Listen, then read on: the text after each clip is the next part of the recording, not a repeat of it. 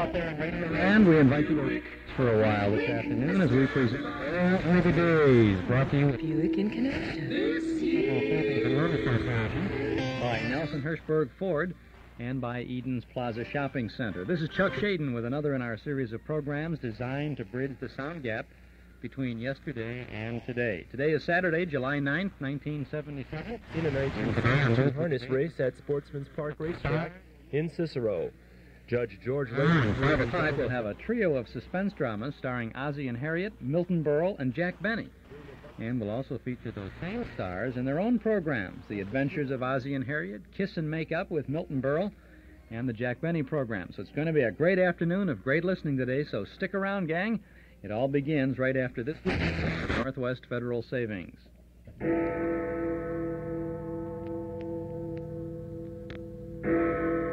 Captain Money!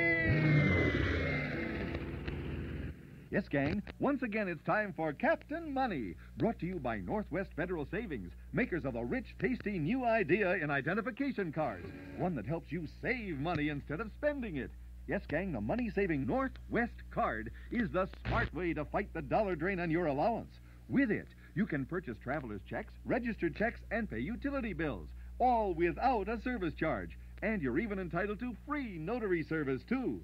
With the new creamy rich Northwest card, you'll not only eliminate service fees and save yourself extra money each month, but you'll also have a positive means of identification, because your actual signature and a keen new photo of yourself in full color will both appear on your Northwest card. It's yours free when you maintain a $500 balance in your savings account at Northwest Federal Savings. For all the details, ask your mom to call, write, or visit Northwest Federal. Now, here's Captain Money with today's secret message. Squad, set your Northwest card secret decoder to code 9. That's A equals 26. And take down this special message. 23, 9, 18, 13, 16, 12, 5, 26, 15, 7, 18, 13, 22. Got that? Happy landing! Northwest Federal Savings, serving you 63 hours a week. In Chicago on Irving Park Road, in Edison Park on Northwest Highway, in Des Plaines on Dempster Street, in Norridge at Harlem and Irving, and in Arlington Heights on Algonquin at Gulf. And did you translate that? Did you figure out what the decoder said? You didn't, hey? Chuck Shaden with you on our Those Were the Days program with a hall closet full of old-time radio shows every Saturday afternoon here from 1 to 5 on WNIB, Chicago at FM 97. You read in the paper today that the organist for the Chicago Stadium, Al Melgard, passed away. He died yesterday in Las Vegas, Nevada. Since we got into our studio this morning, we've been going through all of our recordings trying to find a copy of an Al Melgard record, and we have not been able to find one. We just don't have one. But we would like to pay a bit of a tribute to Mr. Melgard a little later on in our show. And I wonder if there is anyone in our listening audience today who has a copy of an Al Melgard organ recording in his collection, and maybe we could share it with you this afternoon. So if you are a collector of records and happen to have an Al Melgard recording, maybe you want to shuffle through your hall closet for a while this afternoon, and then if you should turn up one, give us a buzz at 545-2260, and maybe we can work some kind of a special network hookup this afternoon to play that recording as we pay tribute to a man who played an awful lot of good music during an awful lot of many events at the Chicago Stadium. Now we're going to begin our program this afternoon with Stars on Suspense. We have, as I mentioned earlier, comedy shows and then suspense dramas, each featuring the same personalities.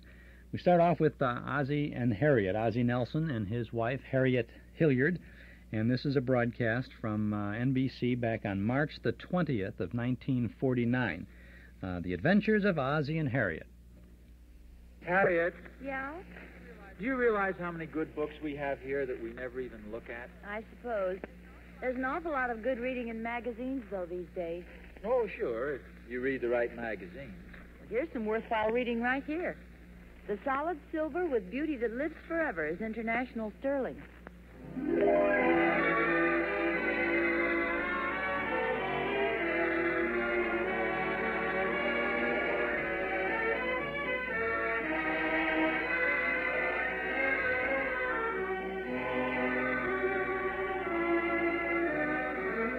The solid silver with beauty that lives forever is International Sterling.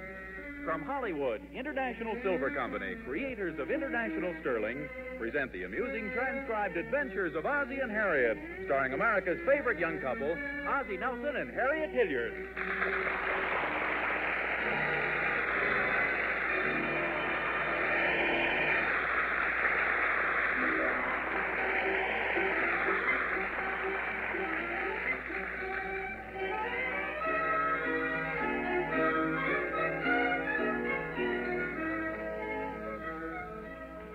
Once upon a time, there were 3 bears, and once upon a time, there were 4 Nelsons. There still are, in fact. They live at 1847 Rogers Road. The Nelsons, that is. Their names are Ozzie, Harriet, David, and Ricky. At this very moment, Ozzie, the papa bear, Nelson, is rummaging through the big bookcase in the living room. Yes, sir. Man is a confused animal. What did you say? Harriet. I didn't hear you come into the room. Did the book salesman finally go? Yeah, he left a few pamphlets with me. He's a very interesting fellow, you know, alert. Alert to what? Oh, to the dangers of modern living and that kind of thing. We're moving awful fast, you know. Man is a confused animal. Doesn't know how to think anymore. How about women? Same thing. We rush through life missing half the best things. For instance, look at all the good books we have here, and I'm not even familiar with the titles of half of them. Here's one I haven't even seen before. What's that? This booklet. The Romance of Dirt. Where'd we get this? Came with a vacuum cleaner.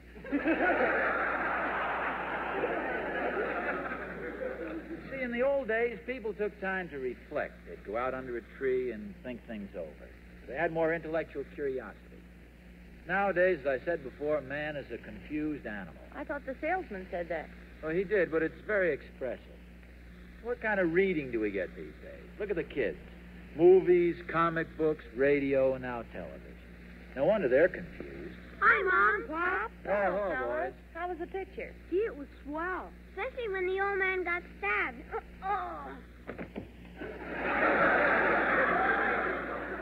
Ricky, get up off the floor. How about when the mother drinks the poison? Well, now, what kind of a picture was that? It was really swell. A lot of murders. Now, wait a minute, boys. Look, I have no objection to you going to moving pictures. But can't you pick out something else beside this bloodthirsty junk? People getting murdered, taking poison.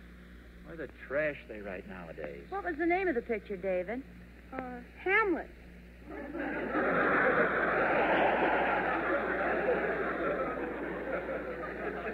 Well, as I say, I have no objection to you going to the movies, but I don't want you to lose sight of the fact that we have a lot of wonderful books here at home.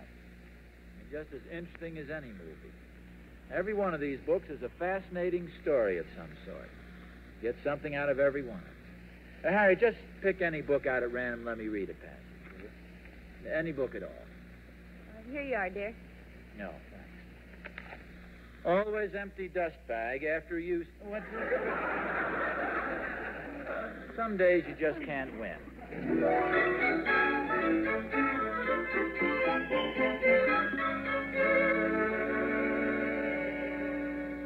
Hiya, Thorny.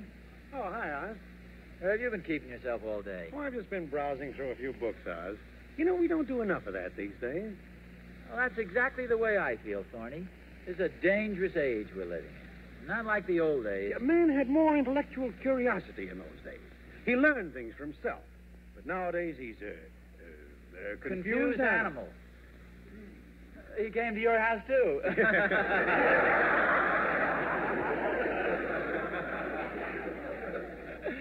You know, there's a lot in what he said, though, Thorny. Things are different now, especially for the kids. See, they don't get the good old-fashioned solid stuff that we used to read. You're right as rain, Oz. Gosh, Thorny, remember Moby Dick, David Copperfield, Ivanhoe, the poems of Byron, Keats, Shelley? Delightful. The kids don't know what that means nowadays. They're so busy with comic books and shows and radio and everything. See how well I remember lying in bed late at night with the light on under the covers, reading Treasure Island. Really, Oz? That was my favorite book. Really? The Rover Boys at Treasure Island. No. No, I don't mean the Rover Boys. I mean just plain Treasure Island. Oh? Anyway, the Rover Boys never went to Treasure Island. Oh, you're wrong, Oz. The father was lost there, remember? He was looking for a treasure. No, Thorny. That was Uncle Randolph, and it wasn't Treasure Island. It was Africa. I remember they found a strange letter from the old sea captain. Now, wait a minute, Oz. You're all mixed up. Uncle Randolph was back in New York State putting the squeeze on Josiah Crabtree after the squabble about Sam Baxter. You mean Dan Baxter, the son of Arnold Baxter, the town scoundrel. Okay, but it was Arnold who gummed up the Treasure Island expedition. They never went to Treasure Island, Thorny. And even if they did, Arnold Baxter couldn't possibly have gummed it up. He was in jail at the time. Jail? Now, wait a minute. He got 6 months for trying to boil fun-loving Dick in hot tar. Fun-loving Dick. That shows how much you know, Oz. Sam was the fun-loving rover. Dick was the elder rover, engaged to the widow Stanhope's beautiful daughter, Dora. Well, maybe you're right about that. But they never went to Treasure Island. It was Africa. Treasure Island. Africa. Treasure Island. Africa. Treasure Island.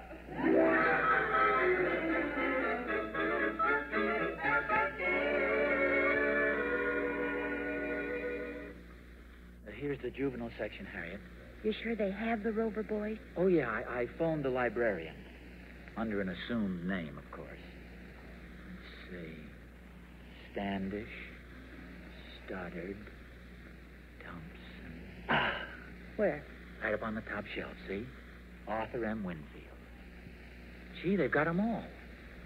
The Rover Boys on the river, in the mountains, on land and sea. At Treasure Island? Where? No, I'm only kidding.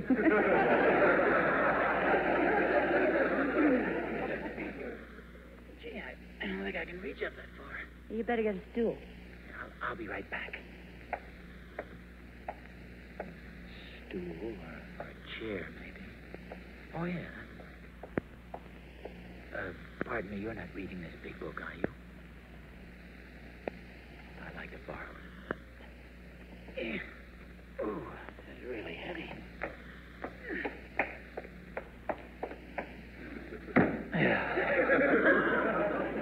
Now all you need is another book to climb up on that one. Yeah. Steady me now, will you? You got it? Yeah. Oh. Take a look at it while I take back this unabridged encyclopedia or whatever it is. Boy, this is heavy. Excuse me. Excuse me. Well, hello there, Mr. Nelson. Pardon? Oh, yes. You're Miss Kaiser, Ricky's mathematics teacher. No, I'm Miss Fraser, David's English teacher.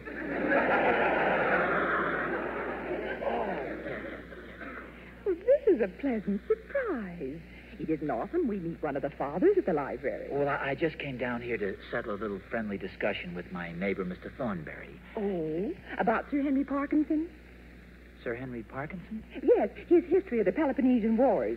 The book you have there. Well,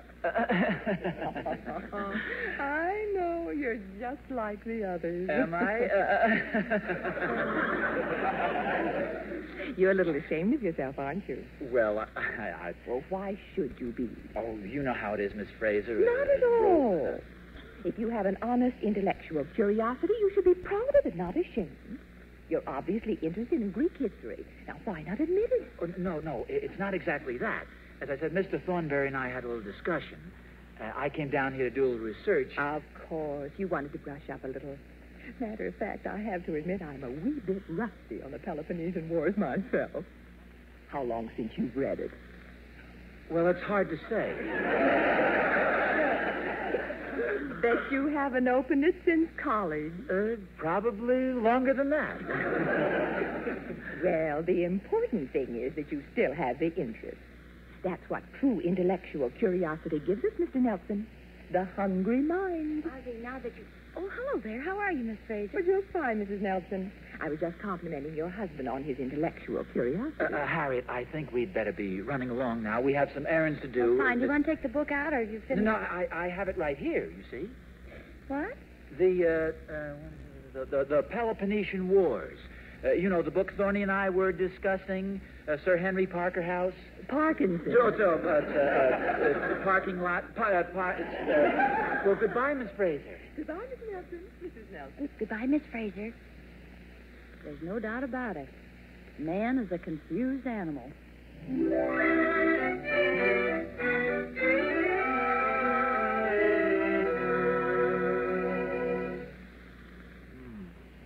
Listen to this, Harriet. The causes of the Peloponnesian Wars are understandably complex. In that Potidea, a Dorian town on the western promontory of Thrace, was induced to revolt with the support of the Macedonian king Perdiccas, formerly an Athenian ally. Think of that. Yeah. What does it mean? I haven't the faintest idea. Holy smokes, Pop. Where did you get that big book? At the library, David. It's a book on Greek history. That's the thickest book I've ever saw. Well, it covers a lot of territory. See, it's all about the Peloponnesian Wars. That must have been some fight, boy. Well, it includes a lot of the history of the times, of course. When are you going to start reading it? Oh, I don't know. There's no hurry. It's a 120-day book. Hello? Mr. Nelson? Yes? This is Miss Fraser. Oh, hello, Miss Fraser. You know, I thought after I got home this afternoon, there was something I should have mentioned to you at the library, Mr. Nelson. You seem to have such an active interest in worthwhile things. Oh, well... We've scheduled a PTA discussion tomorrow night at the school on proper books for school children. I thought you might like to appear on the panel with us. Well, I'd be delighted, Miss Fraser. Wonderful. What is it, Ivy? You'd like to have I'm the going to talk about parent books in for discussion school. whenever possible.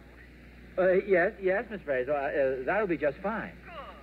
I was a little afraid, of course, that you might think the subject was sort of elementary. Well, it's not exactly my specialty, like Sir Henry. Yes, I know. That's why we had the subject changed. What was that? We are going to discuss the Peloponnesian Wars. Yeah. I don't think I got that last quite clearly. I said we're going to discuss the Peloponnesian Wars. When I told the committee you were especially interested in Greek history, they wouldn't hear of anything else. Miss Fraser, I think this would be a good time to let you in on a little joke. Now, you can't get out of it. We're depending on you. With your vast knowledge of the subject, it's going to be an exciting evening. Especially when you chase me out of the auditorium. Oh, we won't feel bad if you outshine us. No, you don't understand. I understand that modesty must be overcome by firmness. We'll expect you to school tomorrow night at 8:30. Goodbye, Mr. Nelson. What's the matter, dear? You look like you've been hit by a rock. Pardon me a minute. Where are you going? I think I'll go up to my room and have a good cry.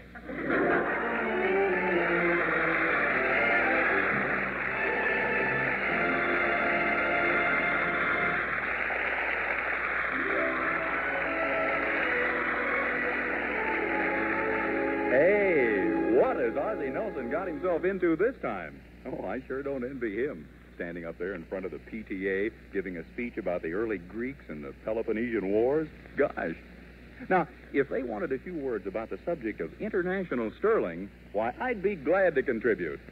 I'd get right up and I'd say, did you know that the international sterling pattern of your choice, in the same substantial weight and the same superb quality, costs no more today than it did in 1944?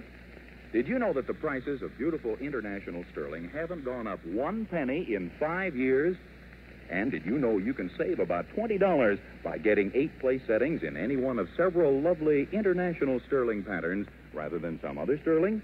That's 8 place settings, 8 each of knives, forks, teaspoons, salad forks, soup spoons, and butter spreaders. And remember, this is international sterling, the loveliest solid silver in the world. So, see it tomorrow. It's the solid silver with beauty that lives forever. Famous international sterling.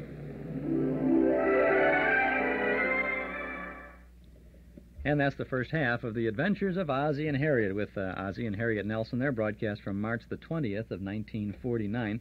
We'll have your America's favorite young couple in a suspense drama that was broadcast the following year in just a little while. This is Chuck Shaden on our Those Were the Days program, WNIB Chicago at FM 97. Before we went into the Ozzie and Harriet show, we mentioned that we wanted to pay tribute to Chicago Stadium organist Al Melgard, who died yesterday. And we commented that we did not have a copy of any of Melgard's recordings in our hall closet and wondered if anyone out there in Radioland had one. I think everybody out there in Radioland has a copy of Al Melgard's Chicago Stadium organ recording, because we heard from a tremendous number of folks, and we will be able to make a connection with one of those people. Bob Fredrickson is standing by, and at the conclusion of the Ozzie and Harriet show, we will hear the talents of Al Melgard by the magic of telephone and radio, and we'll be able to share with you a brief tribute to a very popular organist.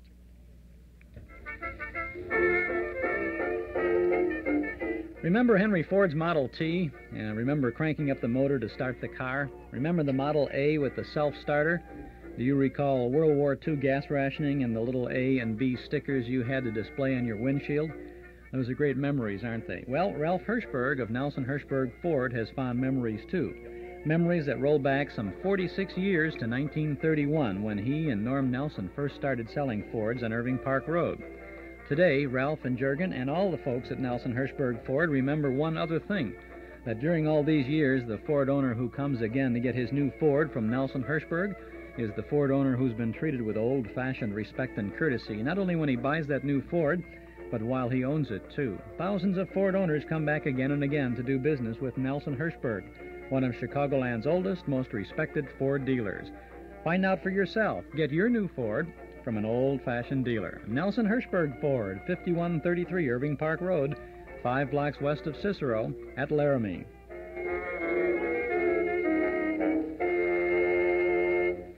And that's the word from NH. This is CS on NIB, and now let's get back to O and H.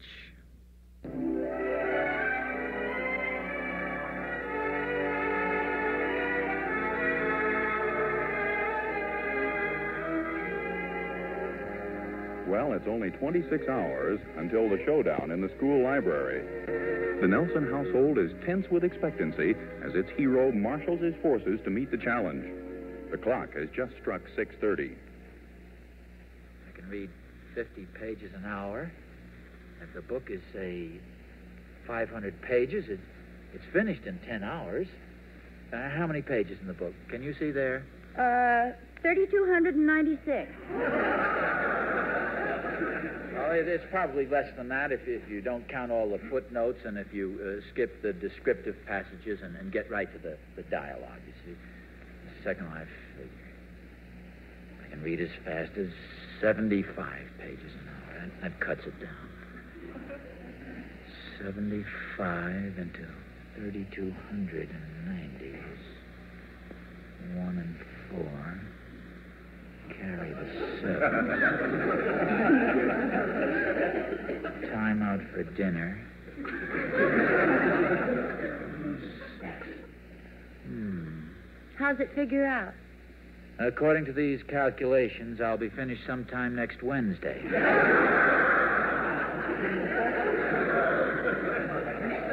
The clock strikes 8. Ozzie's knowledge-hungry mind is eagerly devouring the text of the great book. How are you doing? Not too bad, Harriet. Of course, it goes a little slowly at first until you get into it. It's strange there aren't more people interested in this type of thing. What do you mean? Well, I noticed the last time this book was borrowed was December 1910.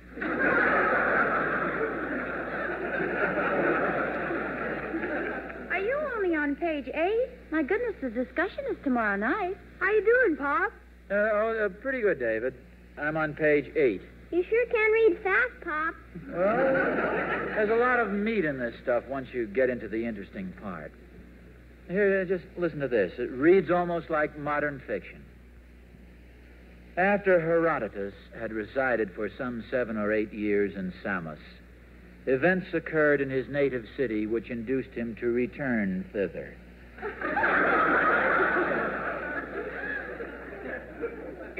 The tyranny of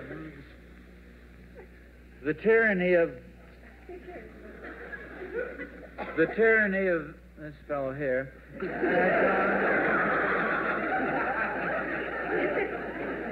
had gone from bad to worse, and at last he was expelled. See, now, stuff like that, you just can't put the book down. I can't even pick it up.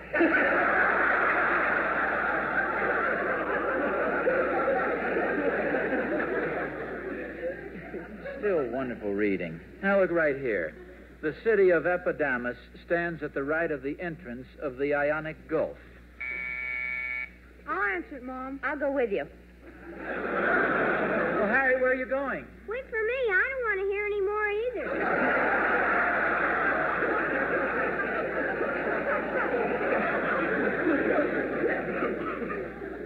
Ricky, you might as well stay here. It won't hurt you to listen to some of this.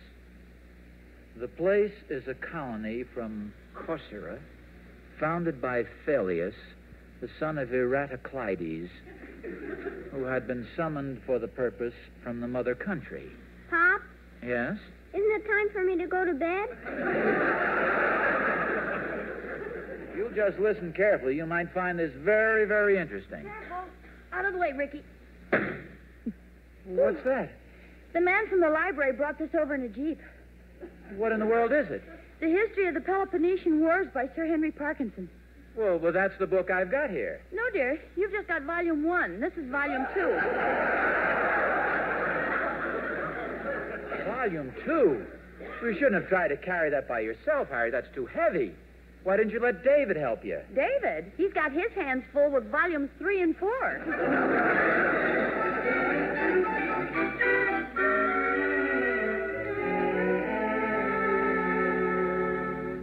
How you doing? Oh, pretty good. Oh, good for you. Page 27 already. Yeah, but I got a lucky break. I just had 15 pages of maps.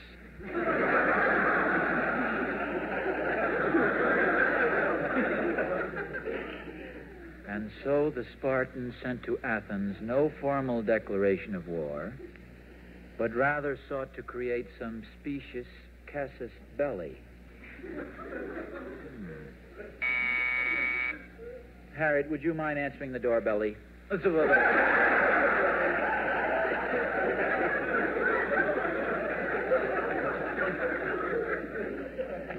Intending to inflame the existing hostilities against Pericles in Athens by implicating him in the curse pronounced on the murders of Where's my fellow scout? Huh? Oh, Thorny, what are you doing over here? Let it never be said old Thornberry didn't come prepared. We got to bone up, Oz. Burn the midnight oil. Where do I put him? What have you got there? What have I got? Great thing pulling me in on that discussion tomorrow night. It's going to be fun, though. There we are. I cleaned out the shelf down at the library. All 8 of them. 8 of what? The Rover Boys. Rover Boys? Well, sure.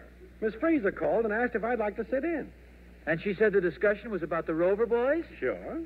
Well... Excuse me, dear. Thorny, can you remember exactly what Miss Fraser said to you on the phone? Why, sure. She said Oz was conducting a discussion on the Rover Boys. She said Rover Boys? Let's see. Well, maybe she didn't exactly say Rover Boys, but she said the book I was discussing with Mr. Nelson this afternoon. Well, what else could it be? Thorny, maybe you'd better sit down. What's the matter? Ozzie, you tell him. I'll go make some coffee.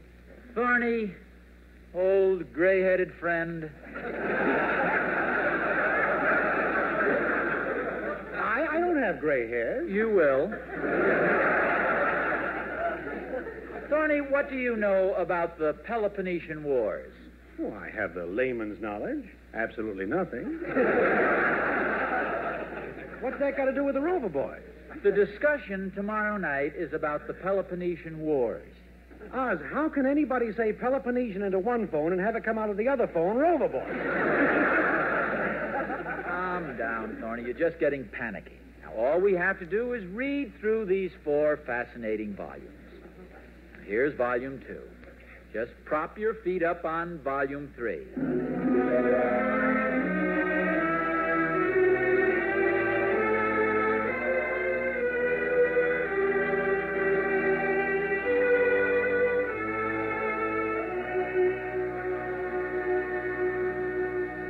unsatisfactory character of the Athenian Peloponnesian coalition. Skim, Thorny. Forget the fine print.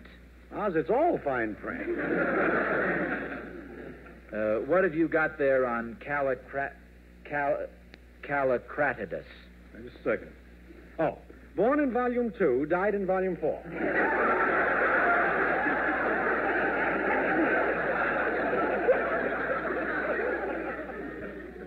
The Peloponnesian commanders encouraged their men after this fashion, gathering them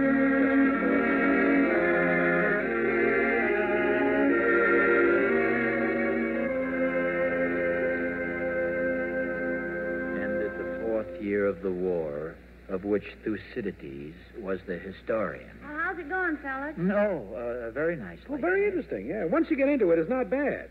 Moves right along if you push hard enough. What's the matter, Harriet? I think you're a couple of phonies. Well, Harriet, how can you say a thing like that? Ask us anything reasonable about the Peloponnesian Wars, and we'll give you the answer like that. Okay, who won?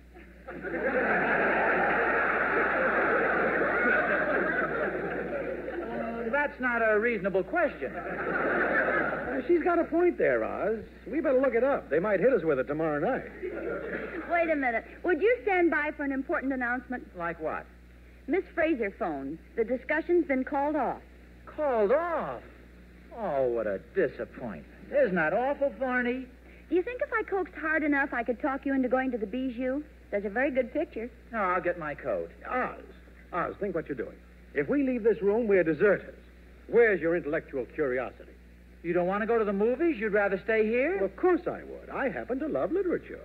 I have no desire to go to the Bijou tonight. It's a very good picture, Thorny. I know. I've seen it. Now, look at this wonderful reading material, Oz. Can you leave this?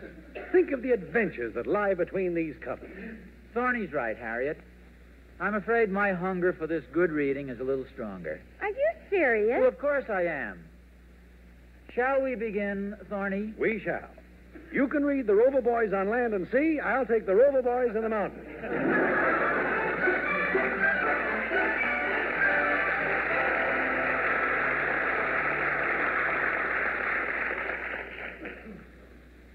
Ozzie, are you just coming to bed? Yes, Harriet. Go back to sleep. What time is it? Well, it's pretty late.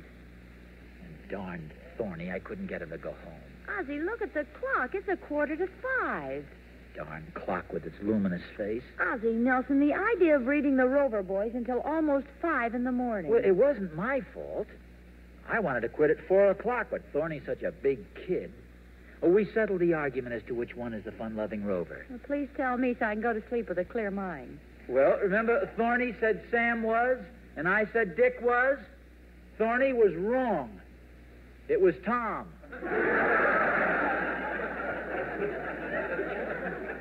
Okay, now you please go to sleep. Well, who could that be? Hello? Hello, Oz. Thorny, what do you want? I'm having a little trouble. Would you put Harriet on? I want her to talk to my wife.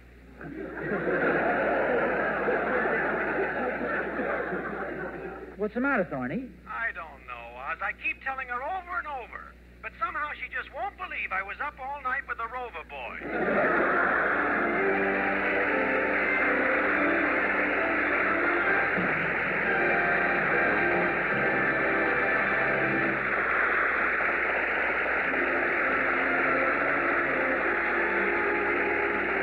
Ozzie and Harriet will be back in just a moment.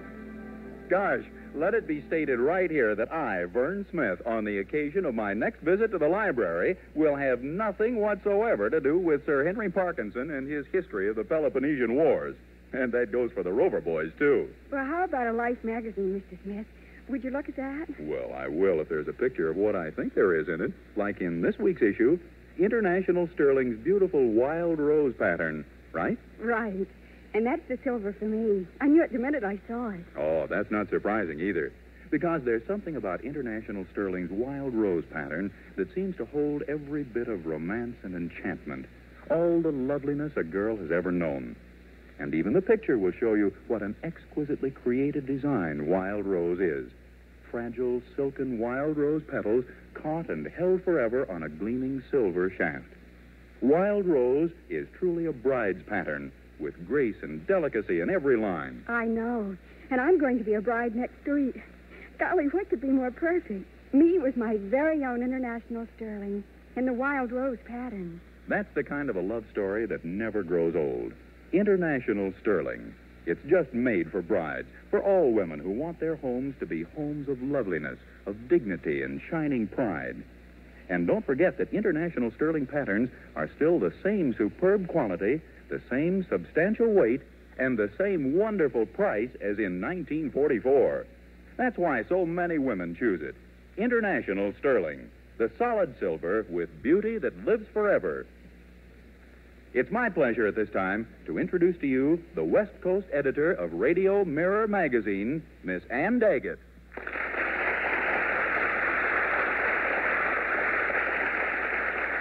Thank you. Radio Mirror magazine has just completed a nationwide popularity poll of its readers.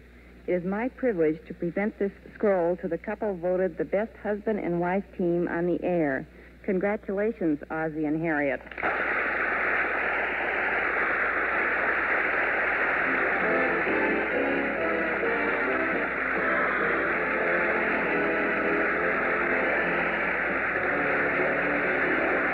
Tune in next week for another adventure of Ozzie and Harriet, produced and transcribed in Hollywood, and starring Ozzie Nelson and Harriet Hilliard. And remember, the solid silver with beauty that lives forever is international sterling. Yes, Harriet, the solid silver with beauty that lives forever is international sterling.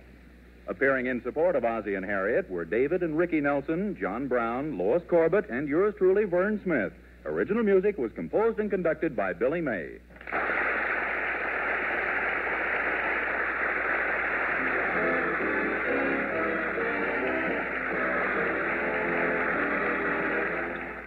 This is NBC, the National Broadcasting Company.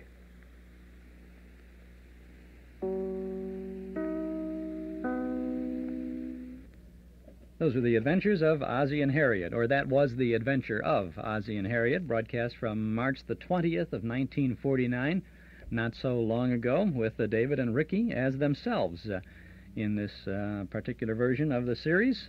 In the early days, it was not David and Ricky, two child actors who played the roles. Then as the boys got bigger and Ozzie decided to save on the budget, well, I don't know if he did that or not, but he put them in it. And, of course, they went on to television and a great fame and fortune as a family. The Adventures of Ozzie and Harriet. Now, you will hear in just a little while Ozzie and Harriet in a compelling suspense drama called Mr. Diogenes from 1950. Then after that, along the line this afternoon, we have Milton Berle in an interesting series, one I've never heard before, called Kiss and Make Up, kind of a comedy court of petty grievances. And then we'll have Milton Berle starring in a suspense drama called Rave Notice. And then we'll have a Jack Benny program, and finally Jack Benny on suspense, starring in a kind of a science fiction suspense drama called Plan X. So we have a lot of good stuff ahead of us this afternoon, and we hope that you will be able to spend a major portion of the afternoon with us, if not all of it. This is Chuck Shaden with our Hall Closet of Old-Time Radio shows on WNIB, Chicago FM 97. Those were the days, every Saturday afternoon from 1 to 5 here. Al Melgard, the popular organist at the Chicago Stadium, died Friday in Las Vegas, Nevada. He was 87 years old, and he played the organ at the stadium for some 45 years. If you ever went to the Chicago Stadium for anything whatsoever, whether it was a sporting event, a hockey game, a political convention, if you were there for the Ice Capades, to see Sonia Henney, to see anything at all, if you were at the Harvest Moon festivals back in the 1940s, you heard Al Melgard playing at the Chicago Stadium organ.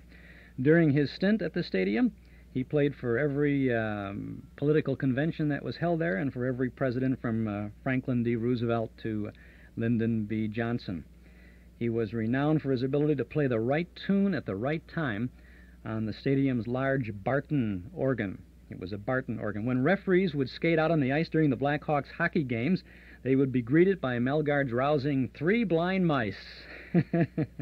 One night, 2 fighters had beaten the stuffings out of each other for 9 grueling rounds, and were obviously exhausted on their stools, waiting for the final round. Melgard ripped off a stanza of "Give me 5 minutes more." The crowd roared and even drew grins from both boxers. They had a good time there with that. He was given his organist job for life because he was Johnny on the spot during a stadium riot shortly after he had taken the job. After a vigorously protested decision in a heavyweight fight, fans stormed the ring and turned the stadium into bedlam. Mr. Melgard picked up the mood and played weird, furious sound effects on the organ. Then he launched into a version of the storm that was so strong that it shattered light bulbs in the stadium. He followed this up with the Star-Spangled Banner, which brought the by then mesmerized crowd to full attention and ended the riot. That night, the president of the stadium, a man by the name of Sid Strotz, told Al Melgard that he could keep the job for life. He almost did. He supervised the construction of the stadium organ, and he stayed on until his retirement in 1974. He was 87 years old when he died last Friday in Las Vegas. Much of the material that I just presented is from the Chicago Sun-Times article today, and there's a nice picture of Al Melgard at the Chicago Stadium organ.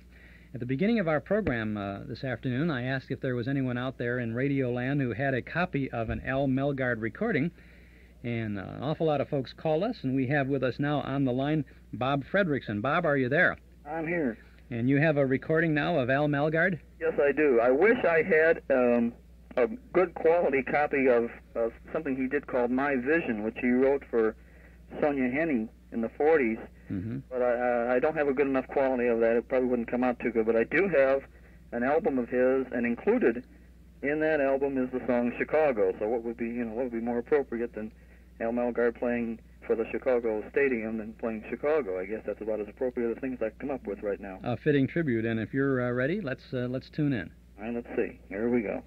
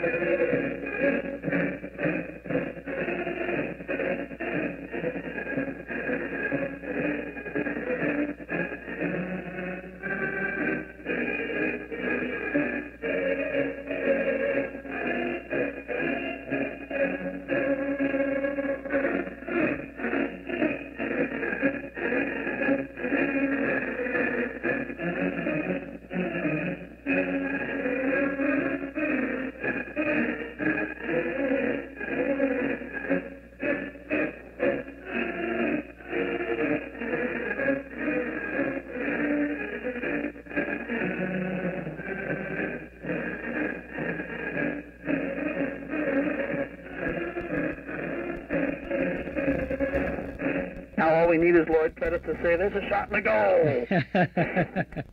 You know, that really, the quality, of course, is second, third, fourth hand, if you will, from your record to a tape recorder played through the telephone, through the broadcast system here. Yeah. But I don't know. I really, as I listened to that, I found myself back at the Chicago Stadium. I found myself there, and so many times that I've been there listening to that organ play, and It was rather reminiscent, and I appreciate your helping us out on this, Bob. Did you know that everybody might have been marching around the lunch table or could have something? been doing that. Do you know that Al Melgard allegedly had only 3 fingers on one hand? I heard that. That's amazing. And you mentioned the ballad "My Vision." Wasn't that an exit tune for the stadium? Didn't he always play that? Usually, when the event was over and people were filing out, it was a very pretty thing. He made it sound almost like a soprano opera singer through most of it. It was it was written for Sonia Henney, I know that much, and I did have a record of it that I borrowed from someone about 10 years ago. Played it at Elmhurst College on the air, but recorded it off of the air, off the radio at home. But the quality of that was kind of fuzzy, and I didn't want to play that here. Well, we're glad that you took a few moments to share this with us today, Bob. Thanks very much. Okay, how big is that organ? Do you know? Do you have any statistics on how big that thing is? No, I don't. I have no idea, but there will possibly be someone out there in Radioland who can give us some statistical information on it, and if we get some this afternoon, we'll pass that along. Yeah, I've heard something like the pipes in that thing range anywhere from 2 inches long to 60 feet or something. That's big organ. Wow. Okay, thanks, Bob. Okay, Chuck. Have a good day. Bye. One last note about Al Melgard, who passed away at the age of 87 Friday in Las Vegas. Services will be held at 1 p.m. next Tuesday at the Rose Hill Cemetery. Visitation will be from 4 to 10 p.m. on Monday at the Drake & Son Funeral Home at 5303 North Western Avenue, right here in Chicago. Al Melgard, organist for the Chicago Stadium, died last Friday. This is Chuck Shaden with our Hall Closet of Old-Time Radio Shows. Those were the days on Saturday afternoons from 1 to 5 on WNIB Chicago at FM 97.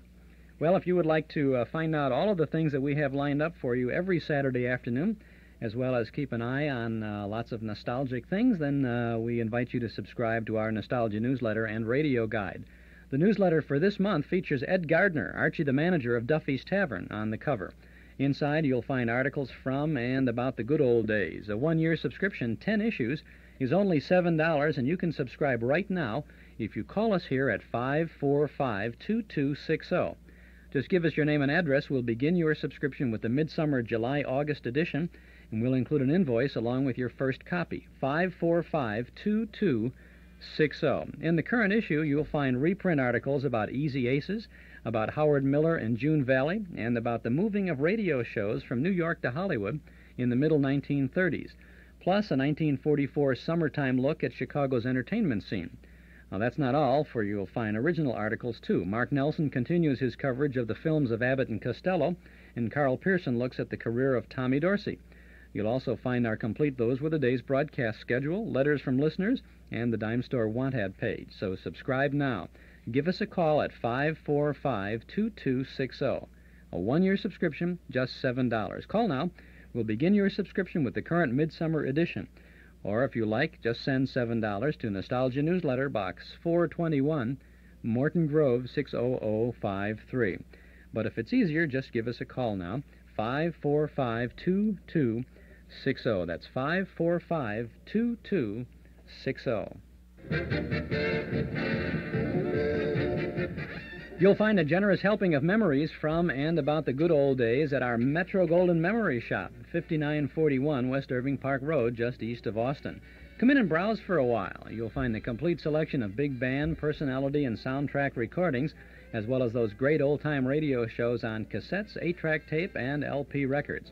We offer books and magazines about the stars and the days gone by, plus nostalgia jigsaw puzzles, games, cards, gifts, and novelties. An amazing selection of memorabilia, giant one-sheet movie posters, theater lobby cards, photos, magazines, Riverview theater and railroad scenes, and lots more at our Metro Golden Memory Shop, 5941 West Irving Park Road, just east of Austin. Our MGM shop is open 7 days a week, Monday through Friday from 11 a.m. to 5:30 p.m., Saturday from 10 a.m. to 7:30 p.m. We're open right now, and every Sunday afternoon from noon to 5. Come in, see all the goodies at our Metro Golden Memory Shop, 5941 West Irving Park Road, just east of Austin. Metro Golden Memories, the MGM shop.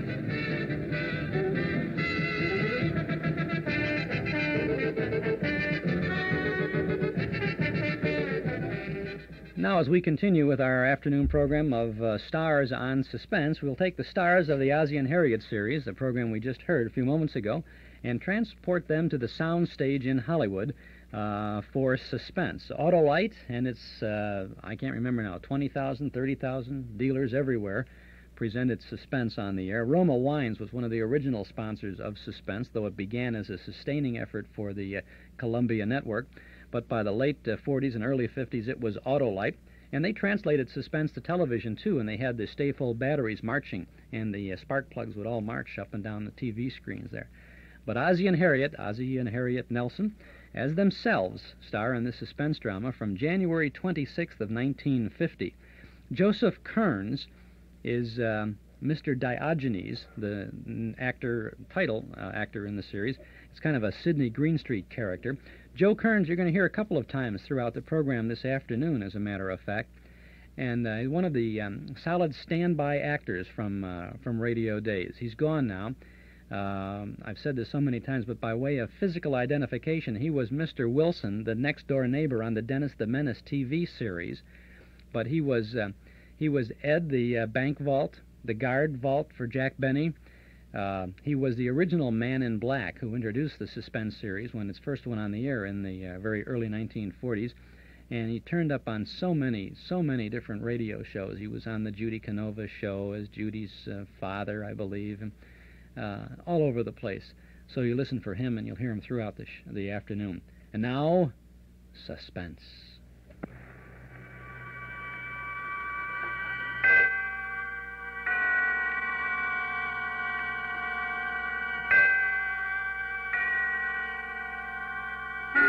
Suspense. Auto-Lite and its 96,000 dealers present radio's famous couple, Ozzie and Harriet Nelson, in Mr. Diogenes, a suspense play produced and edited by William Spear. Well, here's a letter from Hap, still on vacation. Let me read this.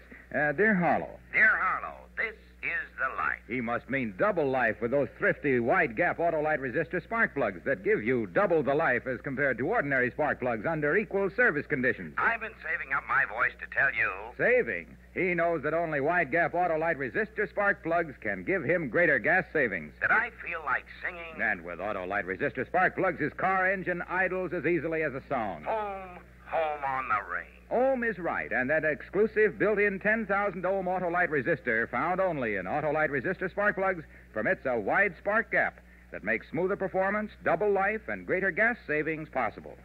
So next time you visit your service station, ask your dealer to install a set of the new Auto-Lite resistor spark plugs in your car. And remember, you're always right with Auto-Lite. And now, with Mr. Diogenes and the performance of Ozzie and Harriet Nelson, Auto-Lite hopes once again to keep you in suspense.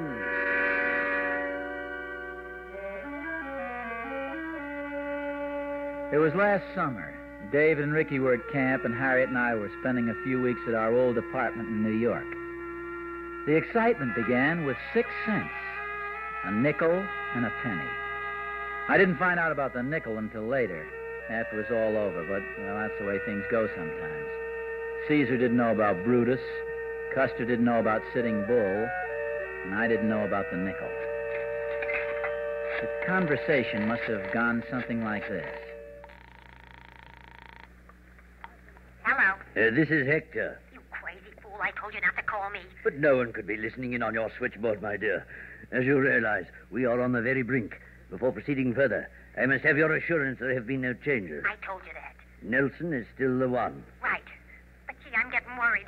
Oh, calm yourself, my dear. So he talks afterwards, so they start asking him questions. You have my assurance he won't talk. Yeah, but just... No one ever got a straight story out of a dead man. What? Dear me, I thought you understood that. No, I didn't. Listen, Hector, I don't want any part of it. Unfortunately, my dear, you already have a part of it. Nelson is down the street in a tobacco shop at this very moment. We'll be good friends inside of 10 minutes. Goodbye.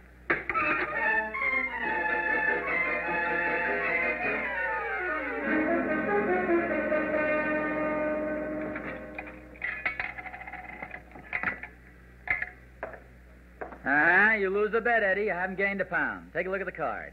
Oz, Are you sure you had both feet on the scale? You mean you're questioning my word, the word of an Eagle Scout emeritus? Eagle Scout. Troop 3, Ridgefield Park, New Jersey. Scout's honor, see? Both feet on the scale. Now, as I recall, the bet was 2 bits against a can of pipe tobacco. I'll take gold nugget. No dice. All out of gold nugget ever since they started that crazy radio program of theirs.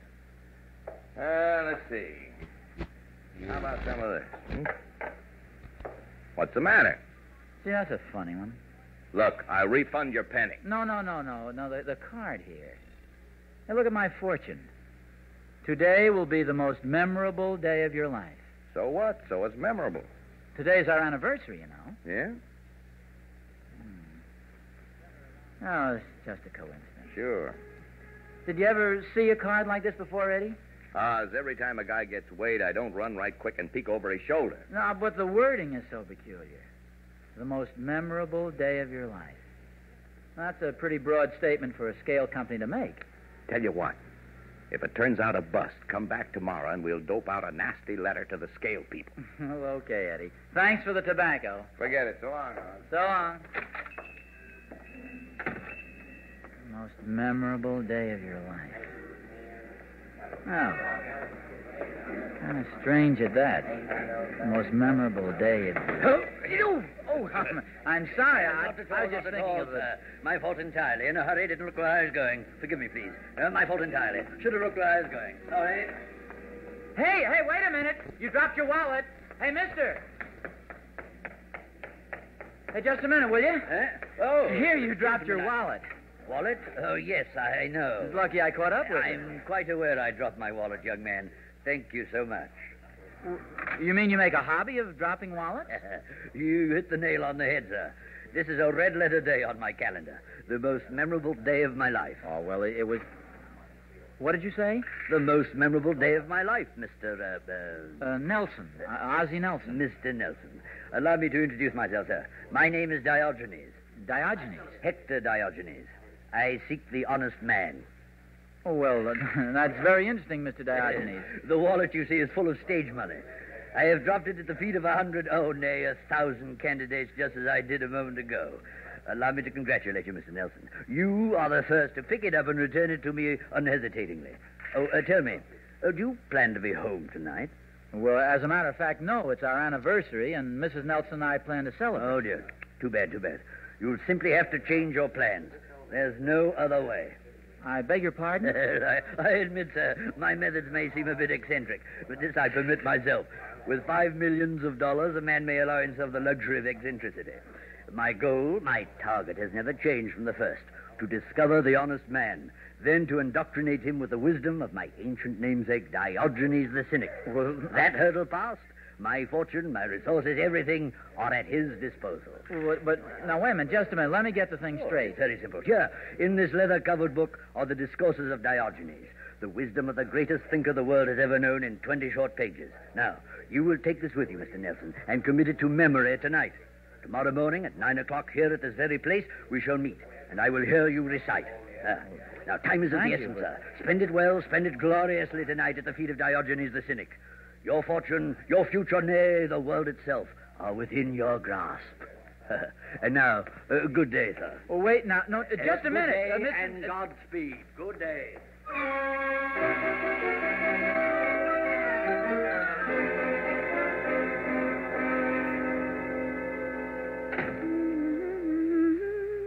Harriet! In here, dear. Oh, hi. Home a little early, aren't you? Yeah, I guess so. How's the new hairdryer work? Oh, wonderfully. See? All dry. Oh, well, for once, I gave you something useful for Christmas. You certainly did. Oh, gosh, I'm so excited about tonight. Oh, that's nice. Dinner, a show, maybe dancing afterwards. Shouldn't I be excited? Harriet, that brings up a very touchy problem. Oh? A strange thing happened to me today. Sort of weird, you might say. In fact, I don't know what to make of it. Well, you've heard about that already. About what? The tickets. Tickets? Oh, I thought that's what you meant. Everybody in the building here got a free pair of tickets to South Pacific tonight. You're kidding. No, sir. They were stuck under all the front doors. No note or explanation, just a pair of tickets in a plain white envelope. South Pacific? Holy smokes. They're worth a small fortune, you know. How come? Nobody knows. Well, but a thing like that just doesn't happen. There must be a reason. You say everybody got them? Well, not quite. 12 apartments, 11 envelopes. 3 guesses who missed out. Us? Uh-huh. But I took it gracefully. I told everybody we were still going to celebrate our anniversary, even if we had to buy tickets to something. Gosh. Harriet, does something about today strike you as kind of different? Well, sure, it's our anniversary. That makes a difference. No, I mean something strange. You might even say memorable. Memorable? What I mean is if somebody happened to predict that today would be a very memorable day, all this would sort of bear them out, wouldn't it? Ozzie, has Madame Zaza been reading your palm again? Well, not Madame Zaza, but a scale. On my way to work this morning, I got on the scale at Eddie's. Oh, I'll get it there. Oh, hello, Mrs. Pearson. Mrs. Nelson, I hope you don't mind the intrusion. Hello, Mr. Nelson. Hello, I guess you heard Lemuel told my husband, Captain Pearson. Ship got in last night, and as usual, Lem's completely done in, but completely. I couldn't get Captain out tonight with a team of wild horses, so I want you to have these. Oh, what's this? The tickets. To South Pacific? Yes, I heard you folks missed out, and it seemed such a shame being your anniversary and all. Oh, that's very sweet of you, Mrs. Pearson, but I should think your husband is... Not the captain. No, sir. Home he is, and home he stays. So take him and have a good time. No skin off our noses. We're going to stay home tonight and watch the television. The fights are on, and Lem's never seen our new set, you know. Oh, and speaking of television, there was something I did want to mention, Mrs. Nelson. I hope you won't take offense. Well, of course not. What is it? It's that thing over there on the table. The hairdryer? Uh-huh. It's strange, but every time you turn it on, we get buzzing on our television. I was hoping while Captain's home you could use it daytimes instead of nighttime. Why, of course. I wish you'd told me before. Oh, I don't mind for myself, but now with Lem home. Oh, I'll remember, Mrs. Pearson, and thanks for the ticket. Oh, sure, it's nothing at all. That's what neighbors are for, you know. Have a good time now, and happy anniversary. Oh, thank you, and good night, Mrs. Pearson. Good night. Oh, boy, that was a 7-day blow. I know, but she is sweet. Isn't it wonderful, dear? Now we can go after all. Harriet, before we go any further, I'm going to have to ask your full cooperation. That sounds like a speech. It is, a short one. To state it as boldly as possible, I don't know whether we ought to go out and celebrate or stay home and study Greek. Harriet, Say it again. Slower. I said we have one of 2 alternatives. To go out to South Pacific or stay home and study Greek. Well, I realize it calls for a short explanation. See, while I was at the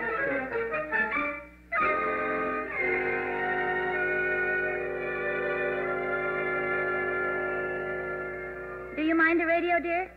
No. But what is Caesar to a cynic but Zeus, who hath deputed him and whom he serves? I'm glad you asked that. Oh, please. It's 7:30, dear. I just thought you might like to know. Get this. Right on the subject. I'm listening. A woman came upon Diogenes sitting before his hut during the revels of Bacchus.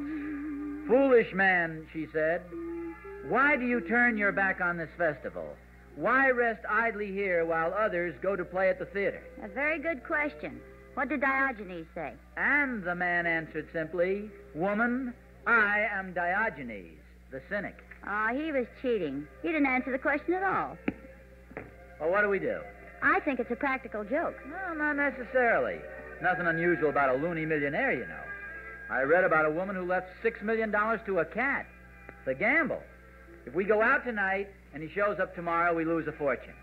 On the other hand, if I stay home with Diogenes, I'll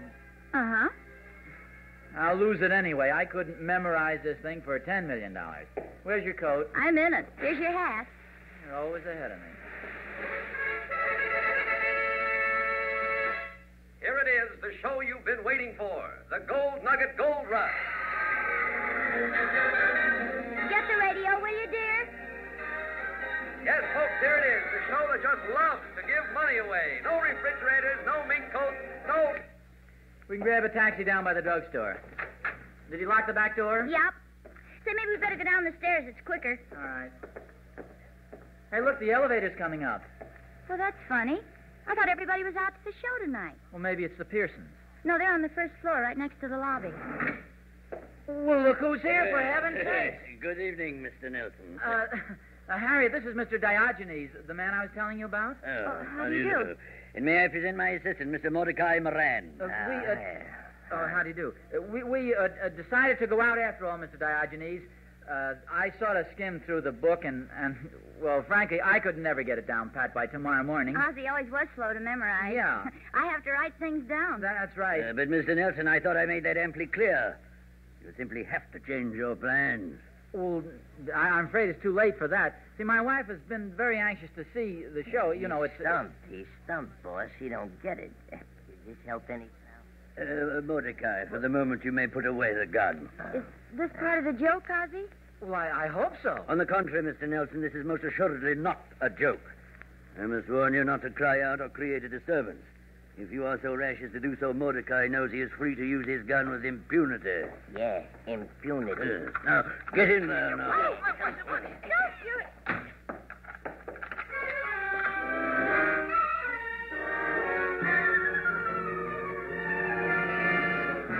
Auto-Lite is bringing you Ozzie and Harriet Nelson in Mr. Diogenes.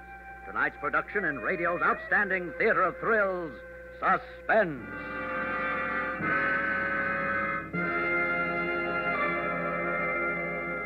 Now, let's see what else Hap has to say in his letter. Yesterday, I visited the Grand Canyon. What a wide gap. Ah, good old Hap. All he can think of is the extra wide gap of Auto-Lite resistor spark plugs that give you smoother engine performance on leaner gas mixtures, actually save you gas. Sometimes I think of you back there telling folks about Auto-Lite resistor spark plugs. Ah, he's on the beam, all right, because only Auto-Lite resistor spark plugs can give you greater gas savings, smoother performance, and double spark plug life. And don't forget those Auto-Lite bullseye sealed beam headlights. Don't worry, I won't, because Auto-Lite bullseye sealed beam headlights are the new safe headlights, guaranteed to give light even when the lens is cracked or broken. Harlow, you remember everything. So, friends, see your Auto-Lite dealer tomorrow and get a set of wide-gap Auto-Lite resistor spark plugs for your car. Then, wherever you travel, whatever you drive, you're always right with Auto-Lite. And that's the first half of this suspense program, Mr. Diogenes, starring Ozzie Nelson and Harriet Nelson as themselves, with Joe Kearns as Mr. Diogenes in a broadcast from January 26th of 1950. This is Chuck Shaden with a hall closet full of old-time radio shows on our regular Saturday afternoon. Those were the days broadcast on WNIB Chicago at FM 97. We'll get back to Suspense in just a moment. Frigidaire appliances, TV by Sony, Magnavox, and Quasar, stereo by Sony and Magnavox, Corning electric ranges, Crown and Hardwick gas ranges. Shop no further. Townhouse TV and appliances has them all. Visit Townhouse and you'll be surprised at the selection and at the price. And that's not all. You'll get the Townhouse guarantee, guaranteed delivery on the day promised, guaranteed normal installation on all products delivered, removal of your old appliance to the basement, to the garage, or off the premises. And Townhouse also guarantees to remove all cartons and packing material as well. TOWNHOUSE. That spells service. Get it at 7243 Touhy Avenue, just west of Harlem. Townhouse TV and appliances open Monday, Thursday, and Friday nights till 9, Saturday until 5. Eden's Plaza Shopping Center, where plenty of free parking makes it a pleasure to shop your favorite store or service. Eden's Plaza Shopping Center, where Eden's Expressway, Skokie Boulevard, and Lake Avenue meet at Wilmette. Eden's Plaza Shopping Center. Easy to reach, easy to park, easy to shop. Summertime shopping values 7 days a week at Eden's Plaza Shopping Center in Wilmette. Now we return to Ozzie and Harriet Nelson on Suspense. And now, Auto-Lite brings back to our Hollywood soundstage our stars, Ozzie and Harriet Nelson with Joseph Kearns in Mr. Diogenes, a tale well calculated to keep you in suspense.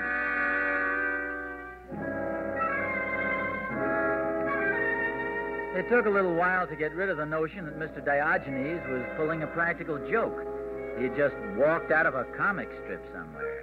But he wasn't kidding. His little pig eyes had greed in them now. There's something cruel about his floppy, fat jowls and his thick lips. He's like one of those blown-up animals in Macy's Christmas parade. And Mordecai, he looked like he'd crawled out from under the reptile house at the Bronx Zoo. The minute the door closed, both of them headed for the radio. It's a nice radio you have here. Very nice. Where would the switch be, Mr. Nelson? Oh, yes, here we are. Now, listen to me. Before you settle down for the evening, whatever you want, we don't have. Can you understand that? It's some other Nelson. New York is crawling with Nelsons. There are more Nelsons in New York than there are in Sweden. Furthermore, we aren't rich. Mordecai. We don't collect plans for atomic trucks. That's enough, Mordecai. Everything in its place, Mr. Nelson, and in its proper time.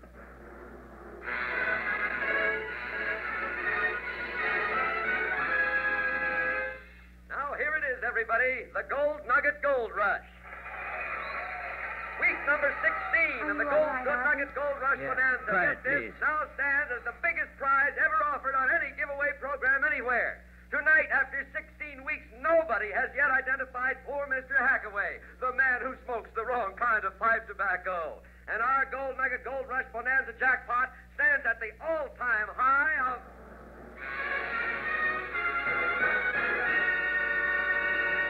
$58,000 in cash.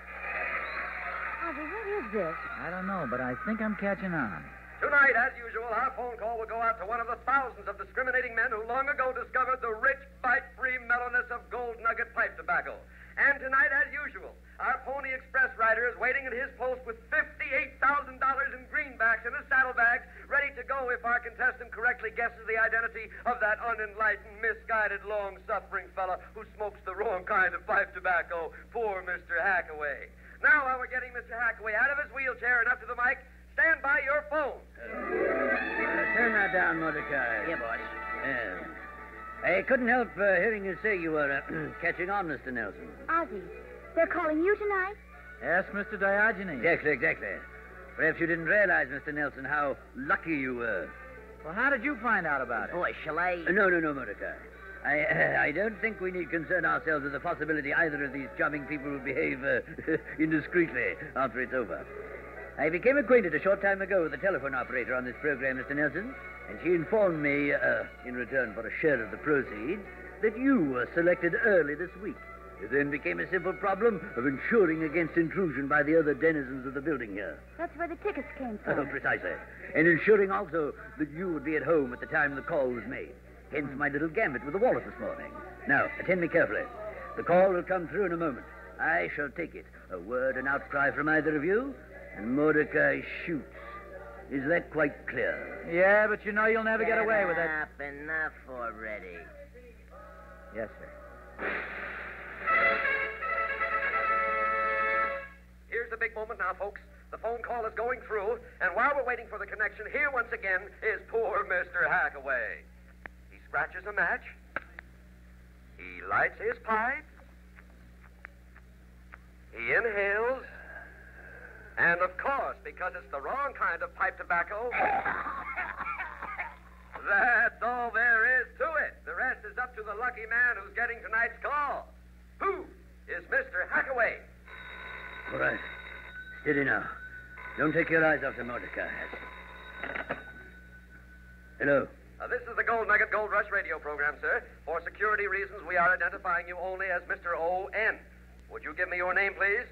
Oswald G. Nelson. Fine. You, sir, are our lucky contestant tonight. Is your radio tuned to our program, sir? Indeed it is. Good. Then you know about poor Mr. Hackaway. Have you any idea who he is?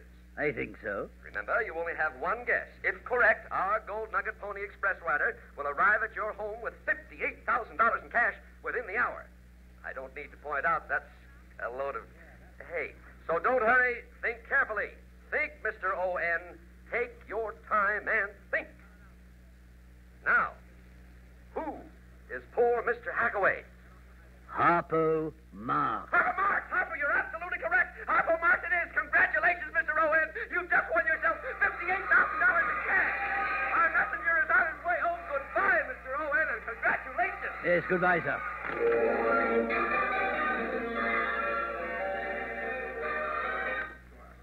All right, what happens now? Mrs. Nelson and I shall remain here to receive the messenger. You will retire to the rear with Mordecai. All right, quickly now. Take him in back. Well, he shoved me in the bedroom closet and locked the door. And I heard his steps fade off a little, probably to the bed across the room. A string hit me on the nose, and I remembered the light in the closet. It was 8:15. The messenger'd be here in a half hour, maybe less. After that, I didn't want to think about after that, so I tried to fix my mind on something else. And that's when my eye lit on something lying next to a hat box in Harriet's side of the closet. It was the new hair dryer. For some reason or other, this made me think of Captain and Mrs. Pearson.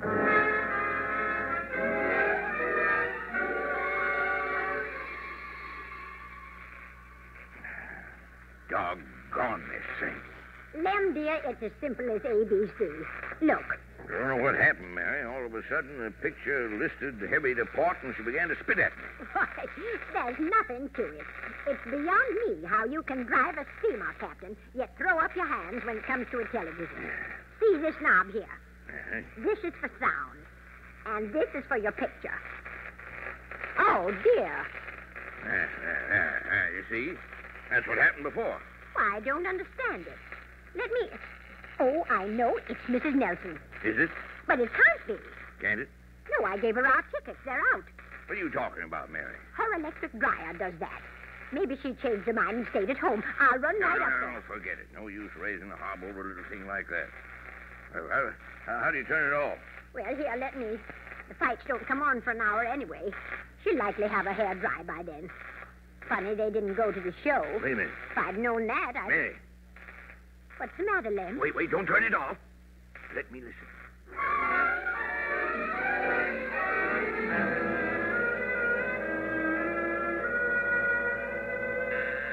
Ah, there's the messenger. Now remember, Mrs. Nelson, not a sign, not a move.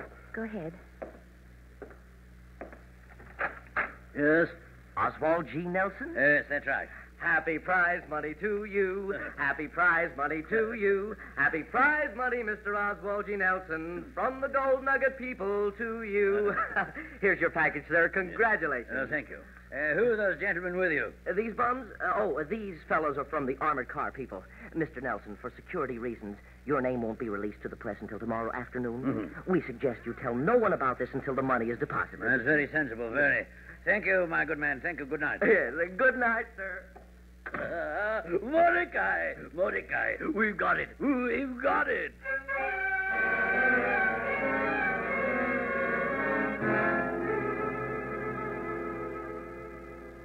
Ozzie, hold my hand, will you?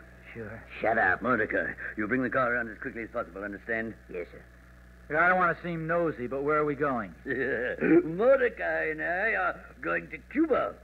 What about us? Where are you going? Oh, yes, indeed. Where? That's a good question, but perhaps a little beyond us, don't you think? More a question for a metaphysician or a philosopher, I should say.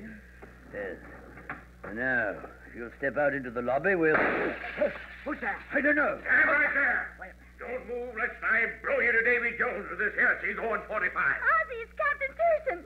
Ozzie? Oh, dear, he's passed out.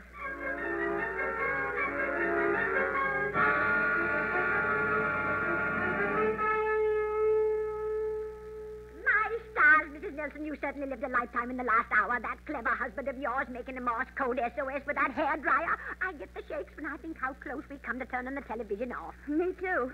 Who's that man with Ozzie? I don't know. He come up just as Lem and the officer took off in the patrol car. Oh, would you excuse me for a minute, Mr. Pearson? Sure, go ahead. What are they doing? I guess I figured it wrong then. I get $2.25, but if you say $1.79, well, I guess you ought to know. Good. Shall I let you have it now? I just happen to have some spare change in my pocket. Yeah, I guess I'll be all right. Okay. There's $1, 50, 75, and 2, 4. So I'll make 79, right? Right, and here's your package. All square. All square. Thanks a lot, Mr. Nelson. Good night. Good night. Ozzie, you gave him the $58,000. Well, sure, everything's settled now. It's all square. Who was it? Well, the income tax man. Oh, no. Come on, silly, let's find a taxi. We've still got time to make the second act.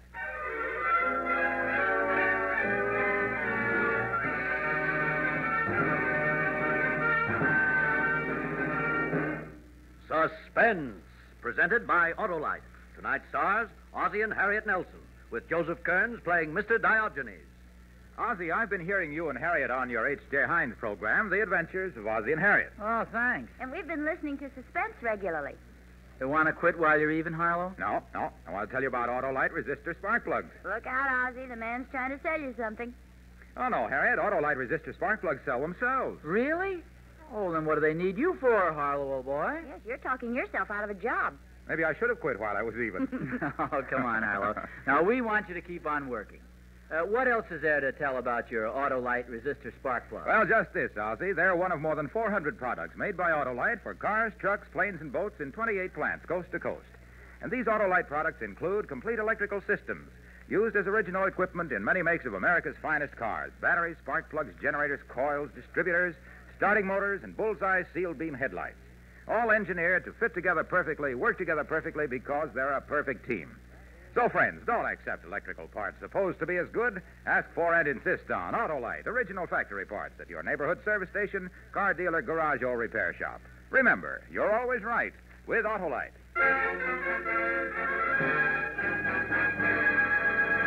Next Thursday for Suspense, Rosalind Russell will be our star. The play is called Consideration, and it is, as we say, a tale well calculated to keep you in suspense.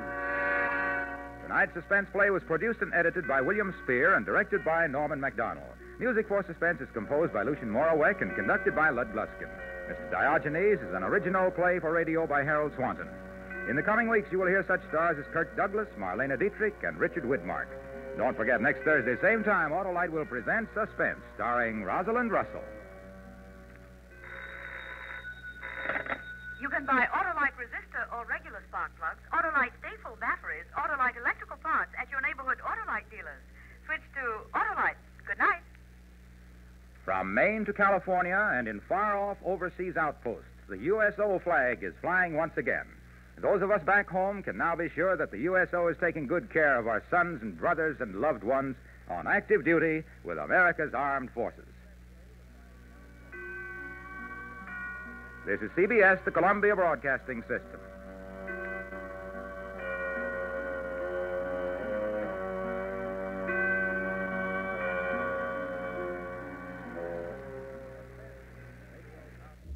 Absolutely perfect theme for that show. Suspense, Mr. Diogenes, from January 26th of 1950 with Ozzie and Harriet. And Joe Kearns as Mr. Diogenes. You're going to hear a lot more of him throughout the afternoon because he is on the next two suspense shows that we have for you. One with Milton Berle, another with Jack Benny. We'll also have a Jack Benny program and a Milton Berle comedy show, a different one than you've ever heard before, I believe, coming up in just a little bit. This is Chuck Shaden on our Those Were the Days program every Saturday afternoon from 1 to 5 right here on WNIB Chicago at FM 97.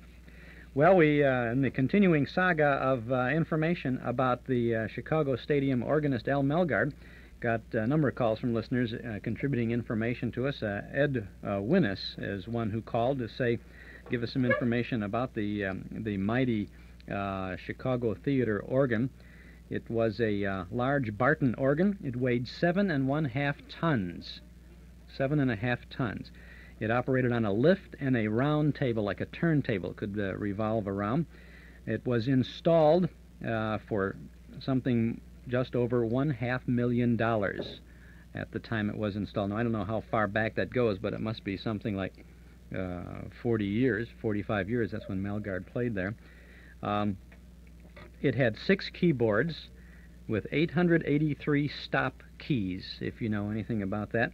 The pipes ranged in size from 2 inches to 32 feet in length. 14 boxcars hauled it to the Chicago Stadium. 36 men installed it over a period of 3 months, and then after it was installed, it took 6 weeks to tune that Barton organ at the Chicago Stadium. They never played it in its full capacity. They never played it full blast. If it did, it would shatter every window, every light bulb in the stadium. At maximum, it was played by Mr. Melgard only at half its full power capacity. What a spectacular organ! I wonder if the Chicago area theater organ enthusiasts have ever taken a trip to the Chicago Stadium to take a look at that organ. Now, that's not a theater organ, but would be interesting to hear a concert on that organ, wouldn't it, at the stadium sometime. Thanks to Ed Winnis and to everybody who called to contribute to our program this Saturday afternoon. It's nice to share these things with each other and with all of us. Chuck Shaden here, inviting you to stick around now for a sound from our cassette tape of the month, for the month of July. This is a scene from The Falcon.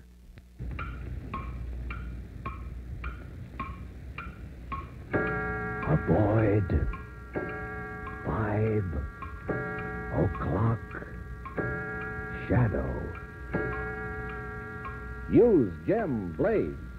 Use Gem Blades. Use Gem Blades. Gem Razors and Gem Blades present The Adventures of the Falcon.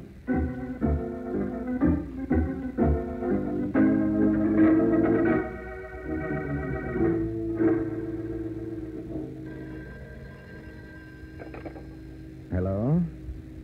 Yes, this is the Falcon. Oh, Nancy, I'm glad you called. What's on the program for tonight? Well, it sounds like an awfully dead evening, baby. But you can never tell. Tomorrow there may be morning.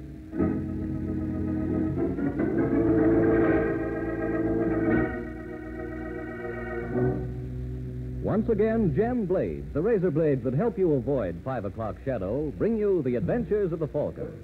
The Falcon, as you know, is Michael Waring, freelance detective, who's always ready with a hand for oppressed men and an eye for repressed women. So join him tonight when the Falcon learns murder is a family affair.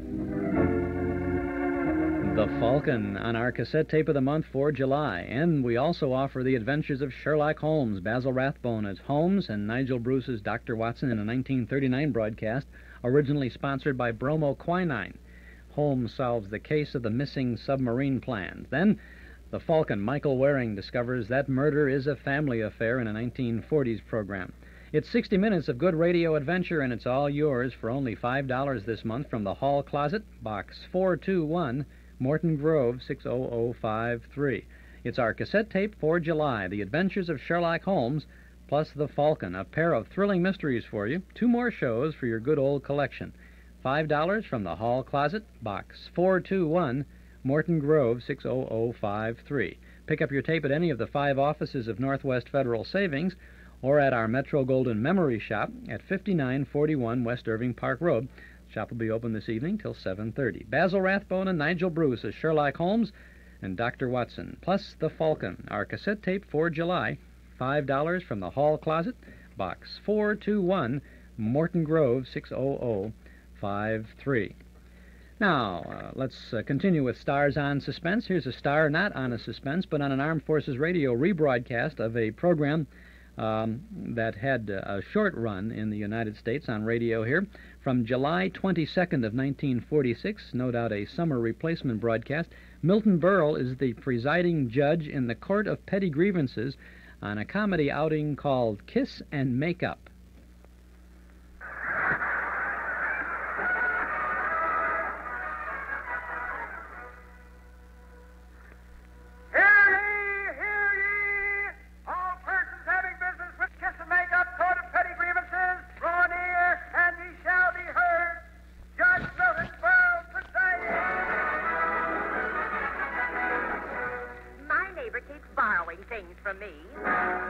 My wife spends all her time playing bridge. My boyfriend never comes on time for our date. You're driving me crazy.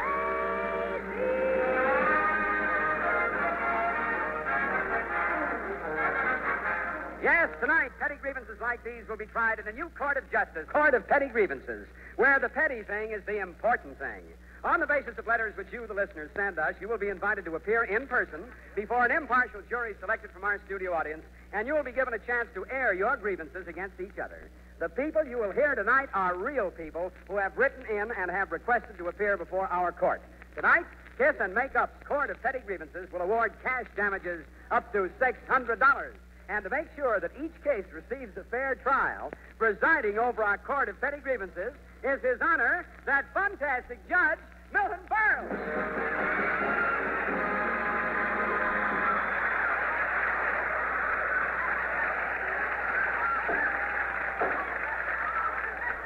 Ooh, it's awfully hot for this wig. Order! Order in the court. In this court, everyone gets a square deal from this head man. Squarehead Berle, they call me. Ah, yes, the judge is in great shape tonight. Full of ambition, eh, Judge Berle? That's right, bailiff. I'm just itching to show off my legal knowledge. Do you know that there wasn't a single law student at Harvard in the same class with me? Well, how come? I went to Yale. But I really studied. I studied very hard. I read practically every law book there is. Say, Your Honor, have you ever read Blackstone's commentaries on civil and judicial procedure during the Roman era? Did you say something?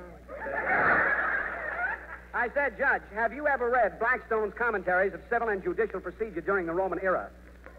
No. I'm waiting for them to make it into a picture. I really... Well, let me ask you something else, Judge Berle. Yes. Can you name the presidents of the United States in their proper order? Oh, naturally. Well? Well, let's see. First, George Washington. I'm right so far. Yes, so far you're doing great. Well, stop confusing me. I'll start all over again. Washington, Adams, Jefferson, Adams, Madison, Adams. Now, just a minute. Adams didn't keep going back to the White House. He did, too. He kept forgetting his hat. You've heard of Adams' hat.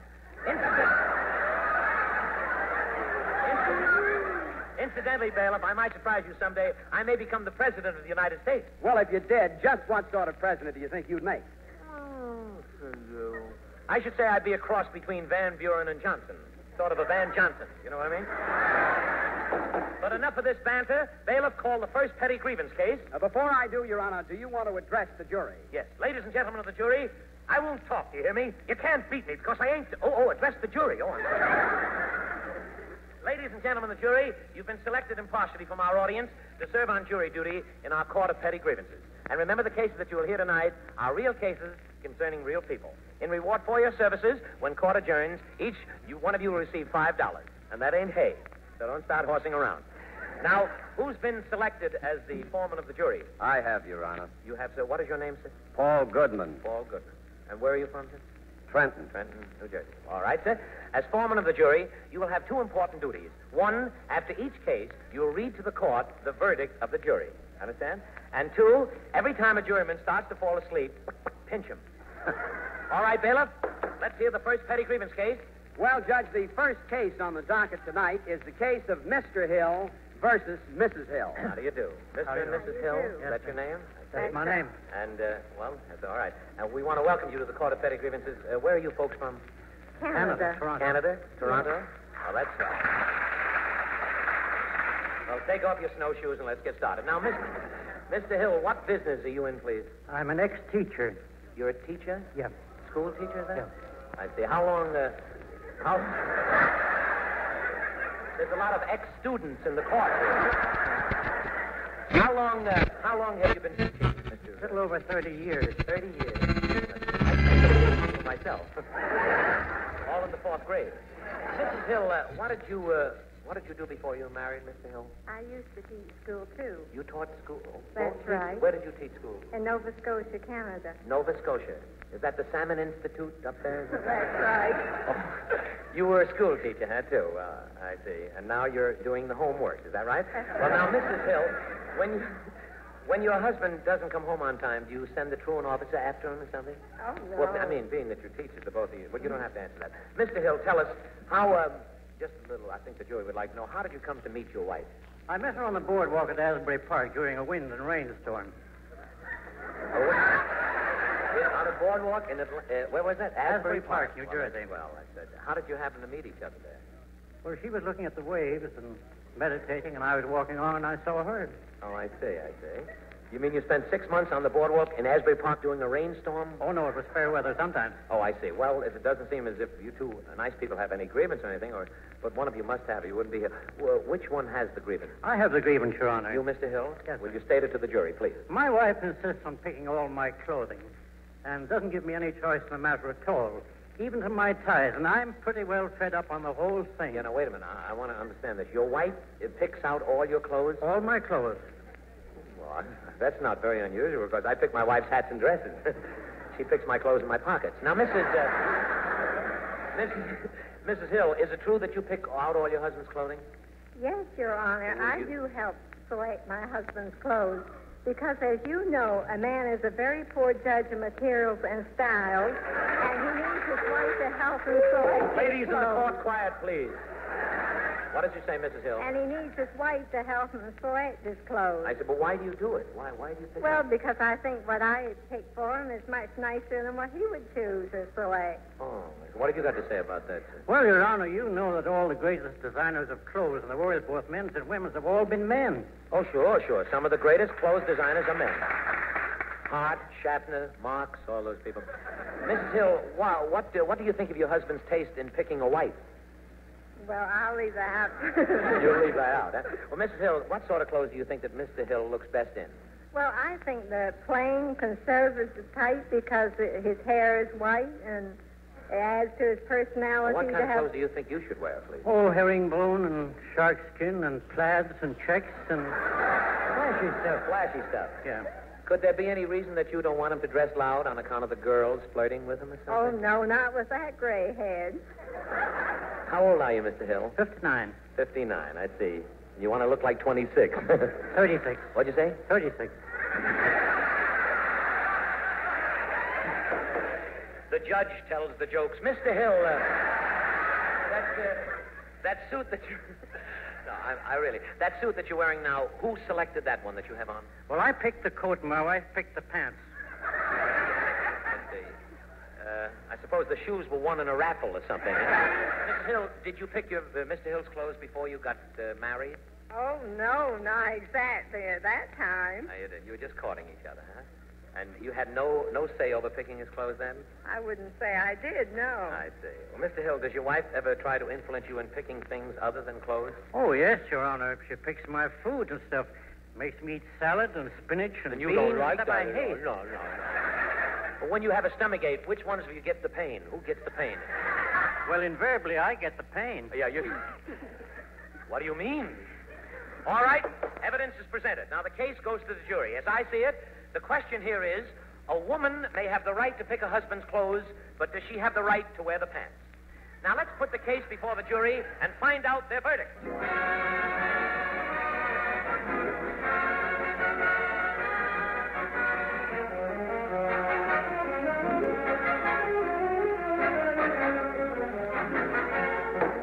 All right, foreman of the jury, what is the verdict? The jury has voted 10-2 in favor of Mr. Hill. 10-2 in favor of Mr. Hill.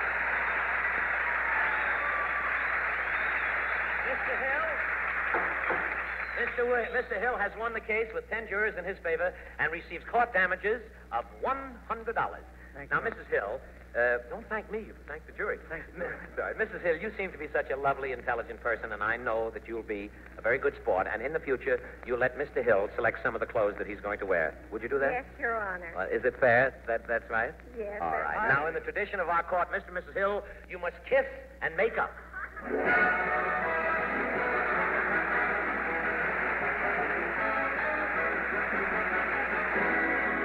Isn't that a lovely couple? And well, you can't win them all every time, you know. Can't have winners each time we go out with these.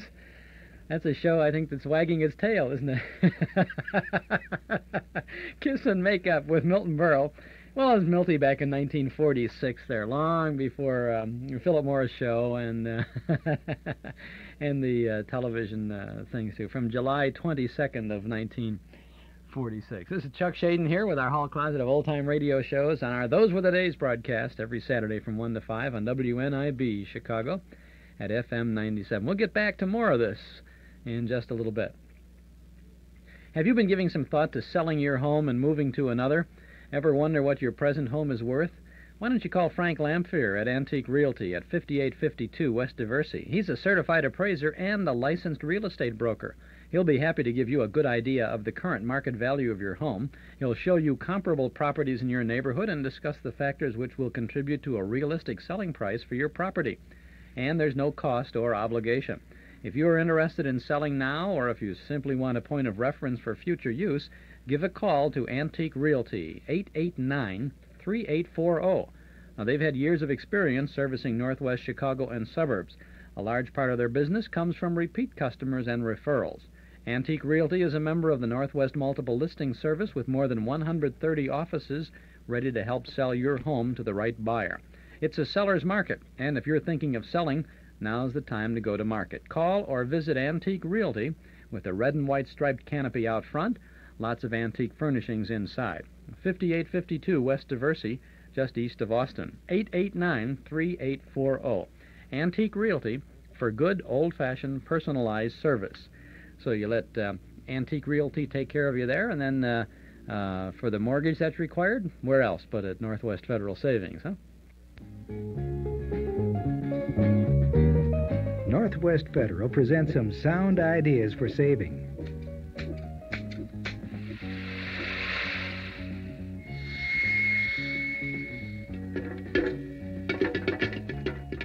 Hear anything you like? You've just been listening to the sounds of some nice-sounding gifts. Gifts you can get free or for special low prices when you deposit $250 or more at any Northwest Federal Savings Center. You'll find everything from a nice-sounding pair of True Temper pruning shears to Sunbeam's Great American Popcorn Machine. Just to name a few of the over 30 gifts you should see and hear for yourself. Take advantage of this sound offer from Northwest Federal Savings. A sound place to save. Soon. It's Northwest Federal Savings Time, 63 hours a week. Now, this is Chuck Shaden, and let's get back to the Milton Berle show from 1946, Kiss and Make Up. You know, Bailiff, when it comes to men's clothing, I'm just as snappy a dresser as Adolphe Menjou. As a matter of fact, they used to call me the Adolphe Menjou of Manhattan. What made them stop? Adolphe Menjou. Professional jealousy, of course. Well, I think you better call the next case, Bailiff. All right, Judge. The next case on your docket this evening is the case of Mr. Wilson versus Mr. Coyle. Mr. Wilson voices Mr. Booses. Mr. Wilson, which one is Mr. Gentleman? I am right here, sir. What is your first name, sir? Archie Wilson. Archie Wilson, I see. And I see you were in service there, right, Mr. Wilson? That's right, sir. And your name is? Johnny Coyle. Johnny Coyle? Your coil is getting mixed up there, then. Johnny Coyle. Well, all right. We're not here to kid you or anything. We're here to settle a petty grievance. Now, where do you live, Mr. Wilson, please? Yonkers, New York. Yonkers, New York. And you, no coaching from the audience. And you live, where do you live, Mr. Coyle? Yonkers, New York. Oh, the both of you live in Yonkers, the same neighborhood. He lives right over me. He's in I the don't same understand. apartment. He lives over you upstairs? Mr. Wilson, Mr. Coyle, what business are you in? Plastic work, Your Honor. You fix noses? No. Oh, plastic work. Oh. What is plastic nose work? What is that? Well, it's we lay out the material and cut it up for the girls to make garment bags and boot bags. I see. Aprons. And so on. That's in plastic. Don't they make plastics out of materials? Yes, Your Honor. They do, huh? I wish you'd have said that because I wanted to say this line. I used to love fooling with chemicals in high school, too. There was ethyl alcohol, ethyl chloride, ethyl Schweinhaffer. She was very cute. Mr. Wilson, will you tell the court what is your occupation, please? I'm a truck driver, Judge. A truck driver? That's right. I see. You drive a truck, huh? That's right. I see. Reminds me, I got to write a letter to my mother-in-law. Now, how long do you two know each other, you gentlemen? I know him about 15 years. 15 years. You know, 15. You didn't happen to meet on a boardwalk in Asbury Park, if I understand. I see. Now, well, which one has the grievance? You, Mr. Wilson? I have the grievance. Oh, you, Mr. Wilson? That's right. Will you state it to the jury, please? Well, you see, Judge, I drive a 2.5-ton truck around every day, and when I get home at night, I'm a little tired. Yeah, I see what you mean. I have a little something to eat, and I want to get some sack time. You want to get what? You want to get what? I want to get some sack time, Judge. You Sack know. time? That's right. Hit the sack. Hit the hay. Oh, hit the hay. You want to go to sleep? Yeah, you can say that again. Oh, yeah. What'd you say? You can say that again. You want to go to sleep. I said it again. Sack time. That's the first time. And go ahead. Continue with your grievance, please. Well, it's just simply this, that when I get home, I'm tired. I want to hit the sack. Yeah. This guy upstairs is bouncing dumbbells all over the joint. He's skipping rope. Yeah. He's punching a bag. Oh, he has a real physical culture place. He's got the joint jumping. Now, Mr. Coyle, is this all true? That you make all these noises and everything upstairs? That's right, Your Honor. Why do you do that, may I ask? Well, see, I'm all run down. I've been to the doctor. Yeah, and he advised me to continue this training to build myself up. Yeah, you have to be built. And go ahead, continue. See, one time I was a pretty good athlete, see, and Yeah? I let my training go, Yeah? run me down, and I And had that to is the reason you do all this training, because you've been run down. That's huh? right. I see. Well, Mr. Wilson, since you have the grievance, suppose you tell the court what happens when you try to get grab some of that snack or sack or something. What is it? Well, as soon I try to grab some sack time, I try to reason with the guy. You understand what I mean? What do you do? I pound on the what do you call it? The roof. Yeah. Well, how do you knocking pound? on a pipes. I'm telling you, the guy's. You get more exercise than he does. Yeah, well, Mr. Wilson, did you ever try reasoning nicely with Mr. Yeah, I Coyle? try to reason with the guy, but it's no good. I've been asking him nice for about 2 or 3 months, but it's no soap. It's no soap. Well, Mr. No. Coyle, why don't you go in for some outdoor sports like golf or something, or water polo or something, instead of making all that noise? No, that's too much trouble, Judge. Why? I'd sooner do it home. You still That's, yeah, golf and stuff I can't do home. I can. So you can't play golf home? No. You go out and play golf. When I play golf, I always wear 2 pair of pants, in case I get a hole in one. Now, look, the evidence is presented. The case now goes to the jury. As I see it, ladies and gentlemen of the jury, there are 3 good reasons why Mr. Wilson must get used to Mr. Coyle's noise-making activity. 1, Mr. Coyle is entitled to some pleasure. 2, Mr. Coyle is acting on his doctor's orders. And 3, where can Mr. Wilson find another apartment these days? The case now goes to the jury for their verdict.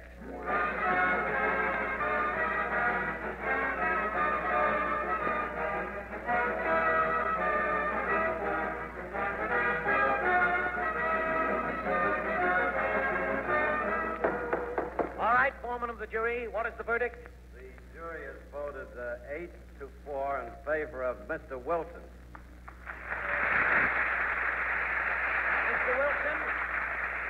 Mr. Wilson has won the case with 8 jurors in his favor and receives court damages of $80. Now, Mr. Coyle, you both received a fair and square trial. And I think that you ought to promise, Mr. Wilson, that you'll go a little easier on your muscle-building activities. Will you do that, please? I do. Fine. Now, in the tradition of the Court of Petty Grievances, you must kiss... No, you can't. You better shake hands and make up. Shake hands. There, do it.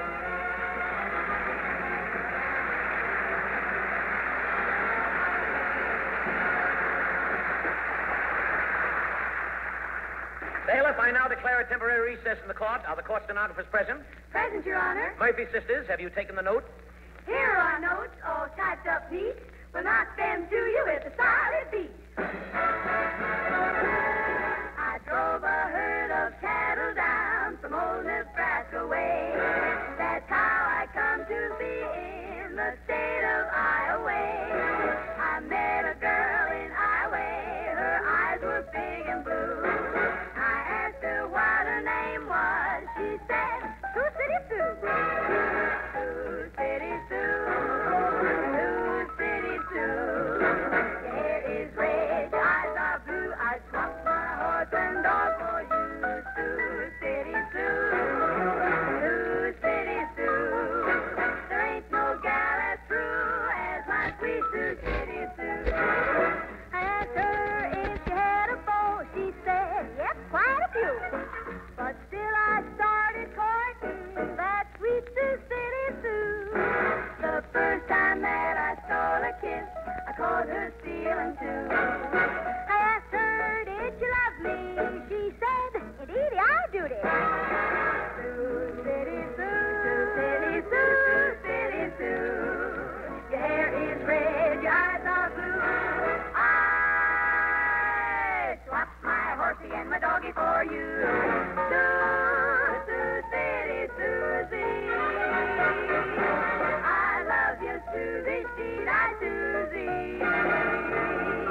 I love your red hair, your big blue eyes. You're the gal I idolize. Susie, from Sioux City. You're for me.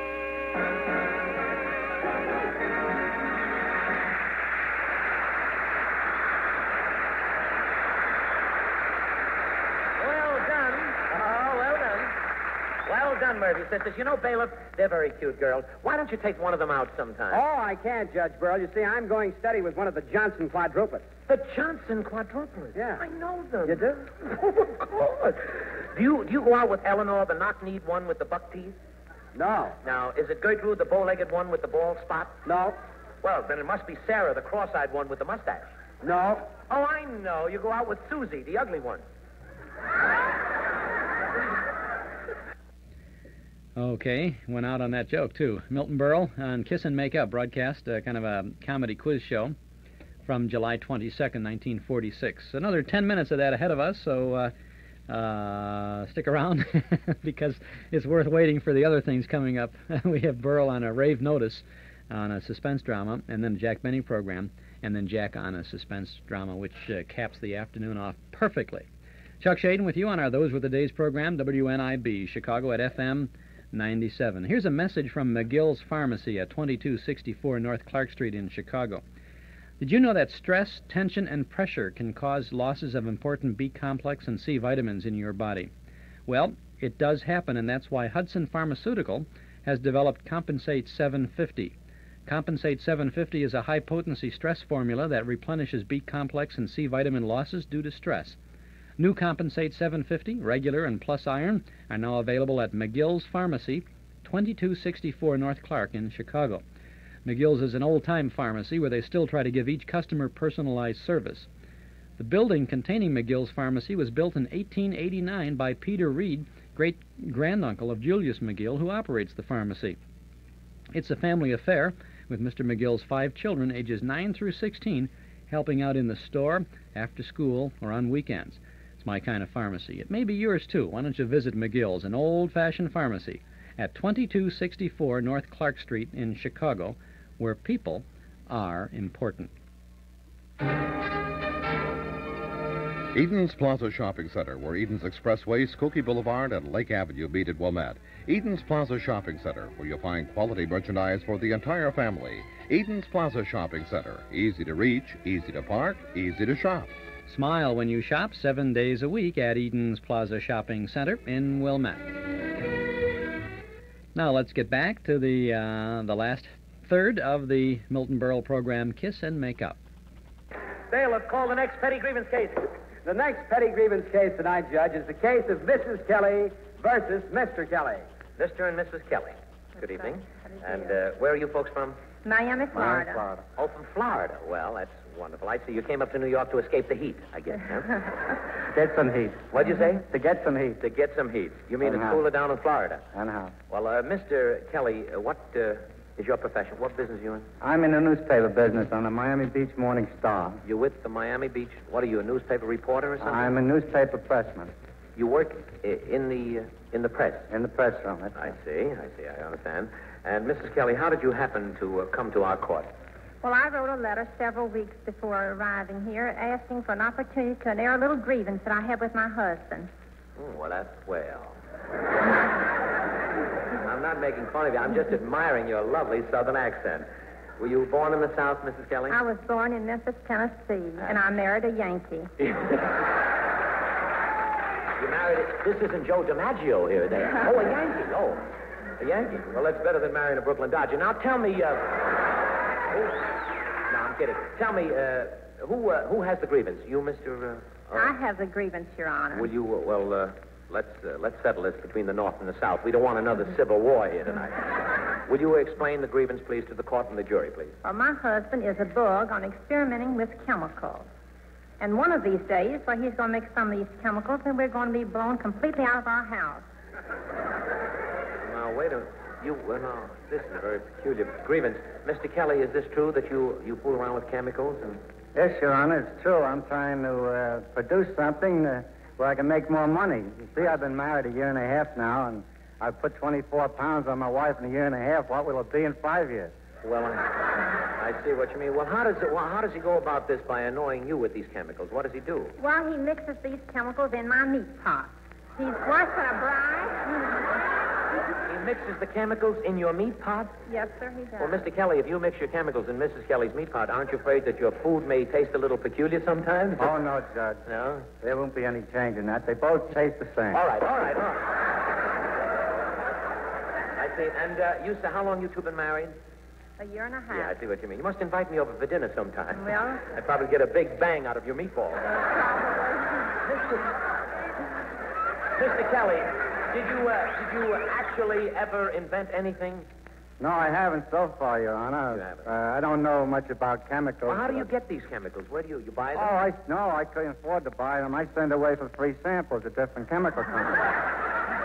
You send away for free samples, So and I then can you experiment. abide by the rules of the book and mix them? Oh, no, Your Honor. If I abide by the rules, I'm just producing something somebody else made. If the chemist makes up the formula and I duplicate it, what good is that? I mix them in my own way. Wait a minute. You mix the chemicals your own way, the way you want to mix them? Sure, that's to produce something new. Once in a while, it don't work so good, but... Oh, no, of course not. Sure. Now, Mrs. Kelly, you have the grievance, so tell the court something about your husband's latest experiment. Would you do that for us? Well, please? he's making a hand cleaner. A hand cleaner? Yes, sir, with this Florida powdered sand. You think you were walking into Miami Beach when you come into our apartment. There's sand every place. Yeah. In the bed, in the food. All right. I see. Do you happen to have any chemicals in your pocket tonight, Mr. No, I forgot to bring some with We'd like me. to stay on the air another 10 minutes. That's the reason. Evidence is presented so to the jury. Ladies and gentlemen of the jury, the issue in this case you must decide is who put the magnesium in Mrs. Kelly's uniform. Now let's hear the verdict of the jury.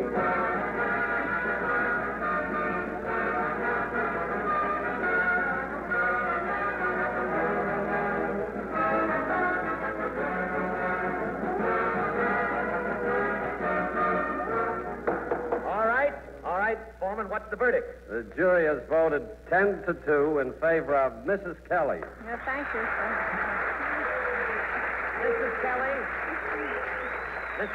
Mrs. Kelly has won the case with 10 jurors in her favor and received court damages of $100. Now, Mr. Kelly, since you received a fair and square deal, I think that you should promise your wife that you won't do any more experimenting in the kitchen. Now, in the position of the court of petty grievance, let's see you both kiss and make up. Go ahead. There we go.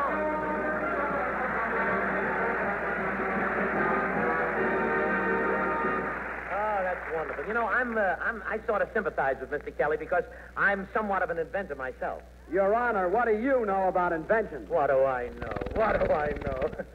What do I know? I know plenty, bailiff. The steamboat was invented by Fulton. The cotton gin was invented by Whitney. The radio was invented by Maximilian. I'm sorry, I didn't use my noodle. Bailiff, call the next case, please. All right, Your Honor, here comes the next case on your calendar tonight. This is the case of Mrs. Cahan versus Mr. Cahan. Mr. and Mrs. Cahan, is that right? Good evening. Where are you folks from, New York? No, I'm from Newark, New Jersey. Newark, New Jersey. How are the mosquitoes there this summer? They have a good crop out there this year. Well, Mr. Cahan, what business are you in, please? I happen to be a radio salesman. Radio? Salesman. Yeah. Did Mr. Kelly, the inventor, ever send for a free sample the man that was... No, not quite. Not yet. Mr. Cahan, how long have you been married? About 2.5 years. How long have you been married? 2.5 years. It's a coincidence, isn't it?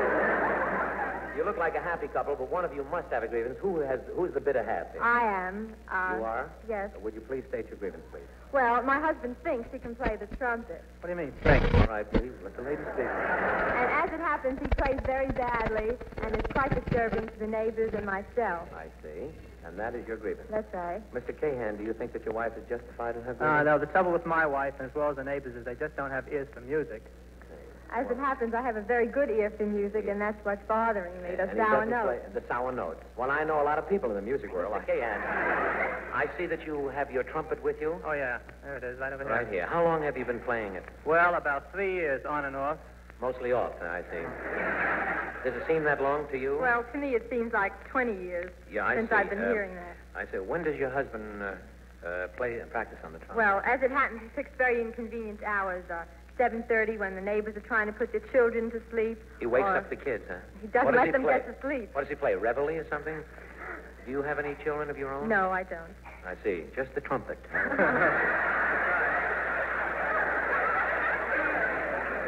Mr. Cahan, does your trumpet playing annoy your friends? No, my friends are well distributed throughout the city. Well, I guess the trumpet did that. How do you compare yourself with Harry James? You think? Well, he's a little better than I am, I guess. May I look at this trumpet? You don't mind me. Where did you get this trumpet? I picked it up in a hawk shop on 8th Avenue one time, and... Did you meet Ray Milland over there? I thought he might be. I'll tell you what, Mr. Cahan. In order to help the jury reach a decision, why don't you play something for us on your trumpet? All right. What is your favorite song? Oh, I've been practicing Home, Home on the Range. Well, what you've been practicing and what you're going to play are two different things. What would you like to play? I like to play Home, Home on the Range? Yeah. All right. I Start to understand play. I might be a little nervous, you know, but... Yeah, well, that's all right. We'll forgive you.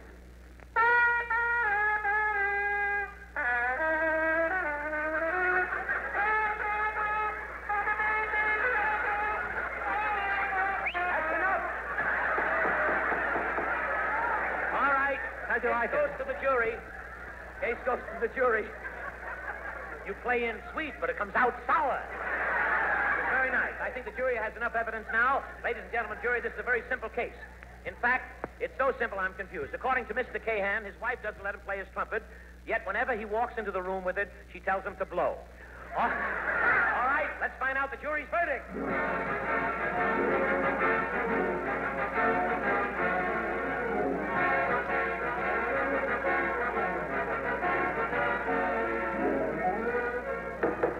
What's the verdict, Foreman? The jury has voted 9-3 in favor of Mrs. Cahan. Mrs. Cahan. Mrs. Cahan has won the case with 9 jurors in her favor and received court damages of $90. Now, Mr. Cahan, you should do one or two things to make your pretty wife happy. 1, invest in a good music course, and 2, buy your wife a pair of soundproof earmuffs. Now, in tradition of the Court of Petty Grievances, let's see you kiss and make up. Go ahead, kiss.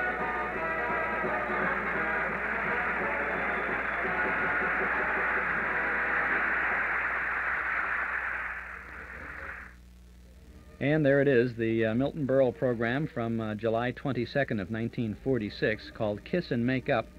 I don't know what network that was on. I couldn't find any reference material on this at all. It was an Armed Forces radio rebroadcast, possibly a summer replacement for somebody in the summer of 46. A couple years later, then Milton Berle had his own show for Philip Morris Cigarettes with Frank Gallup. You've heard us play those shows many times where he does a salute to Broadway, or a salute to this, a salute to that.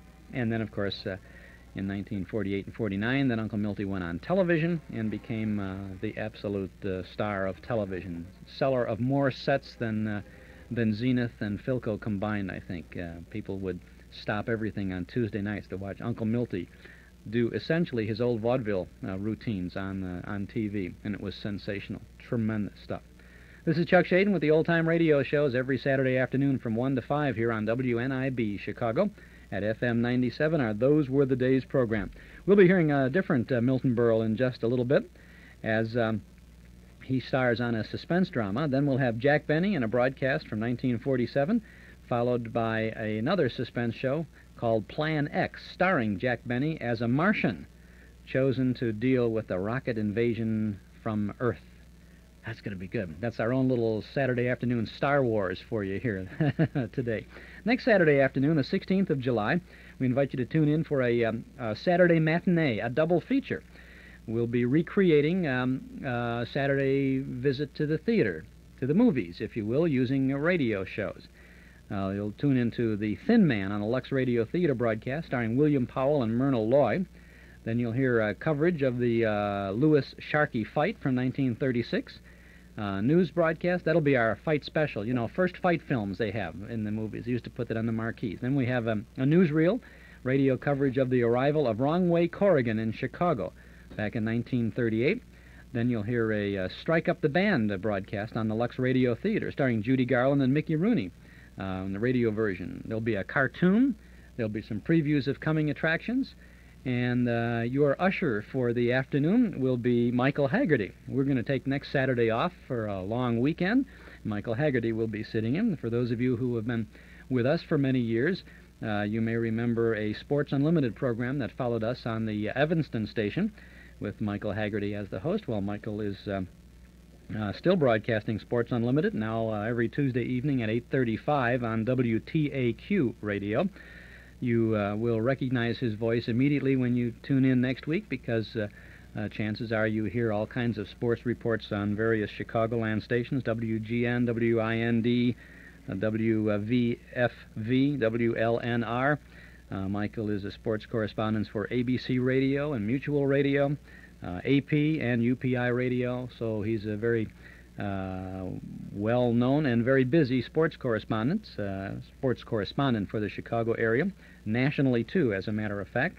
And he's also a super-duper old-time radio fan and a very good friend of ours. And so when Mike heard that we were going to take off on a Saturday, he said, gee, if I can spend some time in the closet, I'd be happy to do that. So he'll be here next Saturday afternoon with the double feature, a matinee. So I hope you can join Michael for that show and keep that tape recorder tuned up for all the good things we got for you. In 2 weeks, on the 23rd of July, we'll be back with radio's Family Hour. We'll have the Aldrich Family, The Life of Riley, Meet Corliss Archer, Those Websters, and Blondie. And we'll have a couple of special guests, Janet Waldo and Sam Edwards, who played Corliss Archer and Dexter Franklin on the Meet Corliss Archer series. On the 30th of July, some adventures on radio.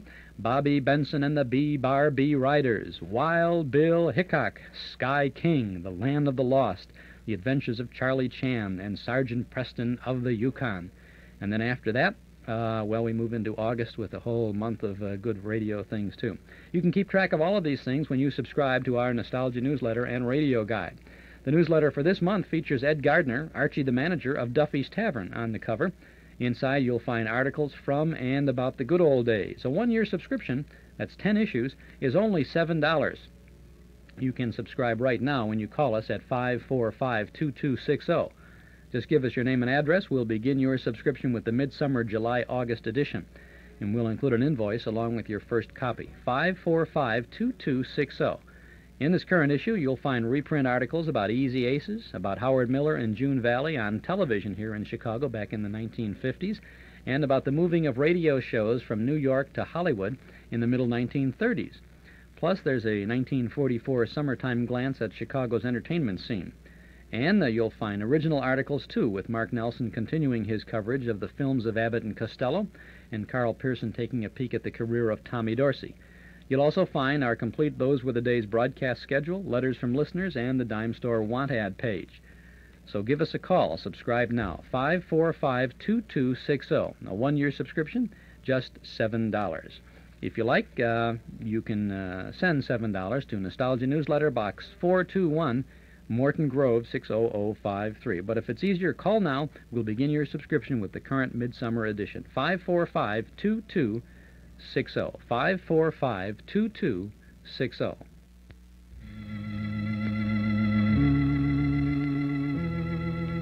Do you remember?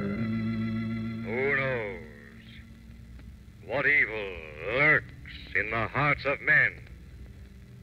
The shadow knows. I'll silver!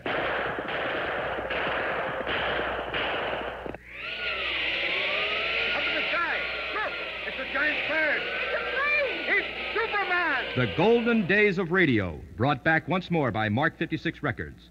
What wonderful memories. Relive them again with The Shadow, The Lone Ranger, The Green Hornet, Burns and Allen. You can buy these and over 100 other original radio broadcasts on Mark 56 LP Records. A gift for remembering. Major Bowes, Tarzan, The Whistler. Hundreds of old-time radio shows on records, cassettes, and 8-track tapes available at our Metro Golden Memory Shop, 5941 West Irving Park Road, just east of Austin. Open Monday through Friday from 11 to 5:30, Saturday till 7:30, and Sunday from noon to 5. Metro Golden Memories, the MGM Shop. Now we got another good suspense drama for you. This is again sponsored by Auto-Lite. From December 12th of 1950, Joe Kearns is in this. You'll hear him as the director on this program. It's kind of a showbiz story starring Milton Berle in Rave Notice on Suspense.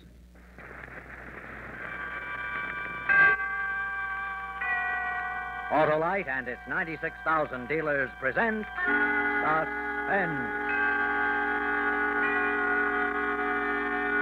Tonight, Auto-Lite brings you Rave Notice, a suspense play starring Mr. Milton Berle.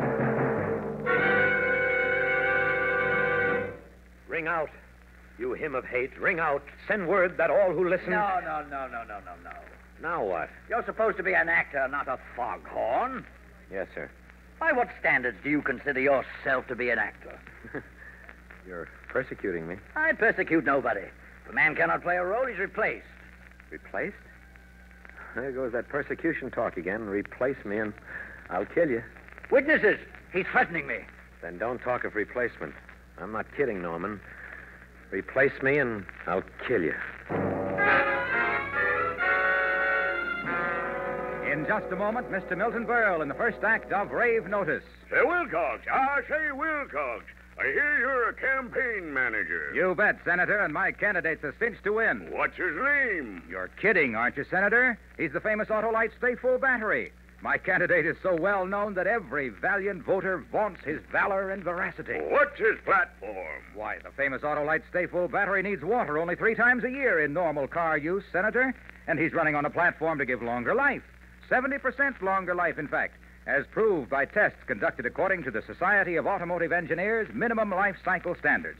And that's really an endorsement. Is your candidate prepared for a long cycle in office, Wilcox? He sure is, Senator, because every positive plate of the Auto-Lite Stay Full battery is protected with a fiberglass retaining mat to help reduce flaking and shedding.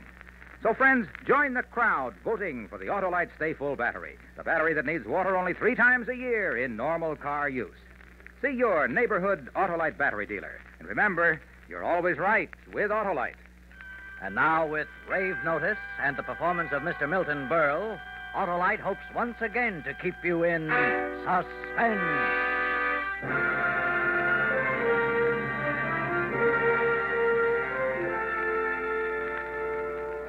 Look, when I'm walking across Times Square like this, I'm just an ordinary man. Plain, unnoticeable. I watch the crowd. You wouldn't even notice me. It's as though I were invisible. Yeah, like that. Invisible. But wait, come here. Come with me through this door, through here, and into the darkness. Now. I breathe deeply of the thick, dark air, and I become taller. My eyes drink in the gloomy shadows, become lustrous, bird-like, noble.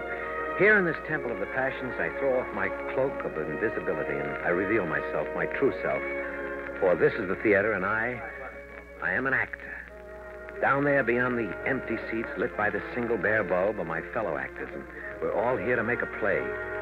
Friend Norman, seated alone in the 3rd row, is our director. This is the 5th day of the rehearsal. Still rather rough, stiffish, and so forth, but it's not a bad little play, and you know Norman. Norman will manage somehow to spoil it. Norman will misdirect actors and lose values, and I've known Norman for years, from the group theater. We were in the group together. Oh, no. But, Norman, why not? Because I'm the director and I say no. Very well. Try again. I wish somebody would tell me what it's all about. Life, I mean. I wish somebody would give me the word. Adequate. Thank you. Norman. Oh, hello there. How are we coming? Come over here. I want to talk to you. Sure, Norman. Sure. What is it? This is, well, believe me, Sam, the most difficult thing I've ever had to say. Well, speak out, Norman. You know me. Well, I've had to turn over the bell ringer to Luther. The bell ringer? Well, what do you mean? Norman, that's my part, the bell ringer. What do you mean, to Luther? Don't make it difficult for me, Sam. Difficult? I'm not making it difficult, not at all. The bell ringer role is mine, Norman, that's all. There's no difficulty involved. Please. You joke. No. It's not as if I hadn't warned. Well, tell me what's wrong. Tell me where I've stepped off. What irritates you? What doesn't fit, and I'll fix it. I'll fix it. That's my role, Norman. I carry the whole cast with that role. Don't shout, Sam. You're making a fool of yourself. A fool? Norman, why are you doing this to me? Because you're not right for it. Not right? Yes. Wait. You fat pig. What do you know? Now, easy. What do you know? What do you know about acting? Easy there. Easy, I say. Easy. Fat. Fat belly, fat head, fat face. That's enough. You know nothing. I know you. I know actors. You're no actor. You stink. I'll kill you for saying that. I'll kill you. Witnesses? He's threatening me again. Yes, listen good, Norman. I'm going to kill you. I'm going to kill you. Oh, you see, you can't even deliver that line. You stink.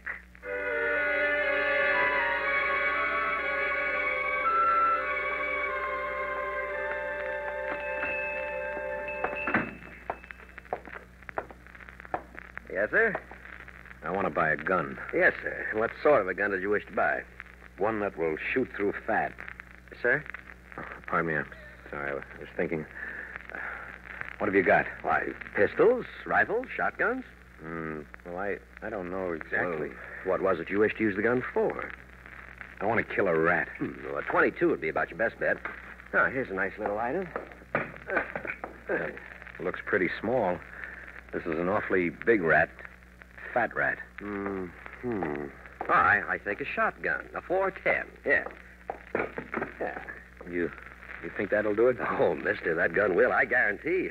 I use a gun like that myself. Single barrel, light, handy, truly beautiful weapon. Bullets. You got bullets? Well, shells. Shells are used in this weapon. Now, there are all kinds, depending on what weight shot you want to use. You choose it. I want one. One box? No. One bullet. One? Yeah. This rat, I'm not going to miss.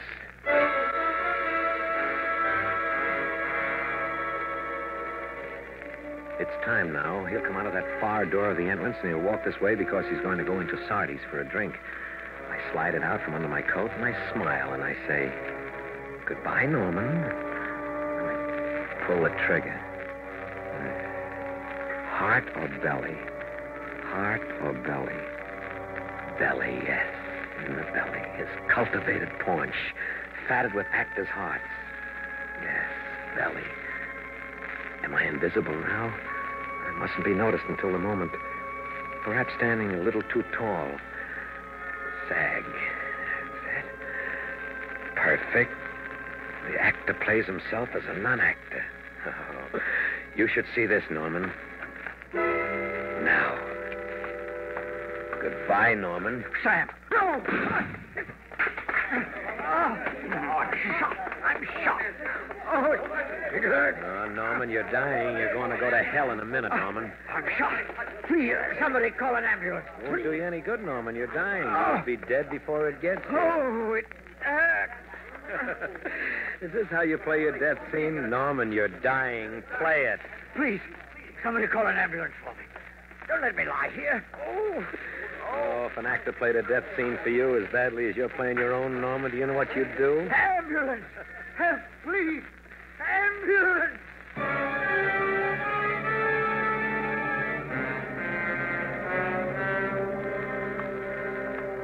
With a shotgun he did it. Right in the middle of 45th Street. Oh.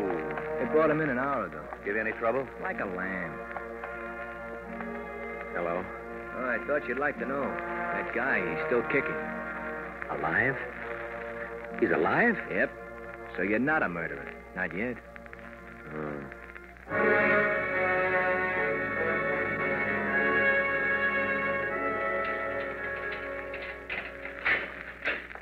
I brought your lawyer. What's that? I'm your lawyer. How do you do? Huh? Sit down, won't you? Thank you. They say he's still not dead. No, but he's sinking. How much longer? They didn't say. When he dies, I become a murderer. Yes. They'll electrocute me. Yes? I must have been crazy. I thought of that. What do you mean? Temporary insanity. I thought we might plead that. Oh, why don't we? Because you threatened him before witnesses at least twice. Went to a store, chose a gun with great care, waited for him to appear, you did all this, and then you shot him. That's right, I did. That's premeditated murder, first-degree murder. So the temporary insanity thing is out? Way out. The only other thing I can think of is if we could prove you were insane all along. Me? Insane? But of course not. I should say not. What? Wait a minute. What would happen, if I were? Oh, they'd get the psychiatrists in, examine you, send you off to be cured. Yeah? You seem very calm. I'm an actor.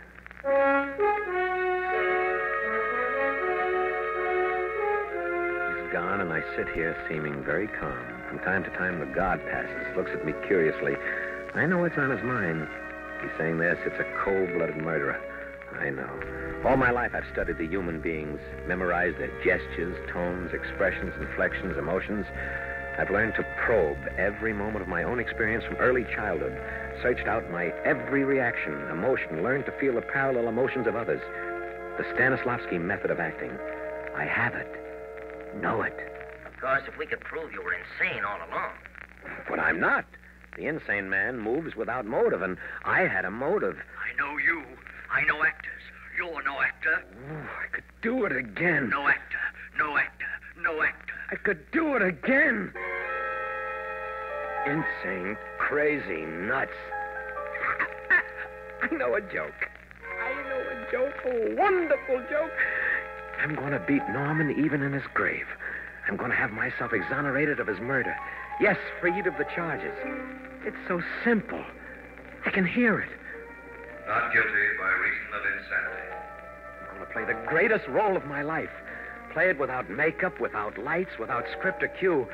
I'm going to play a part strangely foreign to my nature. I'm going to play a homicidal maniac.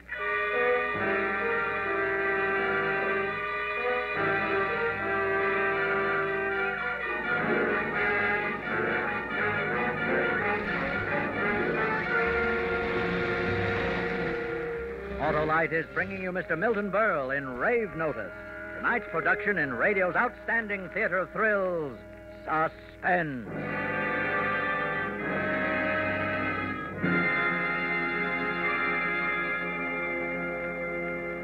Wilcox, what's this?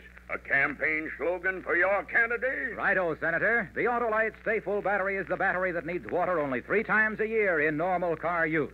That's my candidate's simple, sound, and superior slogan. Seems pretty dry to me, Wilcox. Why, my droll dignitary, let me tell you about my candidate's characteristics.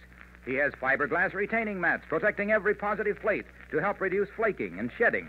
And, Senator, everybody votes for Auto-Lite Stay Full batteries because you can't buy a better battery for your car. What's the opposition, Wilcox? No opposition, Senator. Why, with a 70% longer life, as proved by tests conducted according to SAE minimum life cycle standards, who would even think of opposing an Auto-Lite Stay Full battery? He's in, Wilcox. What did you say he was running for? For the wonderful dealers from coast to coast who sell Auto-Lite Stay Full batteries to the master-minded motorists who drive their cars to perfection with Auto-Lite Stay Full batteries. The battery that needs water only 3 times a year in normal car use. Better see your Auto-Lite dealer and get an Auto-Lite battery at once, Senator. Good idea, Wilcox. And remember, Senator, you're always right with Auto-Lite. Always right, indeed, Harlow. Suspense from December 12th of 1950, Rave Notice, starring Milton Berle. We'll get back to this suspense drama in just a moment. Chuck Shaden on WNIB, Chicago at FM 97, are Those Were the Days program on Saturday afternoons. The fine family of Paterno offers you a selection of fine wines from the vineyards of the world. From California to France, from Italy to Portugal, you'll find the Paterno wine cellar stocked with the widest selection of wines from all the best places. Paterno Foremost Liquors at 5303 Milwaukee Avenue at Central, just north of Foster. It's the largest beverage store of its kind in all Chicagoland. A visit to the Paterno wine cellar is an experience you won't forget, and you'll return often to keep your own wine cellar stocked. Whether it's an intimate candlelit dinner for 2 or an important dinner party for quite a few, you'll find everything you need to add the word special to your next occasion. Visit the wine cellar at Paterno Foremost Liquors, open Monday through Saturday from 9 in the morning till 10 at night, Sunday from noon to 6. Paterno Foremost Liquors, 5303 Milwaukee Avenue at Central, just north of Foster. You know, when this tune was popular back in 1931, Norm Nelson and Ralph Hirschberg opened their Ford automobile agency on a small piece of land at 5133 West Irving Park Road. That first year, they sold about 100 new Fords. Today, 46 years and thousands of new Fords later, Nelson Hirschberg Ford occupies a whole city block at that same location on Irving Park Road at Laramie. And thousands of Chicagoland families have not only bought their first Ford from Nelson Hirschberg, but have returned again and again for all their new Fords. The proof is in the seeing. Next time you're out for a drive, notice how many Fords bear the Nelson Hirschberg emblem. You'll notice how many drivers have seen Nelson Hirschberg, one of Chicagoland's oldest, most respected Ford dealers. 5133 West Irving Park Road at Laramie, open Monday through Friday till 9, Saturday to 5. Nelson Hirschberg Ford, Irving Park at Laramie.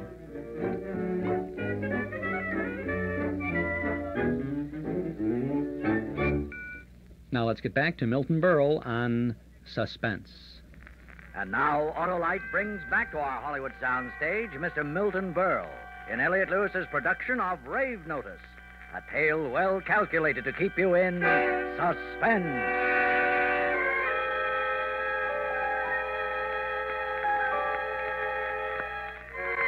I'm going to play a homicidal maniac. How? What is the most terrible thing I ever did? The thing closest to murder. I must recreate that mood. Murder. Killing. Blood. I killed a cat once. Yeah. I was 6 years old. I didn't mean to kill it, but I had this stick. It was in an alley, this cat, and I poked it just for laughs. He didn't run. That's all I wanted to do was just to make him run. No, he scratched me, and I hit him. I hit him across the back with a stick, and he started this howling and squalling, and I thought I'm going to get into trouble. Stop that noise. Stop that noise. And I hit him again to make him stop, and again to make him stop, and again, and there was blood. Red blood on the gray cement, and struck out the screams. Struck out the life. Struck out the awful gaze of those great yellow eyes. Struck out the life. Struck out the spirit and the spark. I kill. A murderer I am. I kill for the thrill of silence of the cat. I am a murderer. A murderer I am. I kill without reason. That's it. That's the character. All I need for turning it on is the memory. Those key points. Gray cement, cat's eyes, my feelings as a 6-year-old. Oh, there will be refinements. I'll refine it. Oh, Norman, if you were only here to see this scene. If you were only here. Dim the house lights. Raise the curtain. Now to get my audience in.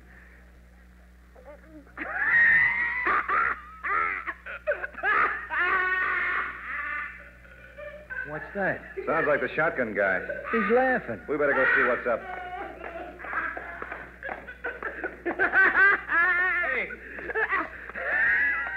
Hey! Hey, you! Who may I ask? Are you? What?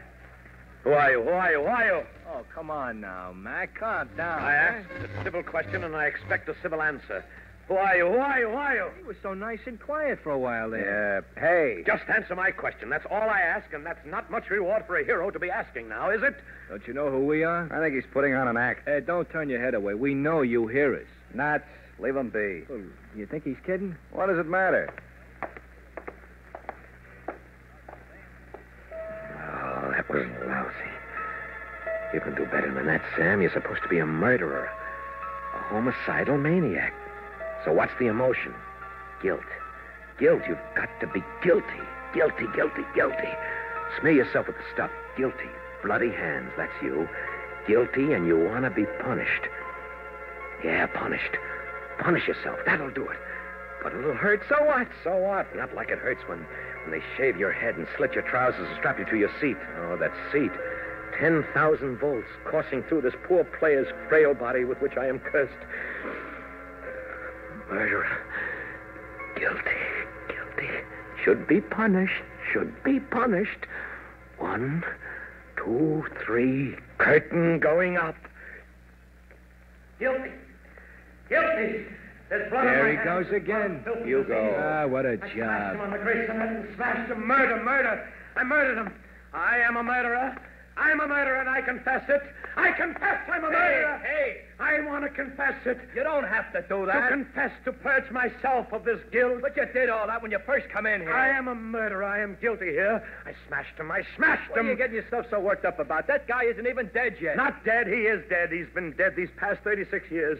36 years. Oh, if you won't punish me, Hey, what are you doing? I am guilty. I'm guilty, and I shall be smashed as he was smashed. Your hand. You're going to bust your hand in that wall there. I shall be smashed. It is written. You know the writing in the blood that lies across the counterpane in the bed under the pillow when little boys are supposed to be far away in slumberland. Don't! Get the doctor!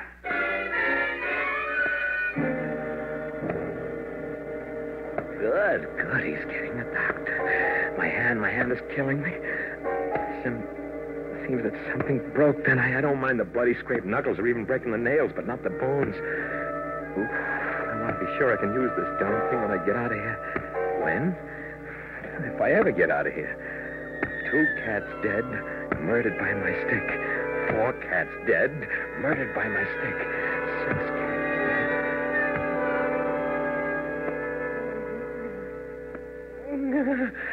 Oh.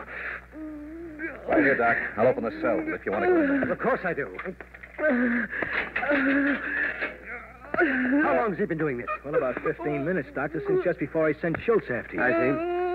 All right, now. You can stop that. I don't stop.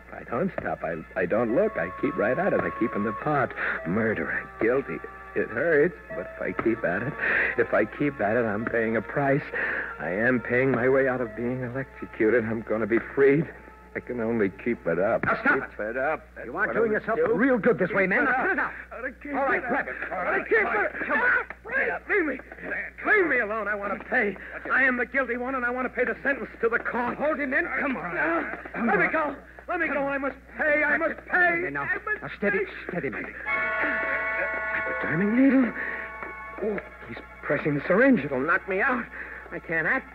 I'm unconscious. Come on. I can't act. I can't play the part. I'm guilty.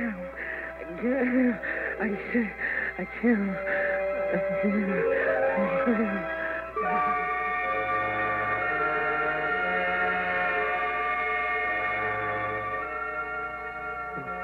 So quiet here. So white. Such sweet stillness and peace. Gone the darkness of the steel and concrete in the cell, this white ceiling. Oh, they're watching me very carefully. The taller one, he's new.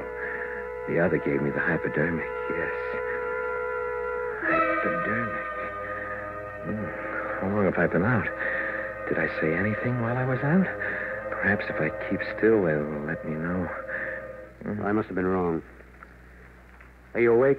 You say he showed definite suicidal tendencies? Suicidal immediate or simply self-destructive. While he was unconscious, I listened to him. He spoke. He seemed under the delusion that he is invisible. Invisible? That's a new one. Now, wait a minute, look. He's opening his eyes. Hello. Awake? Who are you? You remember me, don't you? You? No. Well, I gave you something to quiet you a little while ago. A little while ago? Yes, when you were trying to injure yourself so we'd think you insane. You've decided to give that up, haven't you? If you'll only let me go, let me out of here. I have to carry out sentence, you know. Well, how will you carry out sentence? Be smashed. I am to be smashed as I have smashed the cat. Is that the law? An eye for an eye. And a tooth for a tooth. You believe in that? If you believe in the eye for eye law, don't you feel it's right that you receive the same thing you gave your victim? Yes, I smashed him with a stick in the eyes that stared at me. Stick? You mean shotgun, don't you? Why would I say shotgun if I meant stick? I said stick. But you shot the man with a shotgun. You're out of your mind. After you smashed him with the stick, what happened? What? What came after he was dead? Oh, I was frightened. I went home. Mama was there. She said, "How did you get blood on your hands?" And I said, "A dog licked my hand and he had blood on his teeth." Understand you're an actor. We are all actors. We try to act innocent when we are guilty. Doctor, come outside a moment, will you? I've got them. Just keep playing it cold and clear. What are they talking about out there? Oh, I wish I knew. Doesn't matter. Don't matter. I have them. I know that. I've got them. Well, I guess you'll be leaving us soon. Well, that's what I asked for. Thank you. You're understanding, Doctor. I am guilty, and I must carry out sentence. You know that. What the doctor means is that you're going to a place where they'll help you to get well. Get well? But I am well. I'm just guilty, that's all. Of course. If you'll have the affidavits drawn up, I'll sign. We'll get a court order committing him. Right. Seems you were right all along. You know, I wasn't sure until you told me about the man who was shot, about his recovery. Oh, yes. The guards told this man he'd recovered, but he didn't comprehend, of course. He went right on screaming and punishing him. See. Well, let's go. What would they have given him were he sane? Well, that depends. If the injured party refused to press charges, he'd be out of here in an hour. Free man. Recovered? He recovered. They didn't tell me he'd recovered. How could he have recovered? I shot him in his fat paunch in his belly. When did they tell me? It was while I was screaming, maybe. I was really into the part then, deep in it. Couldn't have heard them. I couldn't have heard. And now, He will walk out of here, and I will go off to an insane asylum, married to a role that I loathe, that I hate. No. No. Doctor, come back here. Please, it was all a joke. Doctor, come back. What is it? Listen, Doctor, listen. I have a confession to make, Doctor. I'm not insane. Please believe me. Of course you're not. Just a little confused, that's all. Yes, yeah. Why, not even confused, don't you see? It was all a gag. It was just a gag. Of course it was. Now you're going to a place where you can rest, and everything's going to be all right. No, believe me. Believe me, I am sane. Why shout? I'm not shouting. I only want to impress upon you You that... were shouting, rather loudly. Oh, look. I shot, and my lawyer said if I could prove insanity, I wouldn't go to the chair. Chair? I thought you were to be, you said smashed. Forget that. That was part of the method. Method? You know, the Stanislavski method. It's a system of acting. What do you think, Doctor? Don't know. The man seems to be telling the truth. You think so? I can fool you all over again if you feel it's necessary to prove my point. No, I don't believe you'll be able to fool me again. Well, Doctor? Sane. I say sane. I say the man is in full control of his faculties, is aware of his crimes, committed it out of what society calls sober motive. And you, sir? You agree with the doctor? It's what I've been telling you. And I say sane. That makes it unanimous. Oh, glad that's over. Wow. What a performance. Gentlemen, never in the history of the theater has such a performance been rendered, nor under such adverse conditions. Just one more question. Shoot. Why did you kill him? Kill him? But I didn't. I shot him, that's all. Shot. You mean shot, don't you? Well, don't you? No. Norman is dead? And you were sane. And you're going to repay society with your life. Norman is dead. Oh, treachery. Villainy. Ring down the curtain. Ring down the curtain.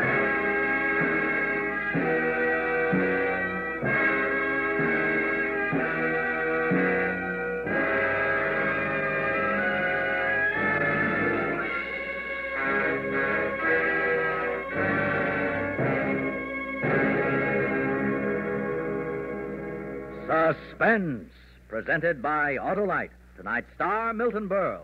Well, Wilcox, did your candidate win? Win, Senator. Why, the Auto-Lite Stay Full Battery is the winningest candidate the polls have ever produced. And this winsome leader is only one of over 400 Auto-Lite winners for cars, trucks, planes, and boats made by Auto-Lite in 28 plants coast to coast. These include complete electrical systems used as original equipment on many makes of America's finest cars. Spark plugs, batteries, generators, coils, distributors, electric windshield wipers, starting motors, bullseye seal beam headlights. All engineered to fit together perfectly, work together perfectly, because they're a perfect team. So, friends, don't accept electrical parts supposed to be as good. Ask for and insist on Auto-Lite, original factory parts, at your neighborhood service station, car dealer, garage, or repair shop. Remember, you're always right with Auto-Lite.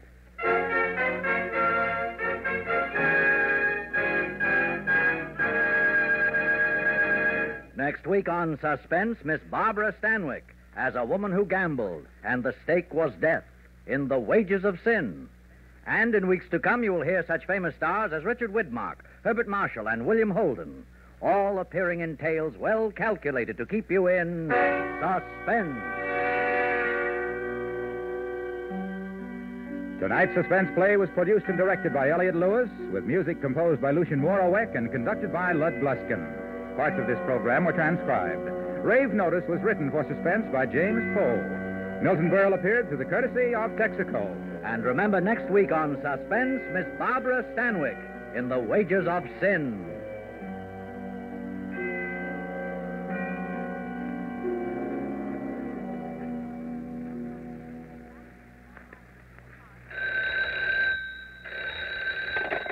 You can buy Auto-Lite Stay Full batteries, Auto-Lite standard or resistor spark plugs, Auto-Lite electrical parts at your neighborhood Auto-Lite dealers. Switch to Auto-Lite. Good night. This is CBS, the Columbia Broadcasting System.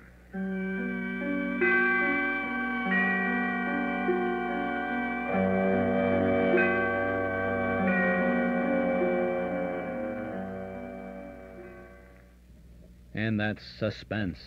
Milton Berle doing a pretty decent job on that broadcast from December 12th of 1950. At the peak, really the very peak of his television career there, knocking himself out on live television every Tuesday night. Coming up here on Thursday night, the 12th of December in 1950, to do a suspense drama. Amazing. Did a good job there, and Joe Kearns was the director on that. An Elliott Lewis production. Yes, that's the same Elliott Lewis, who is Frankie Remley with Phil Harris and Alice Faye. This is Chuck Shaden with you on a Saturday afternoon on WNIB. Chicago at FM 97. Those were the day's program this afternoon. Stars on Suspense, as we play a star in his own radio show, and then on a suspense program. And what a wrap-up we have for you, because in just a couple of minutes, we'll be tuning into a Jack Benny program, and then we'll be listening to another suspense drama with Jack Benny starring as a Martian in Plan X. Now, if you're one of those tapeworms out there in Radioland, I think you got to make sure you tape the Jack Benny appearance on Suspense. Huh? Or maybe you'll tape the Benny appearance regular. You're taping everything, right? Hundreds of reels of tape. You think you got a lot of tape. Yes. Well, let's see. What can we do? We can beat the heat if it's warm where you are. You can get special savings on Westinghouse and Frigidaire room air conditioners right now during the summer savings sale at Townhouse TV and Appliances. No matter how hot a spot you're in, Townhouse can cool you off with a Westinghouse or Frigidaire room air conditioner that's right for you. Choose from compact models you can carry home and install yourself, mobile air models for bigger cooling jobs, and heavy-duty models for the toughest jobs or multi-room cooling. Townhouse will even conduct a free survey of your home to determine size and voltage requirements with no obligation. Room air conditioners by Westinghouse and Frigidaire waiting for you at Townhouse TV and Appliances, 7243 Touhy Avenue, just west of Harlem. I was talking to Mike Moore over at Townhouse TV yesterday, and I said, how's the air conditioning business? Because I know this is time of the year, especially with all the hot weather we've had. He says, it's amazing. He said, when the weather is really hot, he said, people come in and they say, I want an air conditioning unit. It's got to go. I got to get it home right now. I got to plug it in. I got to get that cool air. No matter, don't worry about the size of the window or whatever it is, try to give you the whole thing to get it proper for. And then he says, the temperature drops. I think Thursday night the temperature dropped nicely, and it was all of us. He says, like that, boom, just like that. He says, there's not a customer in the store looking for an air conditioning unit. It's a funny thing. But, you do get cool weather and you get warm weather. And an air conditioning unit is not just for today or for tomorrow. It's for a lot of tomorrows to cool you off all the time. So if you're thinking about one and you want to get one and you want to get a good price from a good dealer, then take a good trip over to Townhouse TV and Appliances. They'll make a big hit with you. And you can save, too, during the summer sale at Townhouse TV and Appliances, 7243 West Touhy Avenue. They're open Monday, Thursday, and Friday nights till 9, and Saturday until 5. Now, a sound from our cassette tape of the month for the month of July, The Adventures of Sherlock Holmes. It was the third week in November, the year 1895, to be exact. On Monday, a dense yellow fog had settled down upon London. On Thursday, it was still there, thicker and murkier than ever. At first, Holmes had turned his nervous energy to cross-indexing his huge reference books.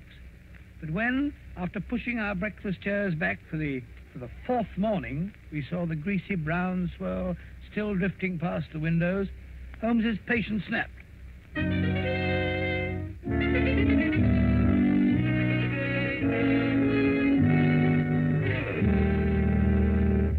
Holmes, if you must pace around in circles, I wish you'd change directions now and then. You're making me dizzy. Bah, it's inexcusable, Watson, inexcusable. No initiative, no imagination. Nothing ever gets done. If you're alluding to the inactivity in this last session of Parliament, my dear Holmes... I'm not speaking of our lawmakers, Watson, but of our lawbreakers. The London criminal is certainly a dull fellow. What makes you say that? Well, look out of the window. Ideal weather for committing a crime. The criminal advances on his intended victim practically unseen. He pounces and disappears into thin air. There have been numerous petty thefts, I believe. Petty thefts, pickpockets, ragamuffins. What's the country coming to? Now, if I were a criminal, Watson... Well, I, for one, would move to America. Oh, hello. Mrs. Hudson's knocking. Excited. What's up, I wonder? Well, you can find out when you get our cassette tape of the month for July. Basil Rathbone and Nigel Bruce as Holmes and Watson in a 1939 broadcast, originally sponsored by bromoquinine. Plus, we have The Falcon. Ah, yes, Michael Waring, The Falcon, and a very interesting adventure called Murder is a Family Affair, a 1940s program sponsored by Gem Blades. Sherlock Holmes and The Falcon joining forces in our cassette tape of the month for July. 60 minutes of good radio adventure, yours for only $5 from the Hall Closet, Box 421, Morton Grove, 60053. A pair of thrilling mysteries with Holmes and The Falcon. 2 more shows for your good old collection. $5 from the Hall Closet, Box 421, Morton Grove, 60053. Pick them up at any office of Northwest Federal Savings or when you visit our Metro Golden Memory Shop at 5941 West Irving Park Road. Basil Rathbone as Sherlock Holmes, plus The Falcon. Our cassette tape for July, $5 from the Hall Closet, Box 421, Morton Grove, 60053. Eden's Plaza Shopping Center, where you can shop with confidence for all the family. Eden's Plaza Shopping Center, where Eden's Expressway, Skokie Boulevard, and Lake Avenue meet at Wilmette. Eden's Plaza Shopping Center, easy to reach, easy to park, easy to shop. Summertime shopping values 7 days a week at Eden's Plaza Shopping Center in Wilmette.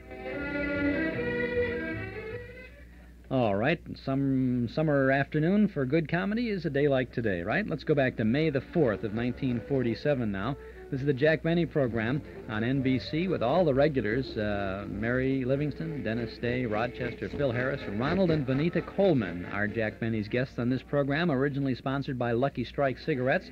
We've left the cigarette commercials intact for historical reference. I think you'll enjoy them. And the Jack Benny program. The Jack Benny program, presented by Lucky Strike. LSMFT, Lucky Strike means fine tobacco. Here's what independent tobacco experts say about the fine tobacco bought by the makers of Lucky Strike. Believe me, that tobacco is ripe, smooth, and mild.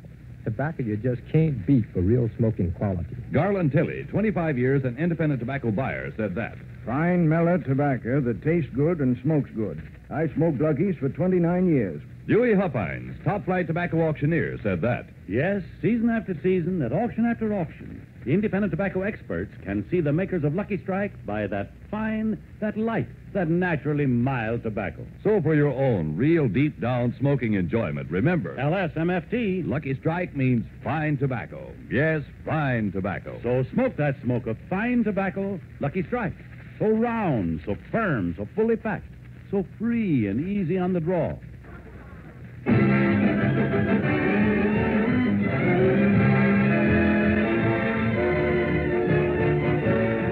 The Lucky Strike program, starring Jack Benny, with Mary Livingstone, Phil Harris, Rochester, Dennis Day, and yours truly, Don Wilson.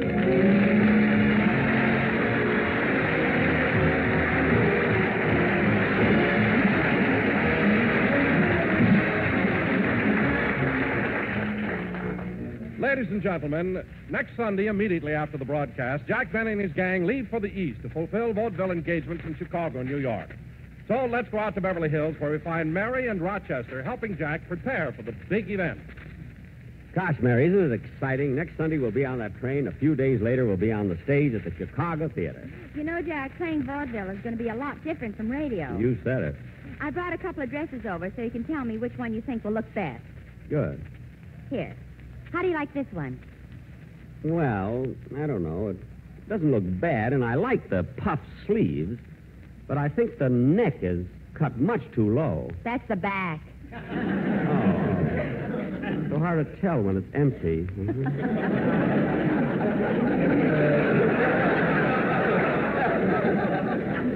Let's see the other dress, Mary. Okay. How about this one? It has a rainbow sash, a peekaboo waist, and... No, don't bother, Mary. I've changed my mind. I'll wear a tuxedo. I mean, that stuff doesn't get laughs anymore, you know. But you know, Mary, it's going to be fun getting back on the stage again. What are you laughing at? Did you hear what Fred Allen said about you last week? No, Mary. What did he say? Well, he said...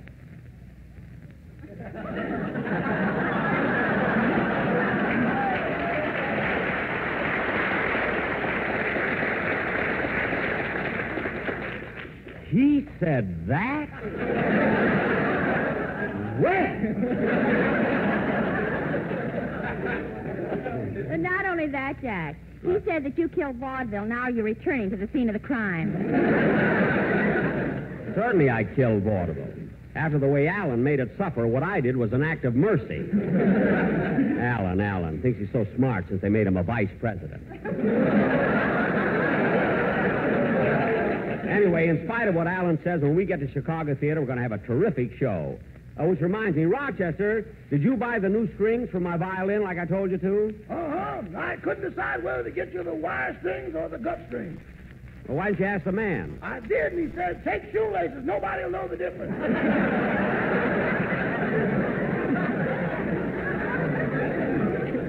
Well, that's ridiculous. I mean, how can I get music out of laces? You can play Shoo Shoo Baby by Forsheim. Oh, Livy, paint your eyes red. You're another Phil Harris.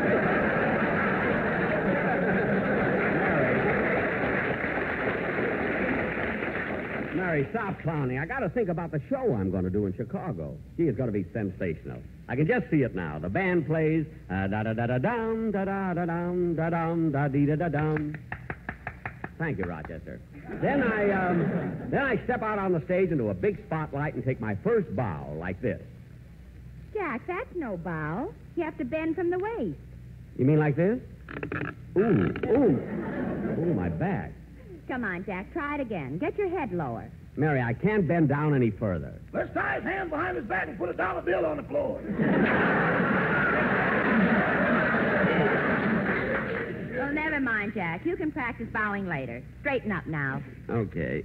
Ooh, gee, it isn't like it used to be in vaudeville. Gee, I can't straighten up. I mean, I can't stay bent over like this. Rochester, don't stand there. Do something. I'm thinking, boss. I'm thinking. I got it. What? As long as you're in that position, let's go upstairs and bring down the trunk. Well, cut that out. Mary, this is all your fault. There, I'm all right now. Come in. Hello, everybody. Hello, Dennis. Oh, hello, kid. Hey, you should have been here a couple of seconds ago, Dennis. I was bent over and I couldn't straighten up. Gee, that happened to my father once. He bent down to lift something and he couldn't straighten up again. Well, what did he do? Or what did you do, rather? Well, my mother tied his head to the radiator and his feet to the bed. Yeah? And then she took her arms and pushed down on him and pushed, when all of a sudden, boing! Gee. Vertebrae flew in all directions. Well, look, kid, I'm getting ready to do a stage show, and I want to get my act in shape. Have you got any ideas? Well, last summer I wanted to give my voice a rest, so I formed an adagio act and I went on the road. Dennis, you did an adagio act? Yeah, but I had to give it up. Well, you weren't strong enough, huh? Oh, I was plenty strong. I'd take the girl, whirl her around my head, and then throw her. The first time she broke her arm. Then she broke her leg, and then she broke her nose. I felt awful about it. Well, that doesn't sound like your fault, Dennis. Maybe when you threw her, the other fellow didn't catch her right. Oh, other fellow.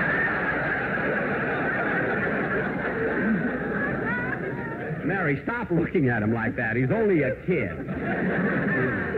Say, Jack. What? Rochester is so anxious to go on the stage with you. Why don't you let him do a song? Hey, that might be a pretty good idea. How about it, Rochester? Oh, boss, forget it. No, Rochester, don't be bashful. Now, come on. I mean, you might be swell on the stage. Let's hear you sing a song. Maybe we can put it in the show, huh? Okay. Go ahead. Won't you come with me to Alabama? Let's go see my dear old man. That's what I like about song.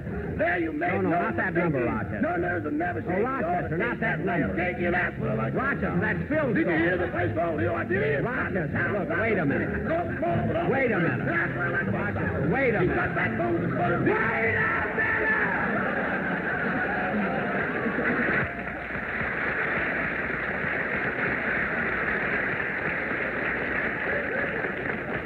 Dennis, if anybody sings around here, I'd rather it be you. Now, come on, let's have it.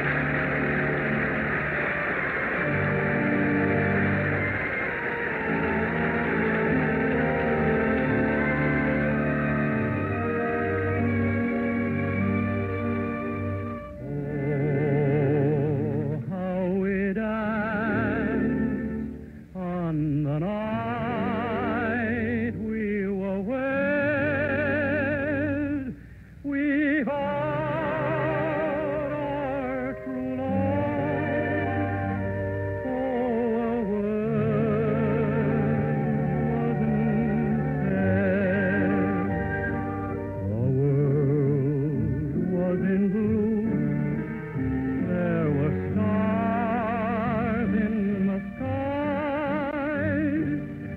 except for the few that were there in your eyes.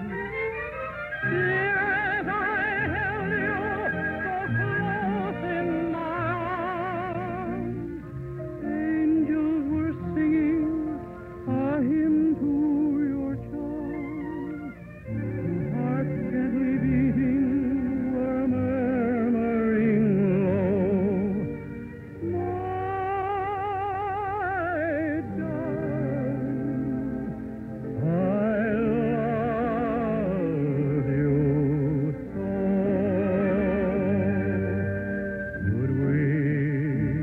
Would we live those few moments sublime, we'd find that our love is unaltered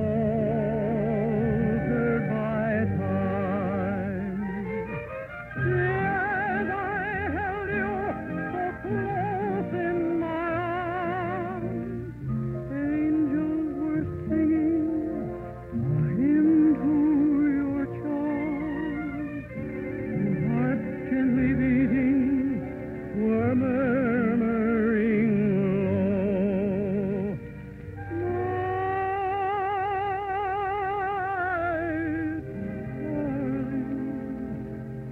my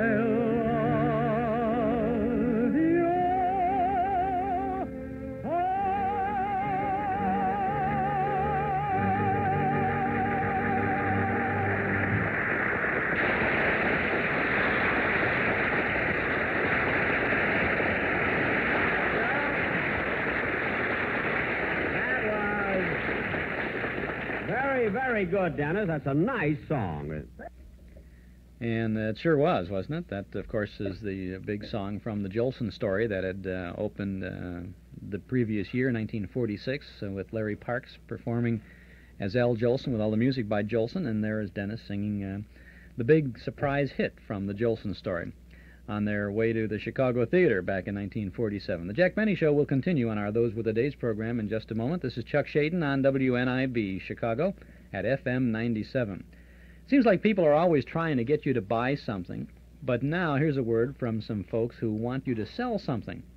Antique Realty of Chicago is looking for sellers, and if you've been thinking about putting your home on the market, there's never been a better time. It's a seller's market, and Frank Lamphere of Antique Realty, 5852 West Diversey Avenue, would like to chat with you about your home. He's more than a licensed real estate broker. He's a certified appraiser, and he can give you a realistic estimate of the current market value of your home at no cost or obligation. He'll discuss sales of comparable homes in your community and offer some thoughtful advice about selling your property. Antique Realty is a member of the Northwest Multiple Listing Service, so when you list your home with Antique Realty, you'll find another 130 member real estate firms joining in the search for the right buyer at the right price. Call or visit Antique Realty, 5852 West Diversey, just east of Austin. It's the real estate office with the red and white striped canopy out front, lots of antique furnishings inside. Antique Realty, 889-3840. Find them in the yellow pages under Real Estate Antique. Gosh, Roy, we better ride hard. Them engines is gaining on us. There's only one safe place for us, Roy. That's a safe deposit vault at Northwest Federal Savings. Let's make time, Roy. Once we get into Northwest Federal Safe Deposit Vault, we'll be free from worry. Yep, and we can put all these here valuable papers in there, too, for safekeeping, you know. These here deeds to the ranch and the stable and the horses and all them stocks and bonds, too. They'll all be safe. Come on, Roy, let's make time. As soon as we get there, we can find a safe deposit box that'll be just the right size for all the valuable papers and stuff. Not far now, Roy. Come on, Roy. Let's ride hard. Roy. Where'd he go? Silver and sourdough. Roy's so anxious to get to Northwest Federal, he's riding way ahead of me. That dang Roy sure is quick on the trigger. Safe deposit boxes available now at the new office of Northwest Federal Savings in the Harlem Irving Mall in Norridge, and also in the Desplaines office on Dempster Street. You can park your horse and then go on in. Chuck Shaden with you. Let's get back now to the Jack Benny program. Boss, don't you think there's a place for me to sing a song on your stage show? No, Rochester. When we're in the theater, I want you to do just the part I gave you. Have you been rehearsing it? Yeah, all week. Well, let's hear it. Peanuts, popcorn, and candy. Peanuts, popcorn, and walk-eating peanuts. Very good, Rochester. Very good. Remember what I told you. Never change a $5 bill unless you take it out to the light. You know? Mr. Benny, what are you going to do on the show? Oh, I'm going to do everything, kid. You know, master of ceremonies, a solo on the violin. And for the first time in my career, I'm going to do a tap dance. One of those old-fashioned tap dances where you put sand on the floor. Oh, Jack, that's corny. It is not. Rochester, where's that little box of sand? There. Now dump it on the floor. Yes, sir. Now I'll practice my tap dance. Dennis, help me out by humming Swanee River, will you? Okay. Da da da da da da dee da da dee da da da. Fred Astaire should see me. Da da da da dee da da. Come in. Hiya, Jackson. Hello, kid. Phil, come on in here. Yeah, what are you doing, Jackson? Kind of looking over some of the old routines, huh? So we can... Holy smoke, who put that sand on the floor? Oh, I'm sorry, Phil. Let us help you out. No, Jackson. Phil, let us pick you up. It won't be the first time. Come on. Leave me alone. I'll do it myself. The last time somebody helped me up, they bumped my head on the curb. All right, have it your own way. Anyway, I'm busy rehearsing for the show, you know. Say, Jack, when do we arrive in Chicago? Watch for the day, the 7th of May. And our show opens at the Chicago Theater on the 9th. Now, Phil, have you thought about your act for the stage show? Don't worry about me, Jackson. Don't worry. After the dull stuff you're going to do, I'll walk out and throw that Harris smile on them and melt the butter on their popcorn. Huh? And then I'll hit them with 30 or 40 courses of That's What I Like About the South. 30 or 40 choruses? Well, I haven't got time to give it all to them. Phil, you wouldn't have the nerve to walk out in front of an audience and sing that song. He wouldn't, eh? What about the time he went to Tommy Manville's wedding and sang Thanks for the Memory? I guess you're right, Mary. You can say what you like, Libby, but I know what I'm doing. As a matter of fact, when I play a theater, I make them take the bulbs out of the marquee and put my picture up there. Your picture? Why don't you let them put your name up there? I don't trust nobody. How do I know what they're spelling?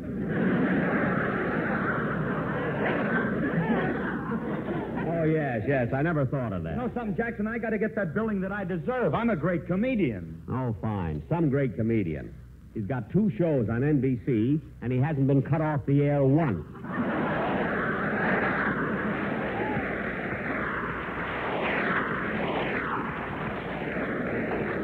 You know, I need you like a moose needs a hat rack. I can't understand why that didn't get a laugh. 3 weeks I've been doing it. It's never gotten a laugh. Norman Krasno loves it. Anyway, kids, it'll be a lot of fun going to Chicago, New York, but I'm going to miss the gang here in Beverly Hills. You know, all my friends and the Ronald Colmans next door. Incidentally, they're coming to our broadcast today. I sent them 2 tickets.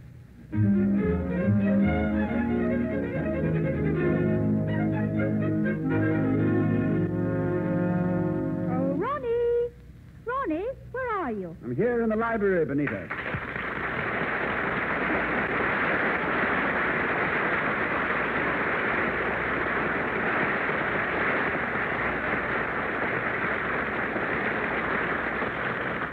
Oh, there you are. What are you doing? Just reading. This is marvelous. Just wonderful. And so true, too. Oh, put away those reviews on the late George Apley. All right, darling, but I haven't read them yet today. Oh, darling, I meant to tell you Mr. Benny was over, and he left a pair of tickets for us for his broadcast. Look, I wouldn't go to Benny's broadcast if I were the guest star. By the way, when did he leave the tickets? When he borrowed your full-dress suit. My full-dress suit? When will that man stop? Next thing we know, he'll be wanting to borrow our piano. Oh, Ronnie, look in the living room. No, this is too much. That man drives me mad. If he hadn't borrowed my razor, I'd go upstairs and cut my throat. Oh, please don't. He's got our Band-Aids, too.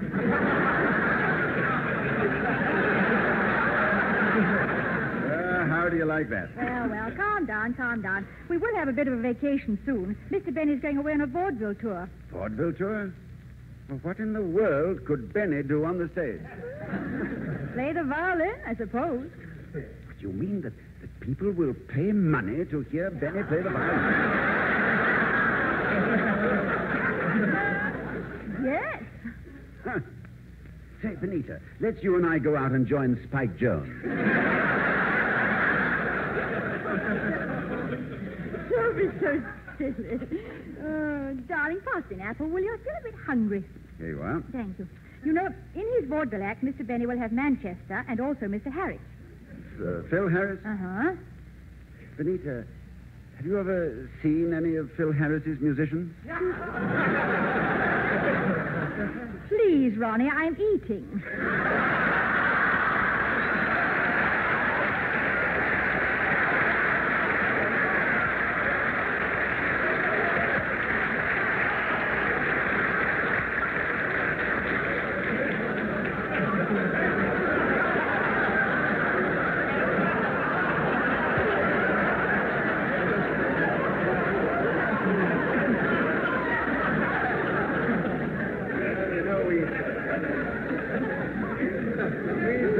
We've had the weirdest experiences since we moved here.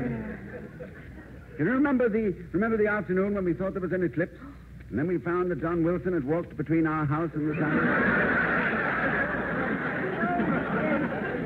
What strange people.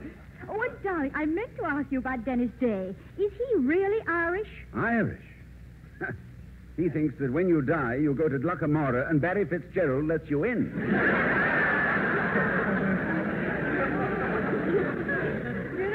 One normal person in the whole crew.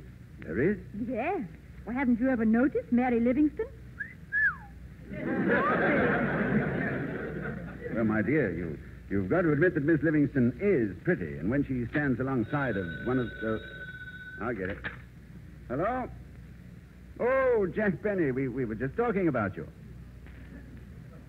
Yes, I know we have tickets to your broadcast today, but I'm afraid we were... Yeah, I realize that, Jack, but I know, Jack, but...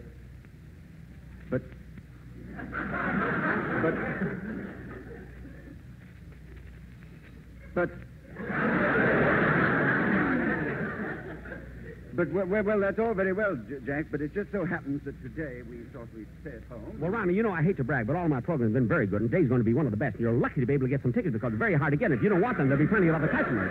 I mean, people will be glad to use the tickets, so I won't take no for an answer, Ronnie. I'll even drive you down my car to be ready in 5 minutes. Goodbye.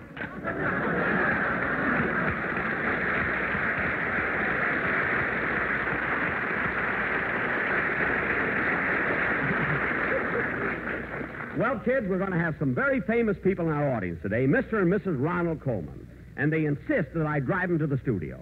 Rochester, get the car ready. Don't you want me to shave you first? No, I've already shaved. How come so early, boss? Well, now that daylight saving time is here, I get my 5 o'clock shadow at 4. Now, look, kids, today let's try to do the best show we ever did. Oh, Jack, stop worrying. Don, what are you doing here? My quartet, too. Aren't you supposed to be down at the studio rehearsing? Yes, Jack, but we've got an idea for your stage show that I think will be wonderful. Won't it, fellas? You mean for the quartet? Yes. You remember that old song, Chloe? You mean they have an arrangement of Chloe? Well, come on, Don, let's hear it. All right, take it, boys.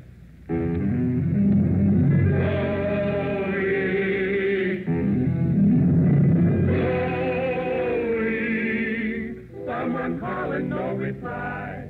Night is falling here inside.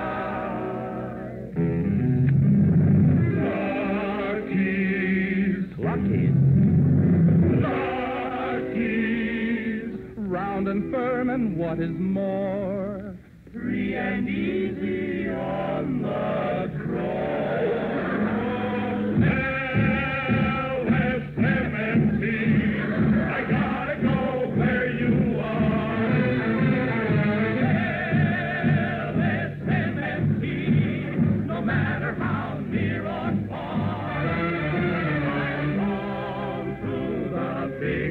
sensation, searching for you. 'Cause if that's where you grow, let me grow there too. LSMFT, I gotta go where you are. For no place could be too far. I go by car. Smoke that fine tobacco. Buy them by the packle. LSMFT, I gotta go where you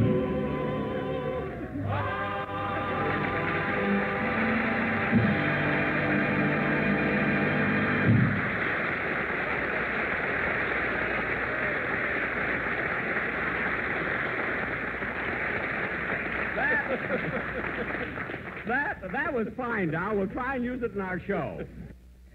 Very good. Very good comedy there with the sportsmen doing their commercial. The most, how can we say, the easiest commercial to take of all, right? Harmless commercials. They're very good. Jack Benny program from 1947. We'll get back to that in just a moment. Chuck Shaden here in the hall closet with our Those Were the Days program, WNIB, Chicago, FM 97. Men, the Paul Meyer Shoe Store in Evanston wants your feet to be as comfortable in shoes as possible. After all, you spend most of your life in shoes. That's why you'll find Freeman shoes at the Paul Meyer Shoe Store. Freeman, the shoes with Goodyear welt construction and the finest leather that breathe and mold to every bend of your foot. Freeman means comfort, elegance, and flexibility. And you'll find a nice selection of Freeman shoes at the Paul Meyer Shoe Store, 2924 Central Street in Evanston.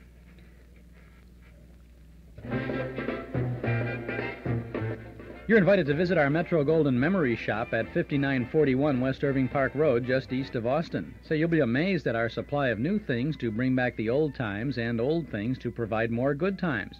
Hundreds of recordings of old-time radio shows on cassette, 8-track, and LP records, plus big band, soundtrack, and personality recordings. Movie posters, magazines, books, cards, games, great jigsaw puzzles, gifts, and novelties. It's all there, and it's waiting for you at our Metro Golden Memory Shop, 5941 West Irving Park Road, just east of Austin.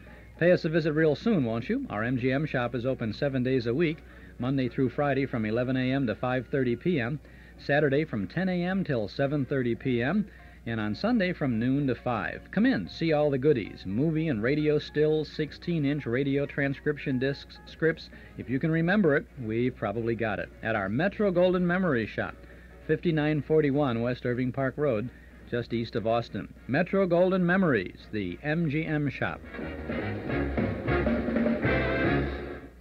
Now we return to the Jack Benny program. Well, kids, we better get going to the studio now. I got to pick up the Colman. Well, I can take the sportsman and Dennis in my car. Good, good. Mary, you come with me. Jack, please hurry. Benita and I are waiting.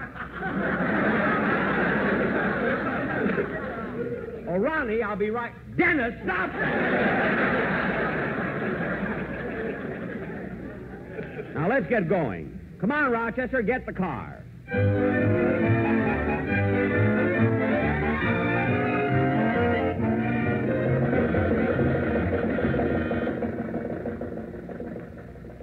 Now, Benita, riding in this car is the most embarrassing thing that's ever happened to me. I know how you feel. Look at all that dirt on the floor. I don't mind the dirt, but the weeds are so high.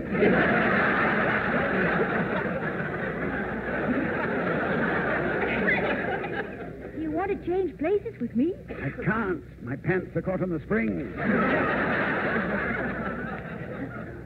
Anyway, I'm glad we're going down this side street so nobody sees us. Are you folks comfortable back there? Oh, I'm fine. Well, frankly, I find it a little drafty. Drafty? Well, we'll fix that. Rochester, stop the car and put up the curtain. Yes, Oh, no, don't bother. It'll be all right. Are you comfortable, Jack? Sure, why? I thought you'd be a little cramped up there with the meter.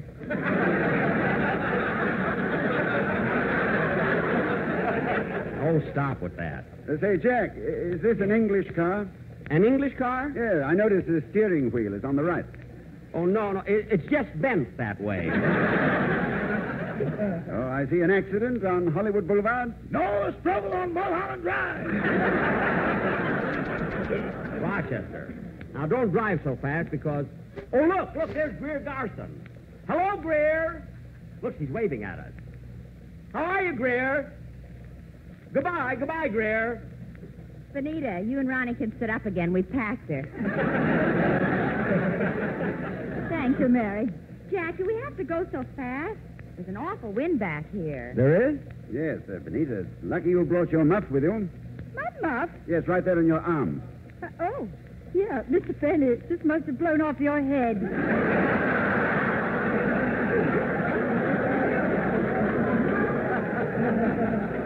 Oh, thanks.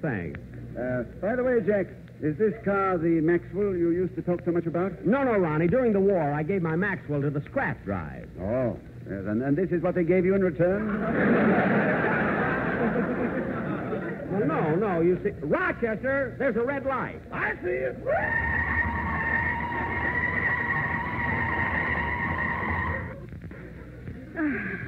We made it, Ronnie. You can put your rabbit's foot away now. You know, folks, I think that... Mr. Benny, may I have your autograph, please? Why, certainly, of course. There you are. And you're Mary Livingstone, aren't you? Yes, I am. And, oh, my goodness, this is a surprise. You are... Mr. and Mrs. Herman Schlagelmeyer.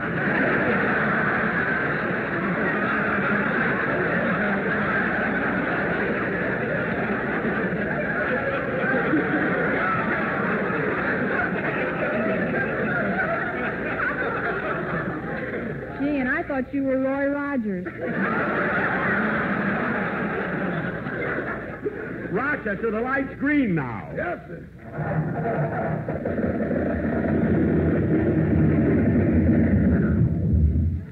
Hurry, Rochester, start the car. We're holding up traffic.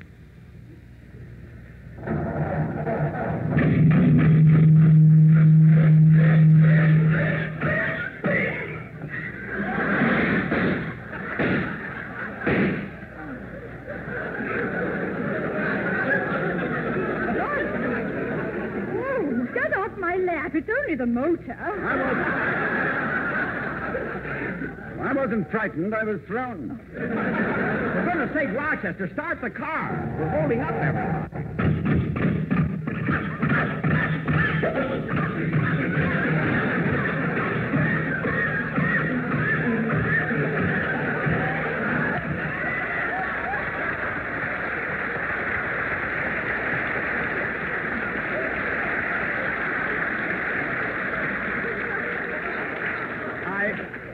I can't understand why it acts like this. I've done everything for this motor. Have you had it vaccinated for whooping cough? Rochester, try it again.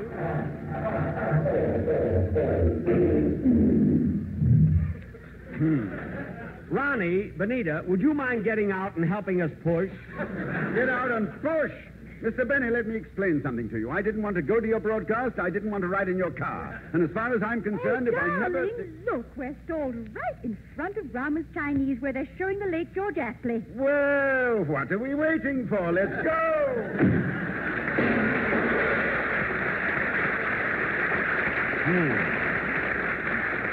Well, the least he could do is come back and pick up the door. Come on, Mary, let's push.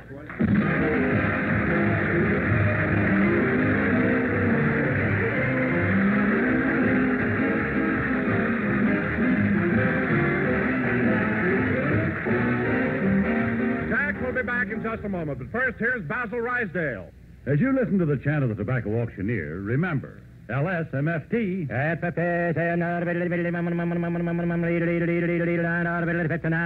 American. Lucky Strike means fine tobacco, and fine tobacco is what counts in a cigarette. So listen to the words of a man who really knows fine tobacco, Mr. Carl Hartfield of Greensburg, Kentucky. For 29 years, an independent tobacco buyer. He said, at auction after auction, I've seen the makers of Lucky Strike buy fine tobacco. Ripe, prime leaf. Tobacco that's got real smoking quality. I've smoked Lucky's for over 28 years. Independent tobacco experts like Mr. Hartfield speak from their own experience.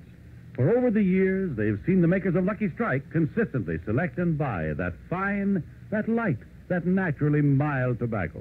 fine, light, naturally mild tobacco.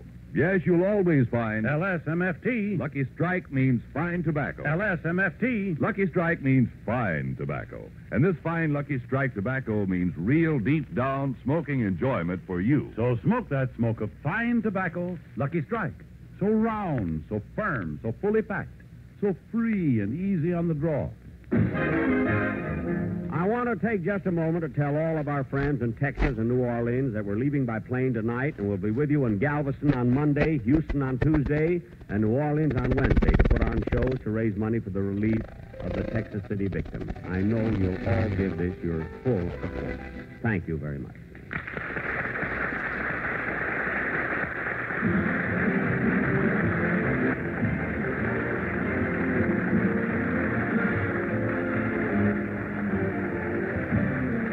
This is NBC, the national broadcasting company. And that's the Jack Benny program. No chimes to ring out the good comedy from Mr. B and Company, broadcasting from May the 4th of 1947, getting ready for a trip to the Chicago area for an appearance at the Chicago Theater. I don't know if it was this particular program or another program we played one Saturday afternoon. We were speculating about Jack Benny's visit to the Chicago Theater, and we got a call from Peter Miller, the manager of the Chicago Theater, who was listening upstairs, high above the auditorium, and he dug into all of his records and he checked out.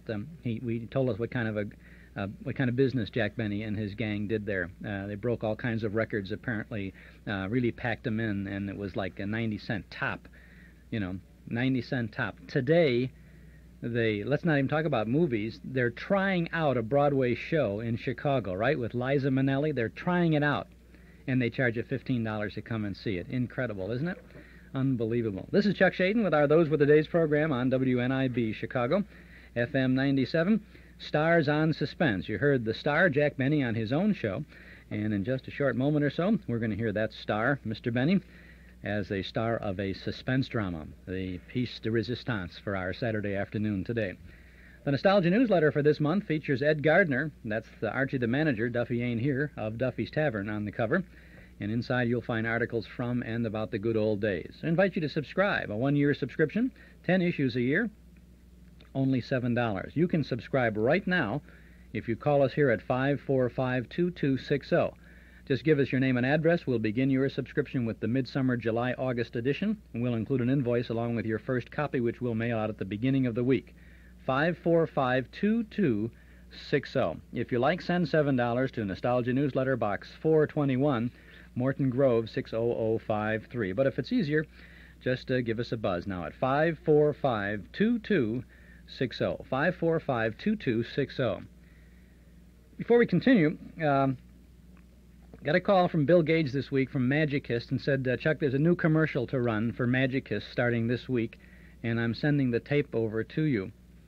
They send the tape for the commercials, and we got here, and the tape didn't arrive.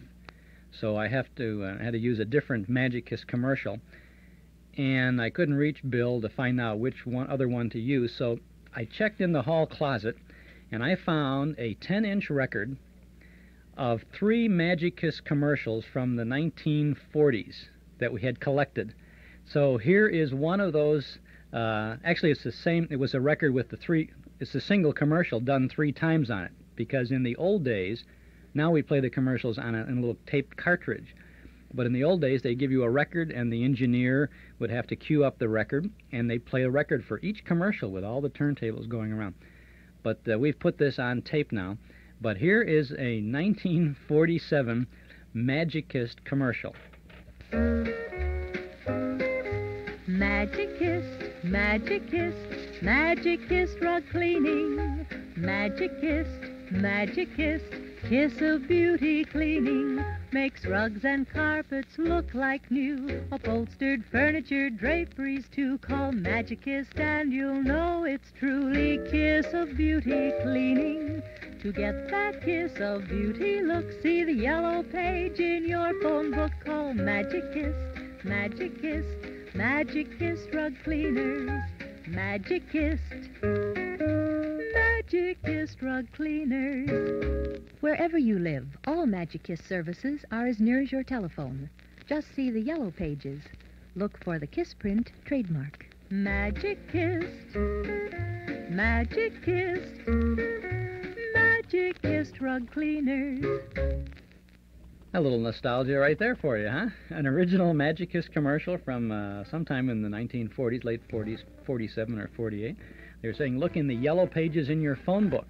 That was before they had the separate yellow pages. They used to have the yellow pages at the back of the phone book.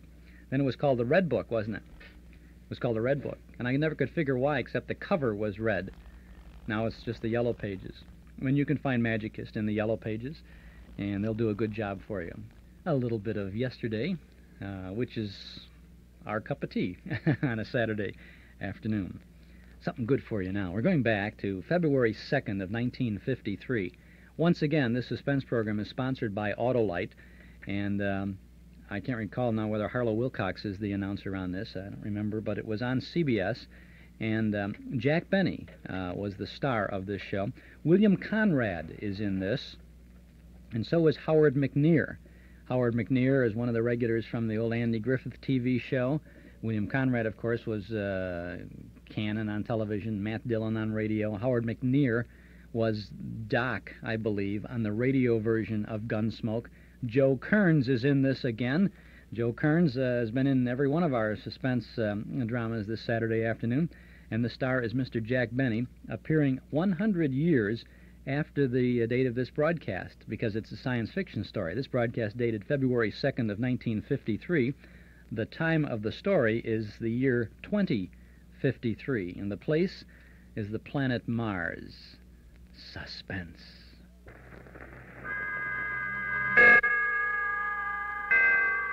Auto-Lite and its 98,000 dealers bring you Mr. Jack Benny in tonight's presentation of Suspense.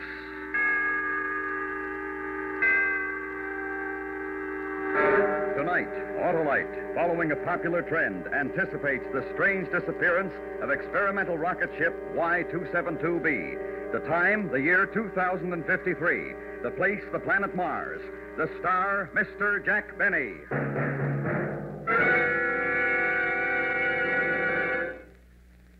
Say, Hap, that was quite a speech you made last night. You were as dynamic as an Auto-Lite stay-full battery. Oh, that's flattery, Harlow. And what a battery it is, Hap. The Auto-Lite stay-full is the power-packed pepster that needs water only 3 times a year in normal car use. I really don't deserve such praise, Harlow. Why not? That's the battery with the fiberglass retaining mats protecting every positive plate to reduce shedding and flaking and give the Auto-Lite stay-full longer life, as proved by tests conducted according to accepted life cycle standards. That was really good, eh, Harlow? Well, no one could do any better than to visit his nearest Auto-Lite battery dealer, who services all makes of batteries. To quickly locate him, just call Western Union by number... And ask for operator 25. I'll tell you the name of your nearest Auto-Lite battery dealer, where you can get an Auto-Lite stay-full. The battery that needs water only 3 times a year in normal car use. And remember, from bumper to tail light, you're always right with Auto-Lite. And now, Auto-Lite presents transcribed Plan X, starring Mr. Jack Benny, hoping once again to keep you in suspense.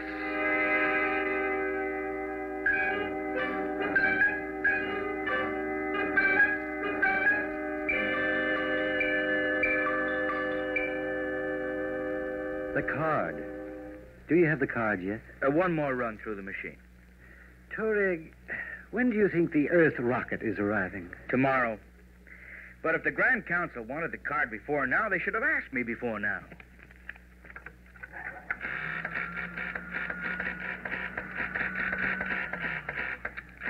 Is that it? Let me see it. Here. 13756. Zeno. Assembly line worker.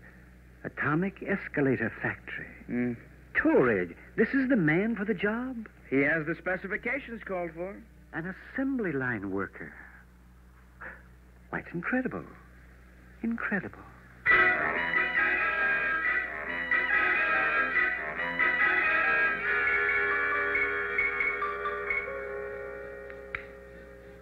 Yes? Yes? Right away. You may go in now, Zeno. The Grand Council is ready for you.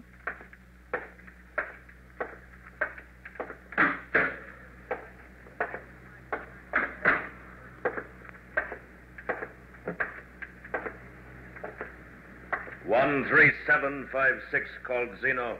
Come forward. Yes, sir. Zeno, the Grand Council of Mars has a mission for you to perform. Me? A mission? You have been selected because of the qualities shown on your work and identity card, Form 42-A. Set habit patterns, attention to detail, no strong emotional or biological drives, and complete suppression of imagination. Well, I always pride myself Do not that speak unless questioned, Zeno. The Grand Council has other important matters of state. Of course, of course. You have heard the telephone broadcast that an armed rocket from the planet Earth is approaching Mars. Oh, I did hear something about it, yes. Their course has been plotted as bringing them to a landing on the plain outside the city at 10:14 tomorrow morning. 10:14. You know, I wouldn't mind seeing that. You will see it, Citizen Zeno. Me? You. Well, I'd certainly like to, but I'm due in the atomic escalator factory at 8. I'm on stair treads, you know.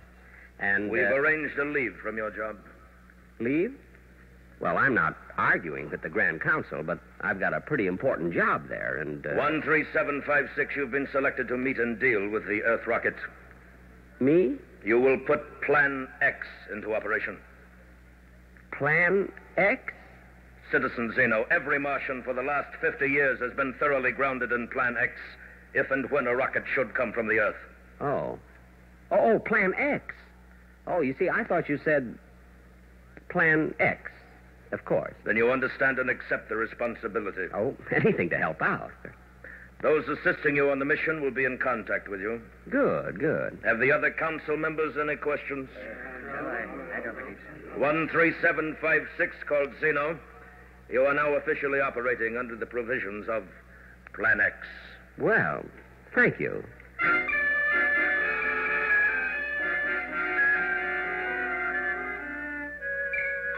I took the aerial transmission belt directly home.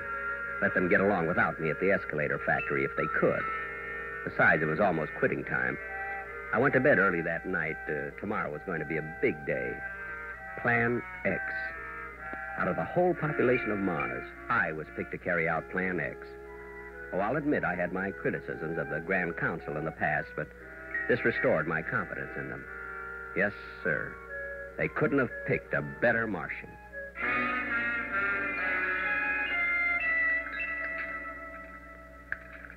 I think I'll have a second cup of ostrich, Mother. Zeno, you haven't time. You'll be late for the factory as it is. As I told you, Mother, I'm on leave. Orders of the Grand Council. Oh, yes, of course, Plan X. But will the Grand Council care if you don't get your job back? There won't be any trouble. They couldn't replace me in stair treads, and they know it. Pass the Gorot, will you, Mother? Here. But it's fattening, Zeno. Well, I got a hard task coming up, Mother. I owe it to myself. And you will be careful, Zeno. Oh, Mother, if I've told you once, I've told you 1,000 times. It's just an invasion rocket from that stupid planet Earth. So will you stop worrying? Ah, you're just like your father was, Zeno. Too brave for your own good. I am? Well, it's nothing, really.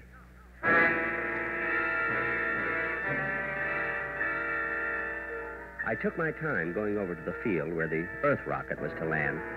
I got there at 10, with not another soul around. Another few minutes, and I had my pocket radar screen working. Yep, the rocket was coming in, right on time.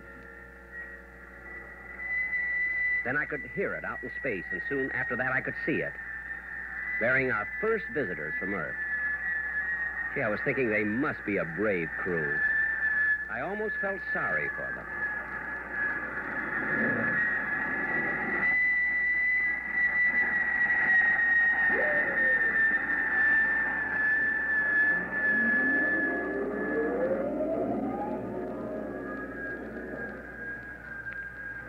It wasn't a bad landing. Not the greatest, but not bad. After another 10 minutes, a port in the side of the rocket started to swing open, and I walked over. If I do say it myself, I made quite an impression. Commander, look.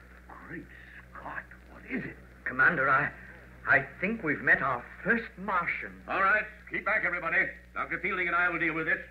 Him, whatever it is. Hand me the Martian kit, Parker. All ready, sir? Come on, Fielding. We'll be ready for anything. Right, Commander. Incredible, absolutely incredible. I'll try to talk to him. We Earth people, we friends. Friends? We come from out there. Oh, blasted Fielding, I feel like a fool. Let me try, Commander. We bring you presents. Here, we bring you beads, cloths of many colors. Take them. You wouldn't have something a little more conservative? Fielding, he speaks Esperanto. Incredible. Gentlemen, welcome to Mars. It's almost as if he was expecting us. Oh, yes, for some days now. Ever since you left Earth, as a matter of fact. You hear that, Fielding? Commander, we may very well be in the presence of a superior race. Well, thank you.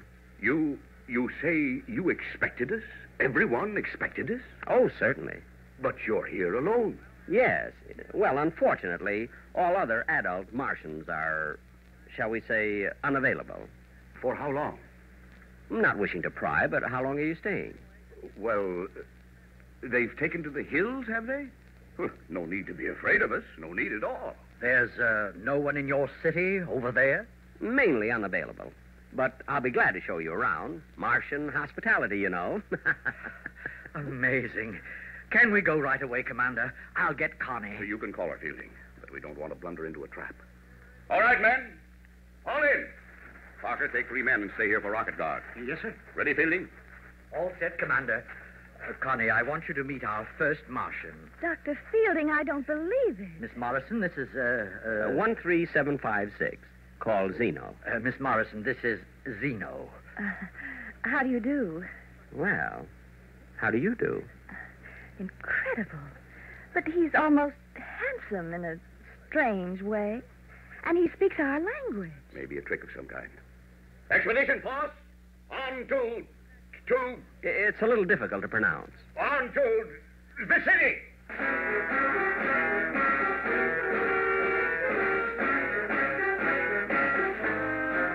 We marched into the city, which, of course, appeared quite deserted.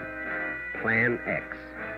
I showed them a few of the sights, the canals, the Og factory, and the hall of the Grand Council. I was walking alongside of Connie, Miss Morrison, who was most unlike the women of Mars. I caught myself showing off, riding the aerial transmission belt with one hand. Finally, I took them all to the art museum. Oh, Commander, this place, this civilization, it's fantastic, fantastic. Look at this sculpture, Dr. Fielding, the line, the detail. I've never seen anything so beautiful. It's nothing, really. Zeno, you don't mean that you... Well, no. You see, I work at an atomic escalator factory. I'm in stair treads. Everybody, over here. Look at this. Oh, what is it? Why, isn't that what... Zeno, is this what I think it is? I'll have to read the nameplate. Oh, yes, a flying saucer. From 1952, your calendar. 100 years old. 1952, the year of the flying saucers. Then they did come from Mars. Oh, yes. But none of them ever landed on Earth. Why? It just didn't seem worthwhile. Nothing personal, of course. I just can't get over this planet. It's so different from anything we imagined. Now, here's something you might be interested in. Right over here. What? Looks like a weapon of some kind. Oh, yes. Yeah, you see, it's a paralyzing ray. 300 years old. But why do you have it in the museum? You don't mean that weapons like this are 300 years obsolete? Well, you might say that, yes. You see, no adult Martian has carried a weapon for hundreds of years. Well, why not? Why should we? But to defend yourself. Well, we just have no aggressive impulses, that's all. Well, if someone struck you, wouldn't you strike back? I couldn't. But it doesn't matter. No one could strike me. No Martian, that is. Yes. We've never had any trouble. Zeno, you're in the diplomatic service? The escalator game. Yet you were delegated to meet us. Yes, by the Grand Council. You see, we stopped having diplomats handle our important missions years ago. Again, nothing personal, of course. I see. But you are empowered to deal with us. Deal with you? I certainly am. Good. Now, it seems logical to me that we should work out a mutual defense pact. Not right now, of course. Mr. Zeno! Mr. Zeno! Who's that? It looks like children. We have to see them, Mr. Zeno. Just some little friends of mine. Oh, they're darling. What's the problem, Ormy? We're building something, and we're all out of uranium. We need some right away, and... Zeno, does he mean real uranium? Oh, of course, Dr. Fielding. Oh, it won't hurt them a bit. We have to have it right away, Mr. Zeno. We just have to have it. The city was deserted. Where did these children come from? Oh, you know how it is with kids when they get to playing. You'll get the uranium for us, won't you, Mr. Zeno? Will you? Fascinating. What are they playing, Zeno? Yes. What's the game? I don't think you've heard of it, Commander. It's called Plan X.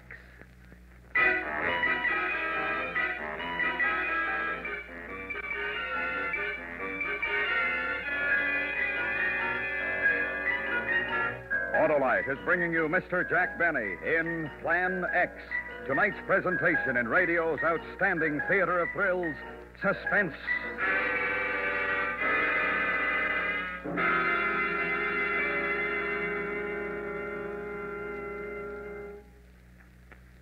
Say, Harlow, do you like to make speeches? Sure, Hap, especially about the Auto-Lite Stay Full battery. Friends, Romans, motorists, lend me your ears while I praise the greatest of the great, the incomparable Auto-Lite Stay Full. The battery that needs water only 3 times a year in normal car use. The battery that gives longer life as proved by tests conducted according to accepted life cycle standards. The famous Auto-Lite Stay Full has over 3 times the liquid reserve of ordinary batteries. And because every positive plate is protected by fiberglass retaining mats to reduce shedding and flaking, the Auto-Lite Stay Full just naturally gives longer life than ordinary batteries. And where can one get this glorious battery? From your nearest Auto-Lite battery dealer who services all makes of batteries.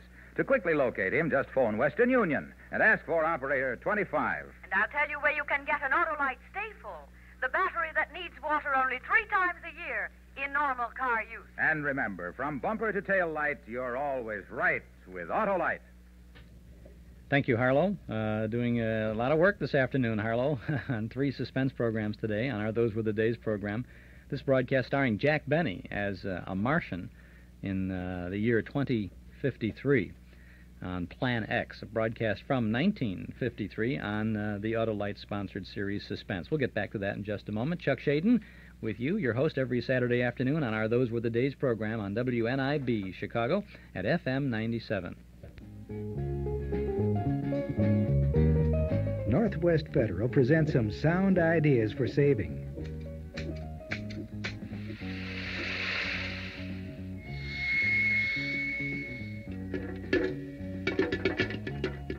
Hear anything you like?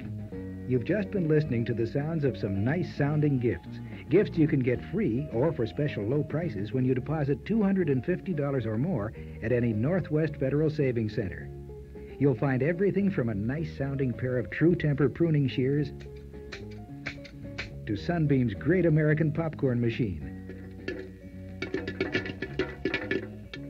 Just to name a few of the over 30 gifts you should see and hear for yourself. Take advantage of this sound offer from Northwest Federal Savings, a sound place to save, soon. It's Northwest Federal Savings Time, 63 hours a week.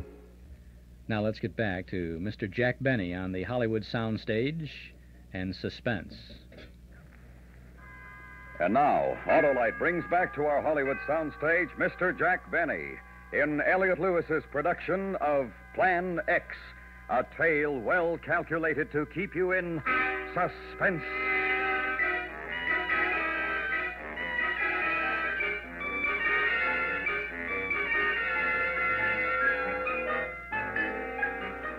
For the next week, I showed the Earth expedition around the city, signed a few treaties, and had several long conversations with Miss Morrison.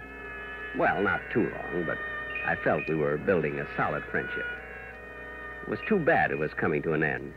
You're not going out again this evening, Zeno? Mother, so I've been out 2 evenings in a row. It doesn't have to be fatal, you know. This is the time of year you always get that chest cold. Oh, chest cold, chest cold. Anyway, Mother, I have to go over to the Rocket. Don't they plan to go back to Earth tomorrow? They plan to, yes. Miss Morrison promised to take a little farewell walk with me this evening. Don't let her keep you out in the moonlight too long, Zeno. Mother, why, that's the most ridiculous thing. You just don't know how attractive you are. Now, Mother, Miss Morrison and I are merely friends. And to think of anything beyond that is just... Mr. Zeno! Mr. Zeno! We're almost finished the game, Mr. Zeno. Good, good. All finished, Army? Just about. It's tomorrow morning at 8:45, isn't it? 8:45. Anything else you need, Army? I mean, any more uranium? No, I just wanted to make sure it was 8:45. Well, see you in the morning, Mr. Zeno. Goodbye, Mrs. Zeno. See you in the morning, Army. Such a cute little fellow, Zeno. And smart. Is he? Mother, you have no idea.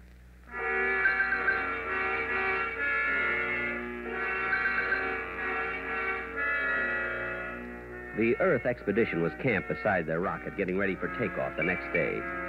Connie, Miss Morrison, waved when she saw me coming. I waved back, and then she smiled at me, and I smiled back. It was a beautiful evening. We walked out over the plain, Connie and I, and then we sat down quite close. Connie lit a cigarette, and I opened up a package of Gurkhag. Zeno. Yes, Connie. Miss Morrison. Connie. How is it you're not married, Zeno? Don't Martians believe in it? Oh, definitely. But there's Mother and... And what? Connie, you don't find me a little bit strange? You mean because you're a Martian? Not exactly. You see, even to Martian girls, I'm a little bit strange. I find you very attractive, Zeno. Really? You're from a superior race. Well... The commander may not see it, but Dr. Fielding does, and I do. Your civilization, your culture, and you. Actually, What are the other Martians like? You know, I seem to feel there are people all around watching, waiting, and yet we've seen only you. And the children, of course. Yes, and the children. They've been playing around the rocket all day. Yes, yes.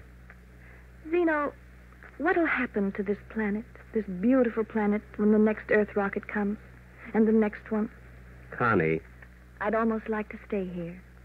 Or I wish we'd never come. None of us. Connie, there's something I... What, Zeno? What is it? It's just that it's getting cold. Maybe we better go back.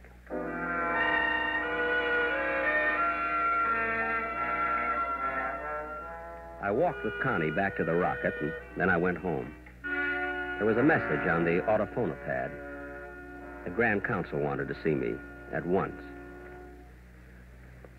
You sent for me, gentlemen? 13756 called Zeno. You are nearing the completion of Plan X. I hope my work has been satisfactory. You were selected for certain qualifications, Zeno. Set habit patterns, attention to detail, no strong emotional drives. I remember, yes. You have assumed a responsibility based on those qualifications. I suppose you might put it that way. Are you still prepared to discharge that responsibility? Well, I think you might as well know that it's been my criticism in the past, as well as that of a lot of other taxpayers, that the Grand Council interferes entirely too much in the private lives of, well, what I mean to say... Are you prepared to discharge your responsibility? But about Connie, I mean Miss Morrison, isn't there some way... You know that there is not.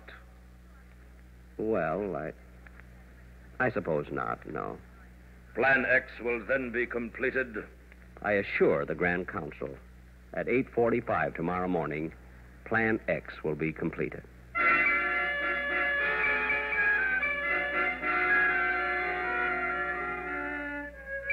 I didn't sleep well that night, and Mother was worried when I hadn't any appetite in the morning. She thought it was the start of one of my chest colds. Purposely, I didn't go out to the rocket until almost 8:40. They were blasting the motors, getting ready to take off. Zeno, I thought you weren't coming. I overslept, Connie. That is, I didn't really oversleep, but... The children have been here for an hour. We're just about finished playing, Mr. Zeno. Oh, good, Army. Did you win the game? Plan X? I think so. We'll know in a minute, Mr. Zeno. They're so intense. Are the children on Mars always that way, Zeno? Well, not always, no. Ah, come to see us off, did you, Zeno? Good boy. We counted on you. Well, thank you. Come over here, Fielding. Yes, Commander. Connie, Fielding, Zeno here has been so helpful to us that I've come to a decision. That's very nice of you, but I'm pretty well stocked up on beads right now. A different kind of a present. Zeno, I've decided to invite you to come with us to Earth. To Earth? How about it, Zeno? We're taking off in 16 minutes at 9 o'clock. How about it? Well, it's not that I don't appreciate your thinking of me, but Mother would worry and... You see, we need you, Zeno. That's not true. Well, I'm afraid it is. You see, I think Zeno is a much more important man than a worker in an elevator factory. Escalator. I'm in stair trams. And if we have Zeno along the next time we come back to Mars, we'd be much less likely to run into, well, an ambush. I'm afraid he's right, Connie. He's not right. How about it, Zeno? Thanks, but no. Commander, those kids, they've got some sort of a ray gun set up. Fielding. Is it real, Fielding? It looks like it, Commander. Get Zeno over in front of us, quick. Now they can't shoot without hitting him. Get your gun out, Parker. You mean the kids, Commander? If we have to, yes. Tell them not to fire on us, Zeno. I'm sorry, Connie. Really sorry. Oh, it's all right, Zeno. Do what you have to do. Shall we shoot, Mr. Zeno? Have your gun ready, Parker. It wouldn't do any good, Commander. All right, Army. Plan X.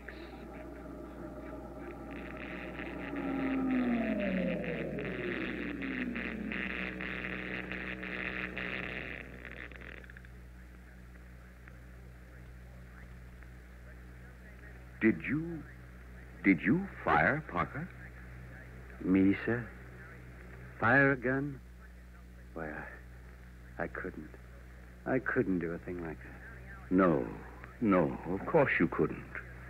I don't know what made me ask. The rocket, its motors have stopped. Its motors have stopped, Commander. Well, we aren't going anywhere, are we?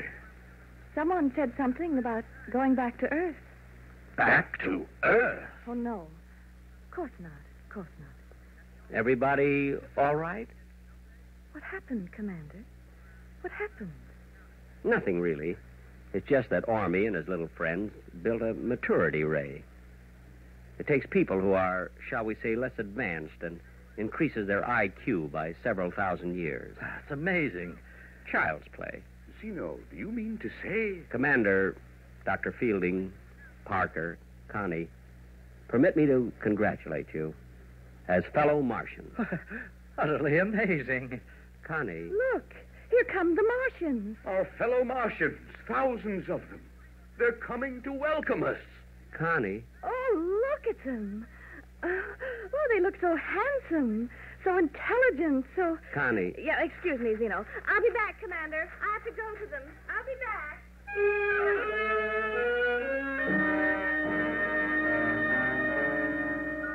Well, she did like me for a while, before Plan X. But she did like me, even just for a while. That's something, isn't it?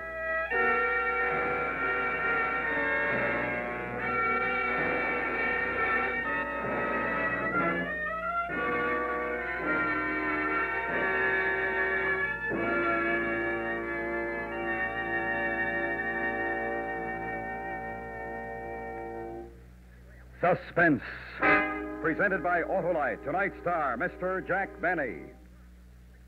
This is Harlow Wilcox again, speaking for Auto-Lite, world's largest independent manufacturer of automotive electrical equipment.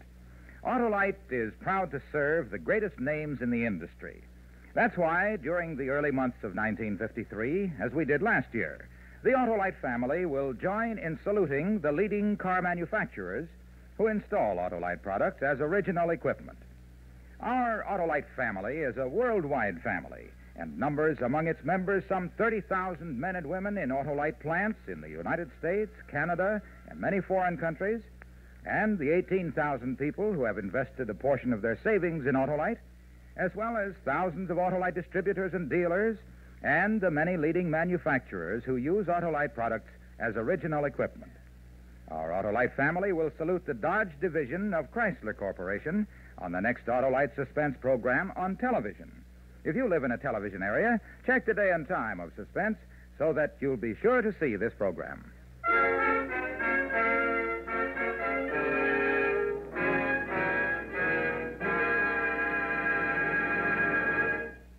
Next week, the dramatic report of a man's desperate race for freedom. A true story with names and places changed in order to protect the lives of the principals.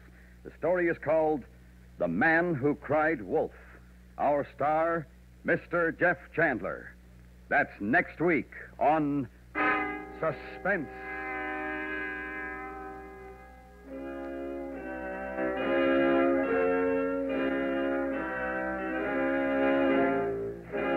Suspense is transcribed and directed by Elliott Lewis, with music composed by Lucian Morowick and conducted by Lud Gluskin. Plan X was written for Suspense by Richard Powell. Featured in tonight's cast were Mary Jane Croft, Norma Varden, John McIntyre, Truda Marson, Howard McNear, William Conrad, Jack Crucian, Joseph Kearns, and Stumpy Singer. The Jack Benny Show may be heard every Sunday on the CBS Radio Network. And remember next week, Mr. Jeff Chandler in The Man Who Cried Wolf.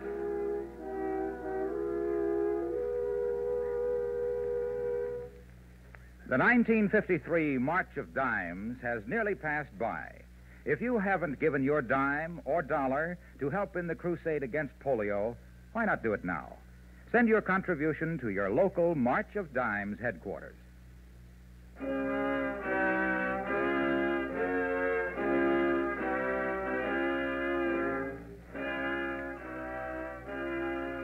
This is the CBS Radio Network.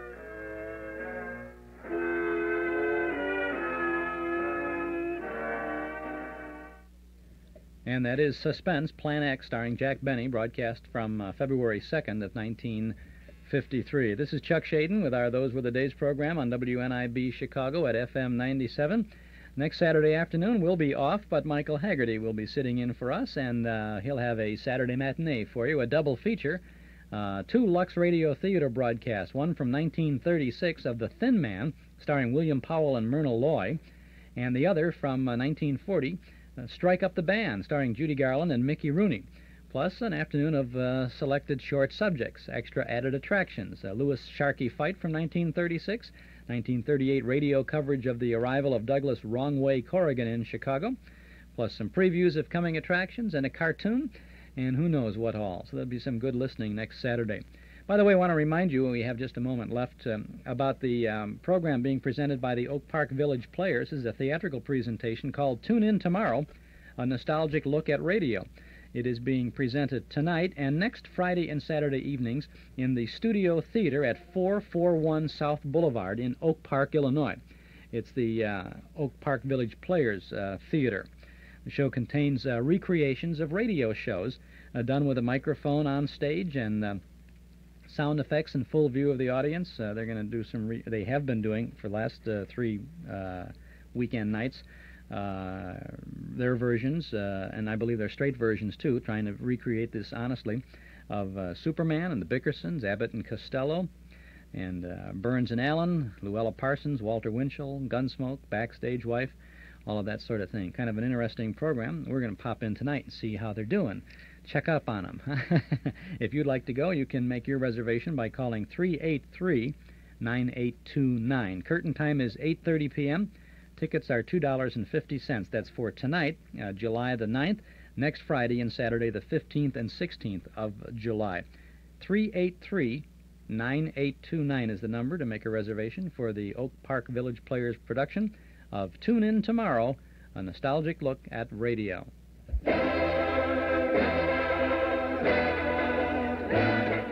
And that's it for today. The old clock up on the studio wall says it's time to go for now, but we hope you'll be back again next Saturday afternoon from 1 to 5 for more nostalgic sounds. Our thanks to Mort Paradise, Dennis Bubaz, Joel Bogart, and Gary Schroeder for their help behind the scenes. To our sponsors, Northwest Federal Savings, Nelson Hirschberg Ford, and Eden's Plaza Shopping Center for making this weekly get-together possible. And to you out there in Radio Land for making it all worthwhile. This is Chuck Shaden speaking. Have a nice weekend. Thanks for listening.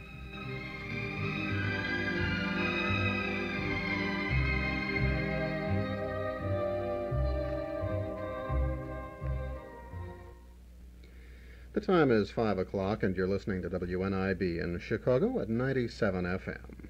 This is Fred Heft speaking, inviting you to stay tuned now for Zephyr. Zephyr is a 2-hour program of shorter, mostly lighter classical music, heard every day of the week on WNIB, starting at 5. Today we have English music in the first hour, music of Benjamin Britten to begin, and then we'll be going back to the Baroque period for music of Henry Purcell and Thomas Arne. Then in the second hour, beginning at 6, music of Giuliani, some excerpts from Rossini's The Barber of Seville, and some music of Felix Mendelssohn as well. We begin this afternoon with Benjamin Britten's variations on a theme of Henry Purcell, better known as The Young Person's Guide to the Orchestra, Opus 34. Benjamin Britten composed this work at least partly with teaching in mind, and we're going to hear it performed this afternoon with the narration which goes with the music and explains the instruments of the orchestra which are featured in each variation. Andre Previn is both narrator and conductor with the London Symphony Orchestra. Benjamin Britten's Young Person's Guide to the Orchestra. The composer has written this piece of music especially to introduce you to the instruments of the orchestra. There are 4 teams of players: the strings, the woodwind, the brass, and the percussion. Each of these 4 teams uses instruments which have a family likeness. The strings are played with a bow, or plucked by the fingers. You blow into woodwind and brass instruments, and you hit the percussion. First, you will hear a theme by the great English composer Henry Purcell, played by the whole orchestra, and by each one of the 4 groups of instruments.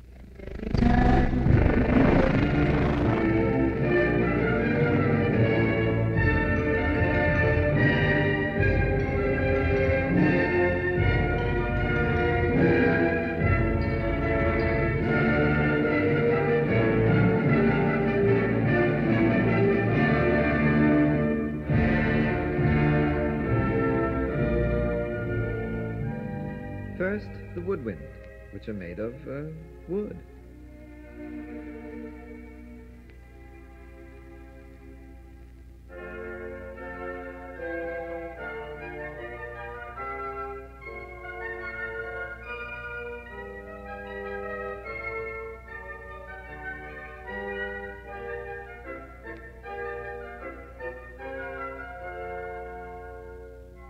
The first brass instruments were trumpets and hunting horns. These are their modern descendants.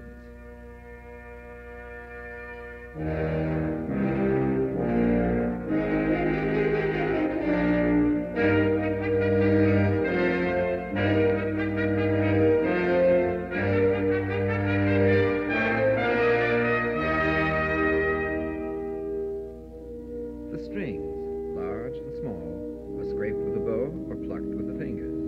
The harp is always plucked.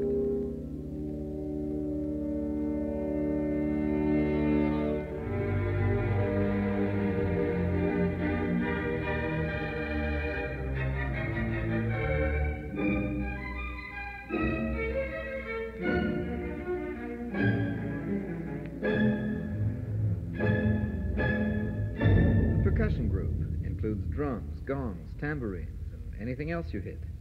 When you've heard them, the whole orchestra will play the melody again.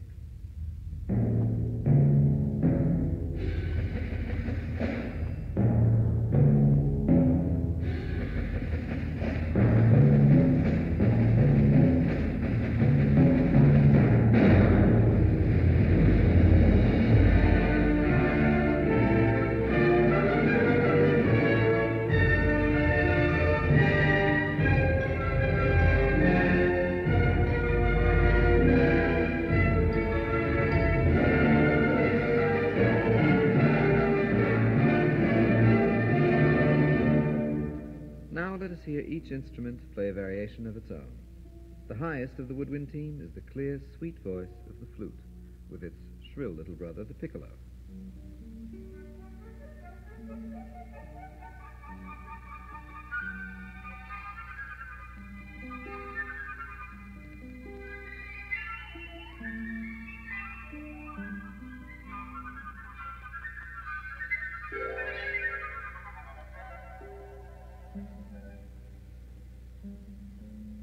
Oboes have a gentle, plaintive quality, but they can be forceful enough when the composer wants them to.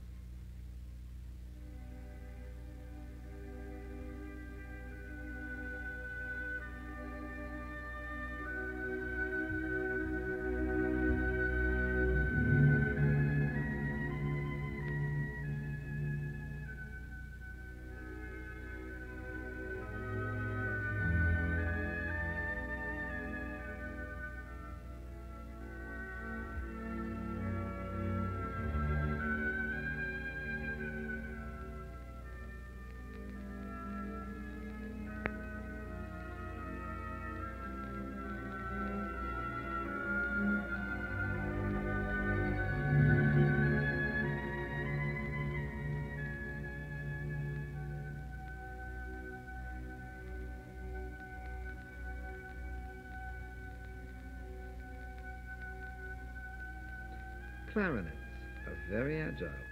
They make a beautifully smooth, mellow sound.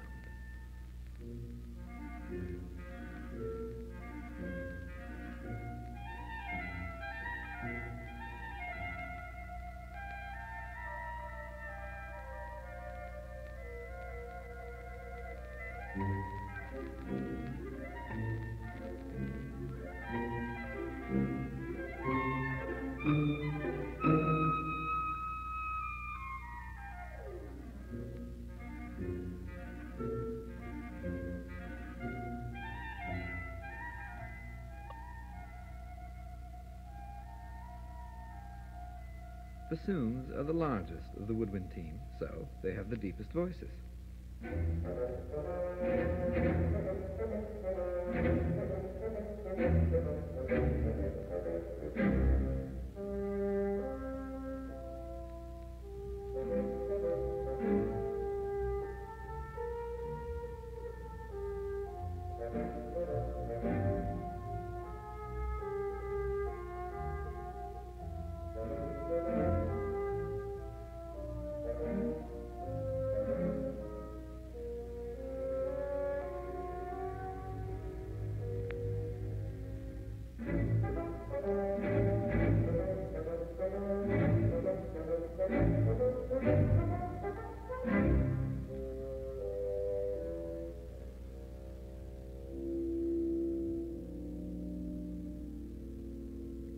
The highest voices in the string family are the violins.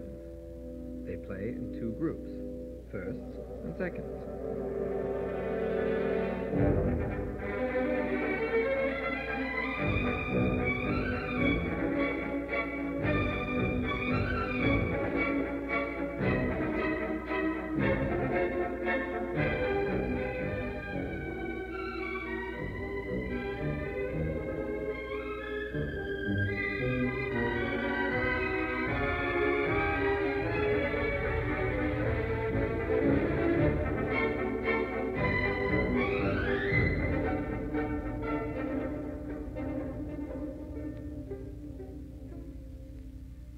Violas are a bit larger than violins, and so they're deeper in tone.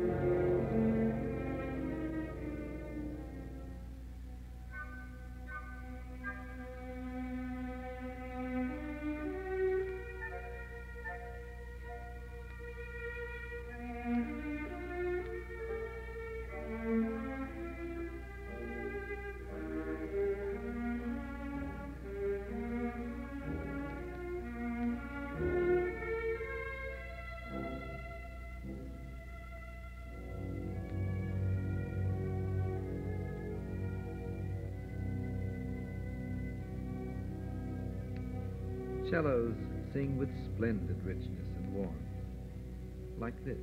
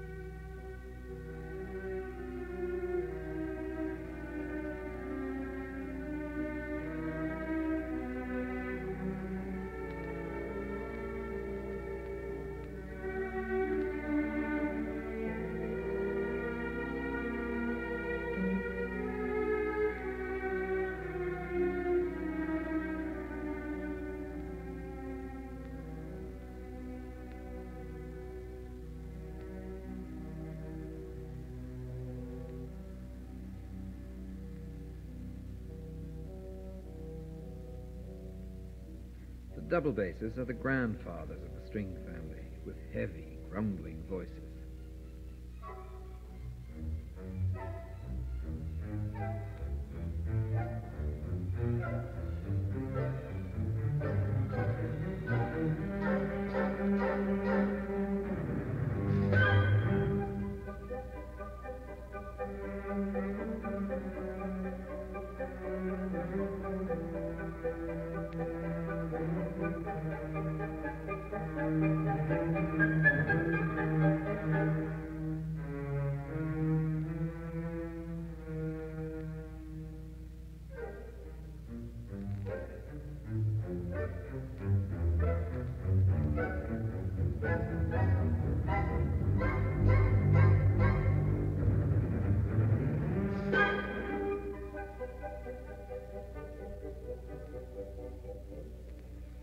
The harp has 47 strings and 7 foot pedals to alter the pitch of the strings.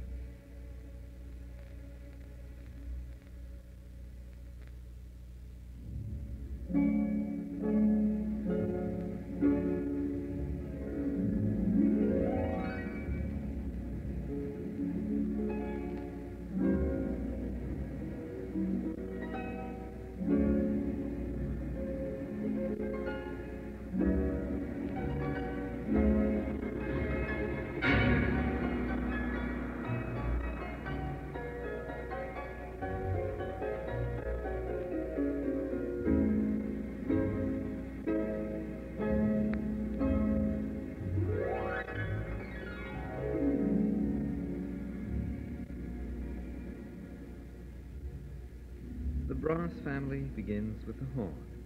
These are made from brass tubing, coiled into a circle.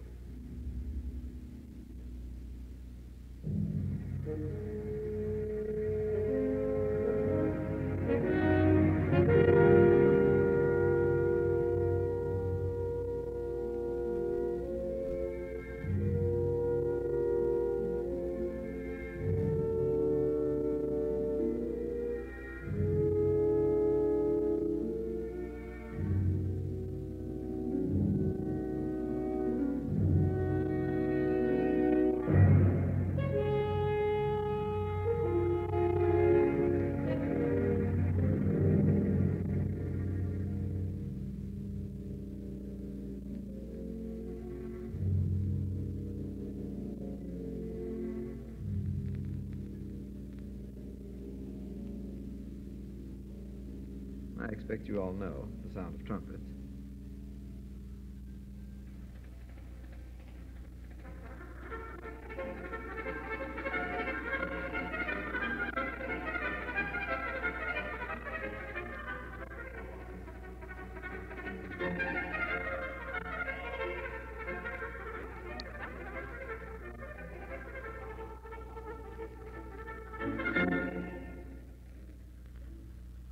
The trombones have heavy, brassy voices, and the bass tuba is heavier still.